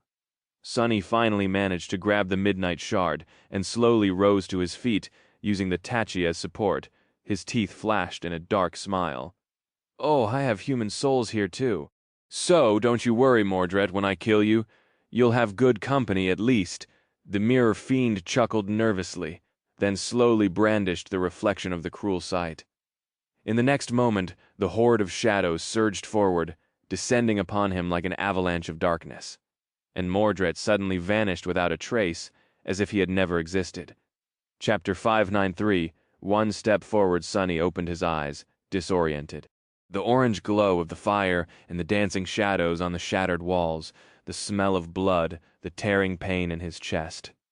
He had escaped the Soul Sea and returned to the scorched heart of the Night Temple. He had prevailed, but what was going on? It felt as if he was falling. Why was he falling? Sonny crashed onto the cracked stone plates of the floor and heard Wealthy's body falling somewhere nearby. A tortured groan escaped from his lips, and then a stifled curse. What the hell? Although his battle with Mordred had lasted for a while, it seemed that just a single moment passed in the real world. That time had not even been enough for Sonny to properly fall down. The quiet dancer was still in the same position, and Cassie was still rushing over, dagger in hand. I survived, however? Why did it feel like he was forgetting something? Sonny strained his wounded body, trying to sit up. He felt exhausted and weak, both from his physical injuries and the damage his soul had sustained in the harrowing battle against Prince of Nothing. What was it? Cassie was already by his side, reaching out to help him sit. Her rapier hovered in the air and then turned the tip of its blade, aiming at Wealthy's unmoving form. Oh, right. Where did Mordred disappear to? Suddenly his eyes widened. Sonny raised his head, pointing at Wealthy. Kill her! The quiet dancer was already flashing through the air, reacting faster than its master. Cassie frowned. What? Isn't he dead? But it was too late. Wealth suddenly moved, her hand shooting forward to catch the flying rapier by the blade. The sharp point stopped just a few centimeters away from her throat. No, Mordred wasn't dead. He had simply run away, retreating from a fight that he knew he wouldn't be able to win. Back to his previous vessel. Cassie stared at the Prince of Nothing in shock, and then shrieked when thin cracks appeared on the blade of the graceful rapier. She hurriedly dismissed the echo, saving it from the crushing grip, and pulled Sonny to his feet. What do we do now? Sonny saw the body of the ascended knight stirring, as if slowly coming back to life. Her hollow eyes suddenly glistened, becoming full of dark will and lethal intelligence once again. His heart skipped a beat. Now that Mordred had failed to both enslave and possess Sonny, there was only one use for him left. Torture the Weaver's mask out of him, and then dispose of what was left with that fiend wearing a master's body. What were they supposed to do, indeed? Actually, Sonny had a perfect answer. He glanced at Cassie with a determined expression, and then screamed, What else? Run! Mordred wasn't the only one who knew when to remove himself from a hopeless situation. Pushing the blind girl toward the large hole in the wall of the former stronghold of the Valor forces. Sonny turned his back on Wealth, who was slowly rising to her feet, and sprinted away as fast as he could. His eyes were tightly shut, so that the bastard couldn't spy on them through the reflections. The Night Temple was a large place. With some luck, they would be able to play cat and mouse, or rather mice and tiger with the damned prince for a few days. Hopefully, St. Cormac would arrive. Soon as he was diving through the breach in the wall, a mocking voice assaulted him from behind. What? Leaving so soon? Feeling Mordred taking a step forward, Sonny dismissed the heavenly burden. Pierce's corpse, which was still pressed against the ceiling, suddenly plunged down and crashed right in front of the mirror fiend, forcing him to jump back and slow down a little, without turning his head. Sonny threw the broken oath behind him, then sent the ordinary rock flying into the depths of a random corridor, and ran in the opposite direction with Cassie. As they rushed away, the rock ricocheted off the walls and screamed loudly in Sonny's voice, Run, run, run! Sonny didn't expect his tricks to slow down Mordred for long, but with enough of a head start, they were bound to be able to disappear into the confusing labyrinth of the great cathedral. They just had to get out of the inner sanctum in time. Once outside, catching them would be much harder. He might not have been a match for the Prince of Nothing in direct combat for now, but when it came to stealth and traversal, Sonny had a decisive advantage. Not only could he use Shadow Step to jump across large distances, but he could also use his shadows and senses to scout, spy on the enemy, and navigate in the darkness. Mordred, meanwhile, was only able to see through reflections which were few and far between in the Night Temple. Hiding from him was not an impossible task. Especially with the help of Cassie and her uncanny intuition, the blind girl was going to slow Sonny down somewhat, but at the same time having her with him was a boon. Just as he thought that, Cassie suddenly pulled him into a barely visible mouth of a narrow corridor, which then led them to a small staircase. They ascended it and ran through a circular hall, sliding down the domed floor and then climbing back up. As they did, an echo of a deafening crash reached their ears, announcing that the Prince of Nothing was not too far behind. What was the bastard doing? Breaking through stone walls instead of searching for a path. The interior of the citadel was bizarre and confusing, so Sonny quickly lost his sense of direction. All he knew was that they weren't moving toward the familiar exit out of the inner sanctum, nor were they approaching the central bell tower. His doubts were dispelled, however, when Cassie opened a narrow wooden door and cold wind hit him in the face. Somehow they had reached the grand hall of the cathedral, where the broken gateway stood in the center of the vast basin of the craterous dome, instead of entering it through the tall gates of the inner sanctum. Sonny and Cassie appeared on a hidden gallery circling the hall's perimeter high, great hall of the somber cathedral at a relaxed pace. Above his shoulders, a dozen blinding orbs of light hovered in the air, throwing white reflections of the dark stones. Sonny silently stepped back, pulling Cassie with him, pressed against the back wall of the gallery, and safely hidden in the deep shadows, they slowly moved away. Below, the spheres of light suddenly shot in different directions, illuminating a large portion of the dark nave. Luckily, their radiance did not reach the hidden gallery, be it just barely.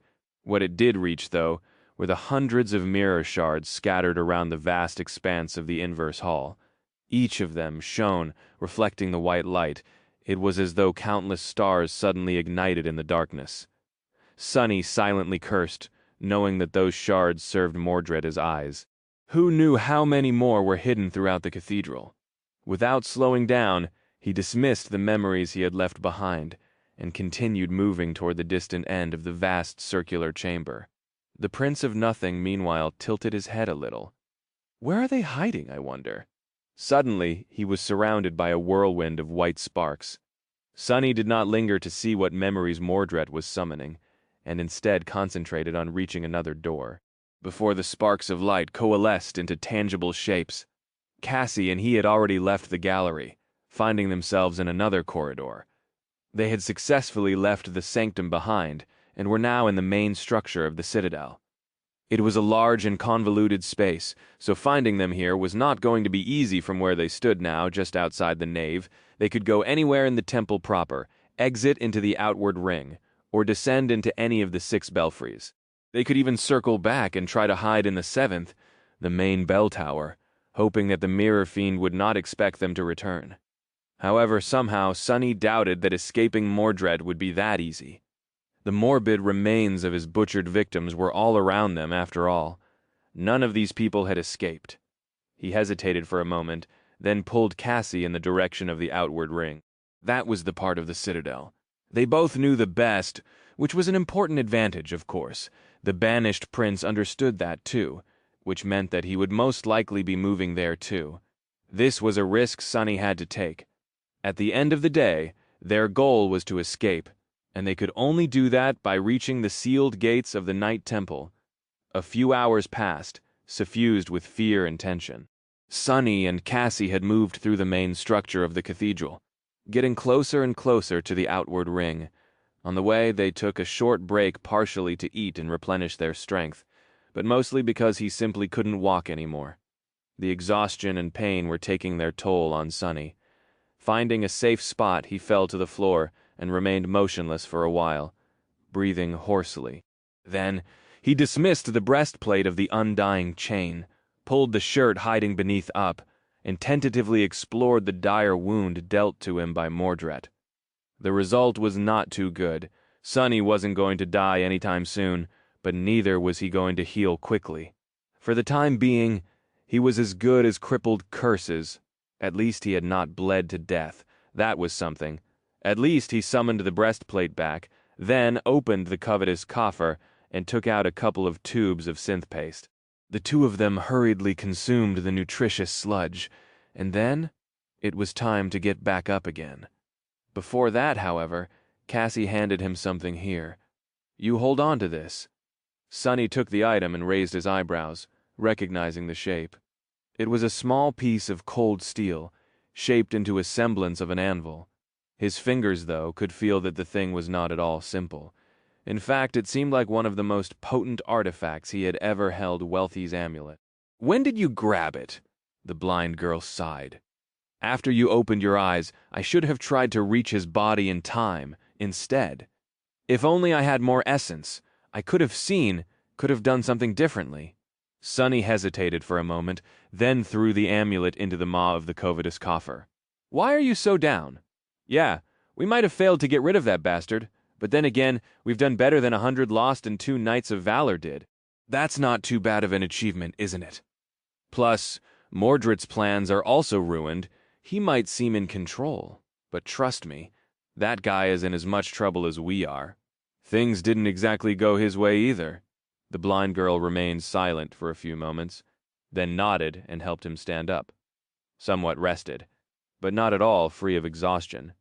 They continued moving forward, soon crossing into the outward ring. When they did, however, Cassie suddenly froze, then trembled. Sonny tensed. What? Then he heard it too, the insidious sound of approaching footsteps. And a second later, Wealth's familiar voice, "There you are," gritting his teeth. Sonny grabbed Cassie's hand and ran in the opposite direction. Damn it! Damn it! Damn it! His chest was burning, pulsating with excruciating pain. They moved with all the speed they could muster. But what was the point? A master was so much faster than an awakened. Even though Mordred didn't seem to be in a hurry, the sound of his footsteps was growing closer and closer. Before he could reach them, however, the whole Night Temple suddenly shook, throwing Sonny to the floor. An explosion of pain radiated through his body, and a moment later his shadow sense was not constrained by the outer walls of the citadel anymore. It pierced the black stone and easily reached into the vast emptiness beyond. Sonny clenched his fists. The seal, it's lifted! The saint had arrived. Chapter 595. The saints are coming. At that point, Sonny and Cassie weren't too far away from the gate chamber, where they had made a morbid discovery soon after escaping from the cage. Back then, the heavy gates had been closed and sealed. Now, however, it seemed that they were finally opened. St. Cormac had returned from his expedition to the Hollow Mountains a few days sooner than expected. For a moment, Sonny was overcome by fierce joy. Then, however, the cold and rational part of his mind took over. Yes, the arrival of the saint created a path of escape and was bound to solve their Mordred problem most likely. But who was to say that the transcendent warrior would not turn out to be an even deadlier threat? The first thing St. Cormac was going to see after entering the citadel was a pile of mutilated corpses. After that, he would most likely kill anyone who appears in his way. After all, any survivor would either be a potential vessel of the banished prince or a witness. Sonny gritted his teeth, then rose to his feet and pulled Cassie into a side corridor. There they hid in the shadows, wrapped her cloak around themselves, and waited. He didn't dare to extend his shadow sense toward the gates or send his shadows forward to scout, fearful to draw the saint's attention, so neither of them knew what was going on. Few seconds passed in terrifying silence, and then Sonny heard something rustle through the corridor they had just left. A gust of wind blew past them, as if left behind by something moving at incredible speed.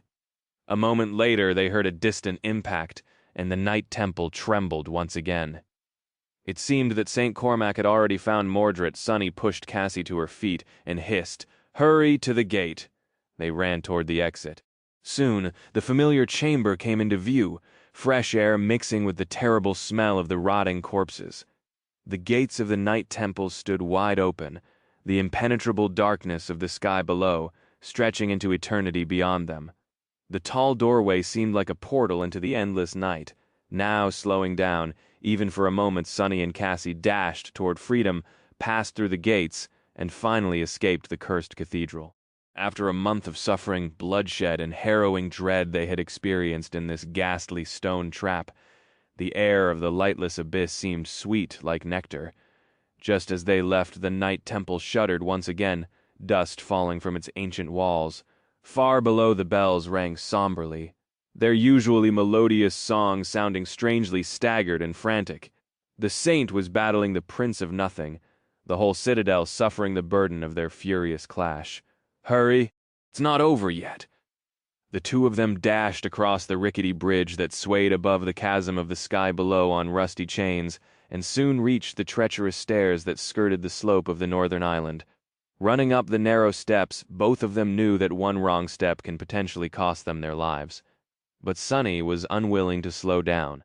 They had to reach the surface, cross the island, traverse the heavenly chain, all before St. Cormac was done dealing with the escaped prisoner. Too long, this is taking too long. Sonny hesitated for a moment, then summoned the heavenly burden.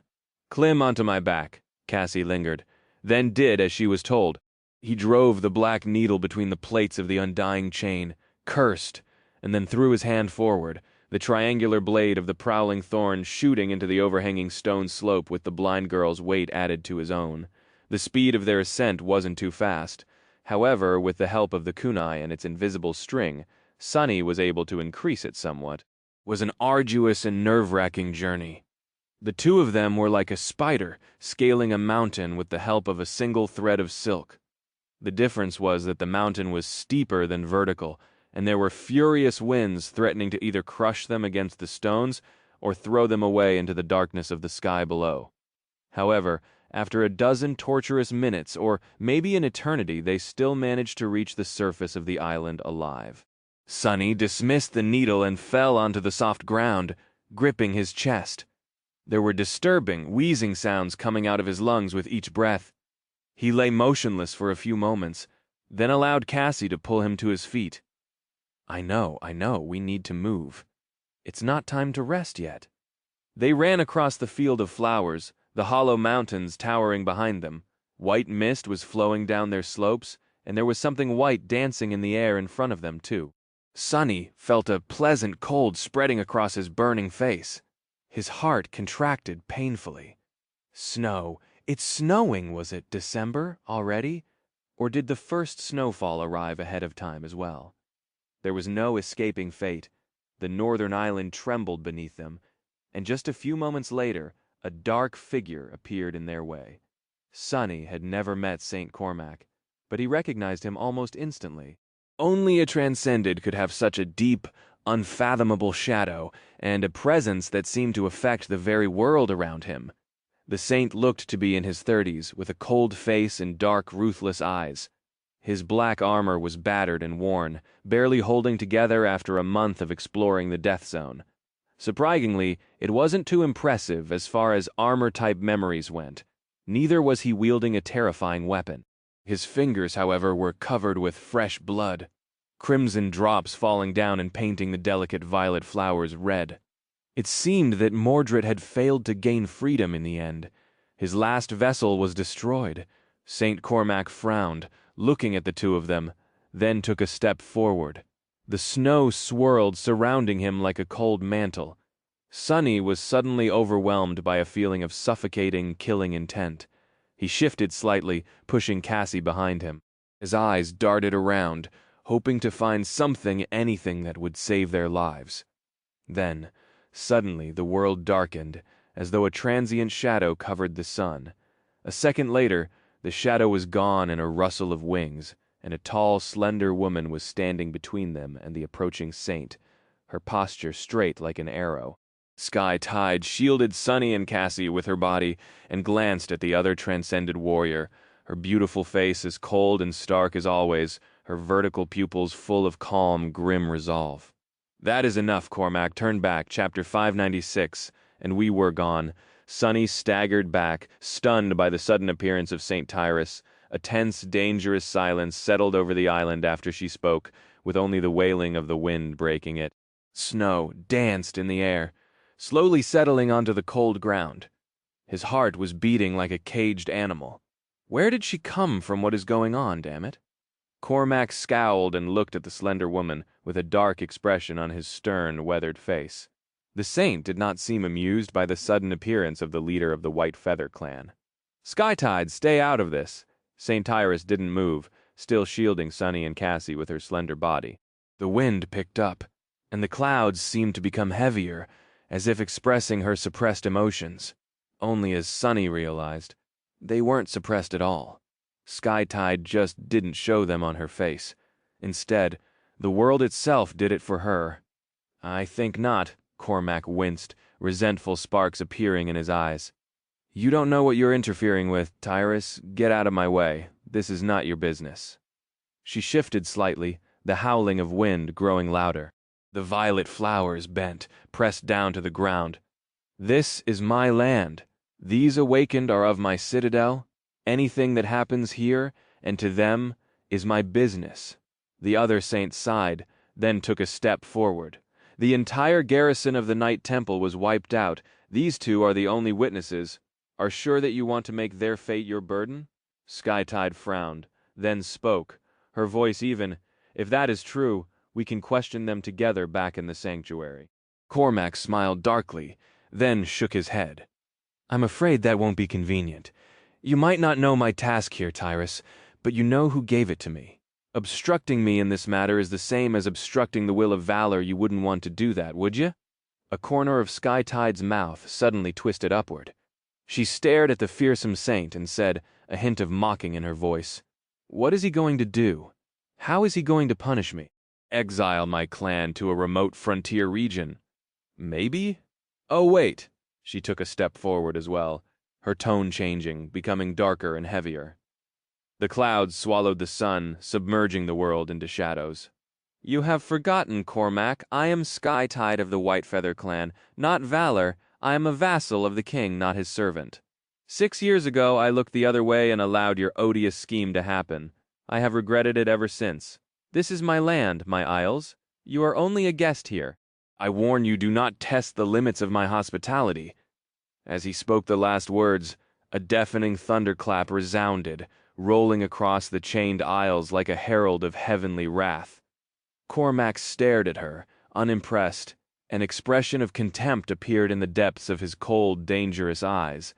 The saint moved his shoulders, as if stretching his muscles, and then said darkly, "Your arrogance is so tiresome, Tyrus. Warn me? What gives you the courage to warn me? You say that I have forgotten, but it is you who doesn't seem to remember who I am, and what I am capable of." He stepped forward, his killing intent growing thicker and more suffocating, almost palpable.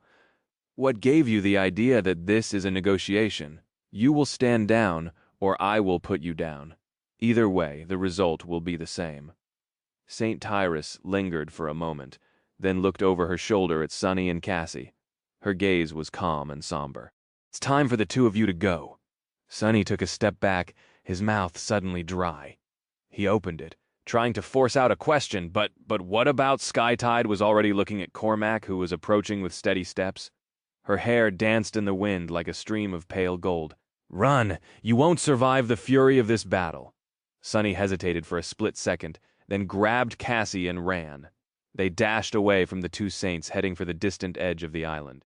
He didn't know what a fight between transcendents would look like, but had no doubt that mere mortals like the two of them had no place in the middle of it. Crazy, the world has gone completely crazy. A moment later, something collided with a thunderous roar behind them, and Sunny was thrown into the air. A violent shockwave passed through his body, causing a short scream to escape from his mouth. He hit the ground and felt it shifting as if a powerful earthquake was happening. Mere meters away, Sunny struggled to rise back to his feet, then helped Cassie do the same and continued to run. Shards of stone flew past them like bullets, and the snowfall was already turning into a furious blizzard. Behind them, two vast shadows rose into the sky. One was a giant bird of prey, her feathers white, her sharp beak and devastating talons forged out of lustrous, polished steel. Her enormous wings were wreathed in thunderclouds, and bolts of lightning danced around her body like a radiant mantle. The other was a ferocious wyvern, his black scales as dark as the abyss, with mighty muscles rolling under them like iron chains. The head of the creature was crowned with twisting horns, and in his maw, countless sharp fangs glowed darkly, illuminated by immolating red flame burning in the depths of the beast's adamantine body. Tyrus and Cormac flew into the skies, soon disappearing in the veil of storm clouds. A terrifying roar rolled across the island, and then another shockwave hit, tearing a hole in the blizzard. Boiling blood suddenly streamed from above, falling on the snow like vermilion rain. Gods, oh gods, Sunny and Cassie could only run from time to time. A violent tremor threw them to the ground. The hurricane wind threw snow and sharp bits of ice into their faces, and their ears were ringing from the thunderous cacophony of the titanic battle happening somewhere above them. They were almost to the edge of the island, ready to jump onto the chain, when there was a sudden lull in the terrifying havoc. And then 2 shadows fell down from the skies, so fast that Sunny couldn't even tell who was who. The saints collided against the center of the island with such force that its surface swayed like water. The shockwave of the impact was so fierce that it instantly obliterated the field of flowers, blew away the top layers of the soil, and made the stronghold on the northern edge crumble into dust. The ground itself split open, a wide crack spreading to both ends of the isle, cutting it in 2. The northern island shuddered and then crumbled, large pieces of stone breaking off and flying into the darkness as more and more cracks appeared, and the tension of the heavenly chains tore even more violently than before. Only this time, instead of soil or stone, what they found beneath them was nothing. The ground disappeared, and Sunny found himself falling down, down, down, down, into the endless darkness of the sky below. All he could do was grab Cassie and hold her close, making sure that they weren't separated. Bloodied, mangled, and weak, they plummeted into the abyss as all around them devastation reigned. The night temple cracked, then disintegrated into a rain of black stones. The 7 bells rang mournfully as they disappeared into the void. The colossal chain that served as one of the anchors of the chained isles shot toward the hollow mountains, colliding with their slopes with enough force to make the ancient slope shatter and create a momentary hole in the veil of flowing mist. Luckily for Sunny, his eyes were still closed, so he didn't see what hid beneath, and somewhere in all this chaos, the 2 saints continued their harrowing battle.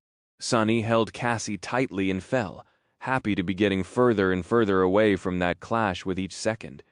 After a while, the sounds of the fighting disappeared far above. The signs of destruction disappeared too, as well as the last remnants of the light. Now, they were falling through absolute darkness in complete silence and solitude, with nothing threatening their lives. It was sort of peaceful. Sunny sighed, finally allowed himself to open his eyes, then glanced at Cassie and forced out a weak smile. See? We're not dead. Your vision was a bust again. She trembled. How are you so calm? We are falling into the sky below. Not dead yet. He tried to laugh, then winced and decided against it. This place is actually not so bad. Just wait for a little, we'll fall for a bit more, and then I'll summon memories to either guide us back up or push us toward the rift. We have food and water, at least you won't believe what I had to eat the last time. Remembering the dead mimic, Sunny shivered. Yeah, this is definitely not bad. Believe me, it could have been so much worse. However, as soon as Sunny said that, something changed in the lightless void. A swift shadow shot toward them, surrounded by a circle of furious light. What before Sunny could even react, 2 hands extended toward them, one grabbing him, the other closing around the nape Cassie's cloak. With nothing to stand on, they were as defenseless as Pierce had been moments before Sunny killed him. Damna, oh, thank gods, I found you. He blinked. That voice. Why did it sound familiar? Sunny stared into the light, his eyes slowly adjusting to it. Soon he was able to see the shape of a paper lantern that floated in the air, just above the shoulder of a tall, infuriatingly handsome young man, in a needlessly fashionable armor. Sunny opened his mouth, then closed it, then opened it again. Kai? "What the hell are you doing here?" The charming archer smiled, an expression of joy and profound relief appearing on his face. "What else?" "Rescuing you, of course. Hold on for a bit more." The archer strained a little, bearing their weight as he darted through the abyss, his flight swift and effortless, illuminated by the paper lantern. The three of them traveled through the darkness like a small comet, moving faster and faster. The wind whistled in Sonny's ears. He remained silent for a bit, dumbfounded, then asked, "Wait, was it you who brought St. Tyrus here?" Kai smiled, looking somewhere far away. "Of course, when you and Cassie didn't return to the real world, we knew that the negotiation with the representatives of Clan Valor must have failed. But when you didn't arrive at Shipwreck Island by November, as the plan had been, it was clear that something went wrong. So, Effie and I waited for a bit, then went to the White Feather Clan for help." He paused for a moment, and then added, "Eventually we decided to come to the Night Temple ourselves.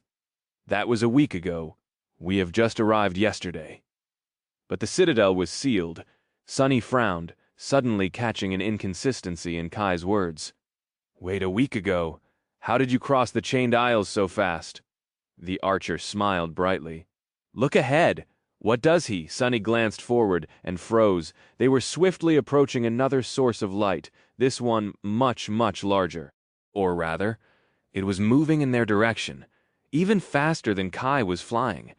A few moments later, a graceful shape of a resplendent wooden ship became visible, flowing through the darkness of the sky below as though on water. Its sails were pristine white, and around the main mast a young tree was growing, its branches brimming with vibrant green leaves. The firekeepers had succeeded in repairing the ancient vessel, after all, it seemed. It looked elegant and swift, its hull devoid of the cracks and breaches that had marred its surface before. A patchwork of replacement boards still stood out on the polished wood, and here and there the structure of the ship seemed rickety and slapdash, especially near the bow, which had been previously almost destroyed. However, overall, the vessel was a magnificent sight to behold. There was a battery of light memories illuminating the ship, an especially bright one burning at the tip of a long and sharp bowsprit. Human figures could be seen on the deck, moving around in a hurry. Sonny stared at the swiftly approaching ship, stunned by the sight of it. It was hard to believe that this had been the same abomination-infested wreck he knew.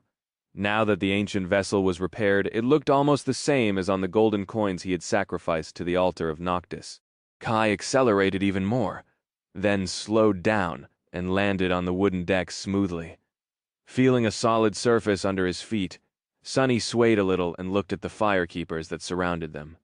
Then he sighed and fell down, instantly losing consciousness.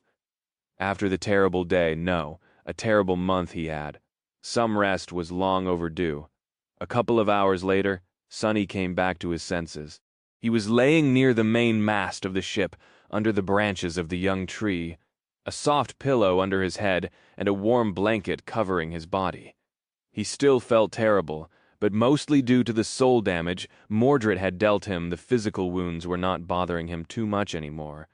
It seemed that while Sonny was out of it, the healer of the firekeepers, Shim, had treated him. "I am actually alive. What a miracle." He grimaced and sat up, then stared into the darkness for a bit. The ancient vessel was swiftly flying through the abyss, descending into its depths. Due to that, his body felt nice and weightless. Sonny dismissed the outer layer of the undying chain, and studied his chest, where the terrible wound had already closed, be it just barely. Now that he was conscious, he would be able to stitch it up, or at least cover the gash with a bandage, as well as properly take care of the countless smaller injuries on his body. Satisfied with his state, Sonny looked around, noticing Cassie sleeping nearby. Her face was calm and peaceful. He remained still for a few moments, coming to terms with the fact that their harrowing adventure seemed to be over. Of course, in the future, he was going to have to deal with its consequences, and even before that, the second nightmare awaited. Perhaps much more terrifying, but at least they were free of the damned Night Temple. Wouldn't get to dwell on his frustration for long. However, because a delicious smell suddenly reached his nostrils, and a few moments later, Effie appeared nearby, carrying 2 plates of somewhat that seemed like real, freshly cooked food. Sonny's eyes glistened and his mouth instantly watered. The huntress grinned and handed him a plate. "Here you go, doofus! Welcome aboard!" He flashed her a smile, and then attacked the food like a ravenous beast. Effie sat down on the deck and placed the second plate near Cassie, who stirred awake soon after. A few minutes were spent in silence, disturbed only by the sound of energetic chewing. At some point, Kai landed nearby and joined them, an easygoing smile on his face. Finally, Sonny was done with his meal and pushed the plate away. "Hey, Effie, about that marriage proposal of yours, I might have changed my mind," she scoffed. "Pff, you wish." He chuckled, then glanced into the darkness that surrounded them from all sides. "From the fact that we're descending, I get it that we are going toward the Ebony Tower." Kai nodded. "Yes, we are moving down and toward the tier, as fast as we can. You will have to guide us to the rift in the flames once we reach them. Whatever had happened in the Night Temple, we thought that ascending should take priority. Not to mention that facing the fallout as masters might change everything." Sonny remained silent for a bit, then smiled crookedly. Good thinking as soon as he said it, though his face darkened. Sonny suddenly looked up and then paled a little. "Get ready, something is approaching." They hurriedly stood up and summoned their weapons. The firekeepers did the same, staring into the darkness with tense faces.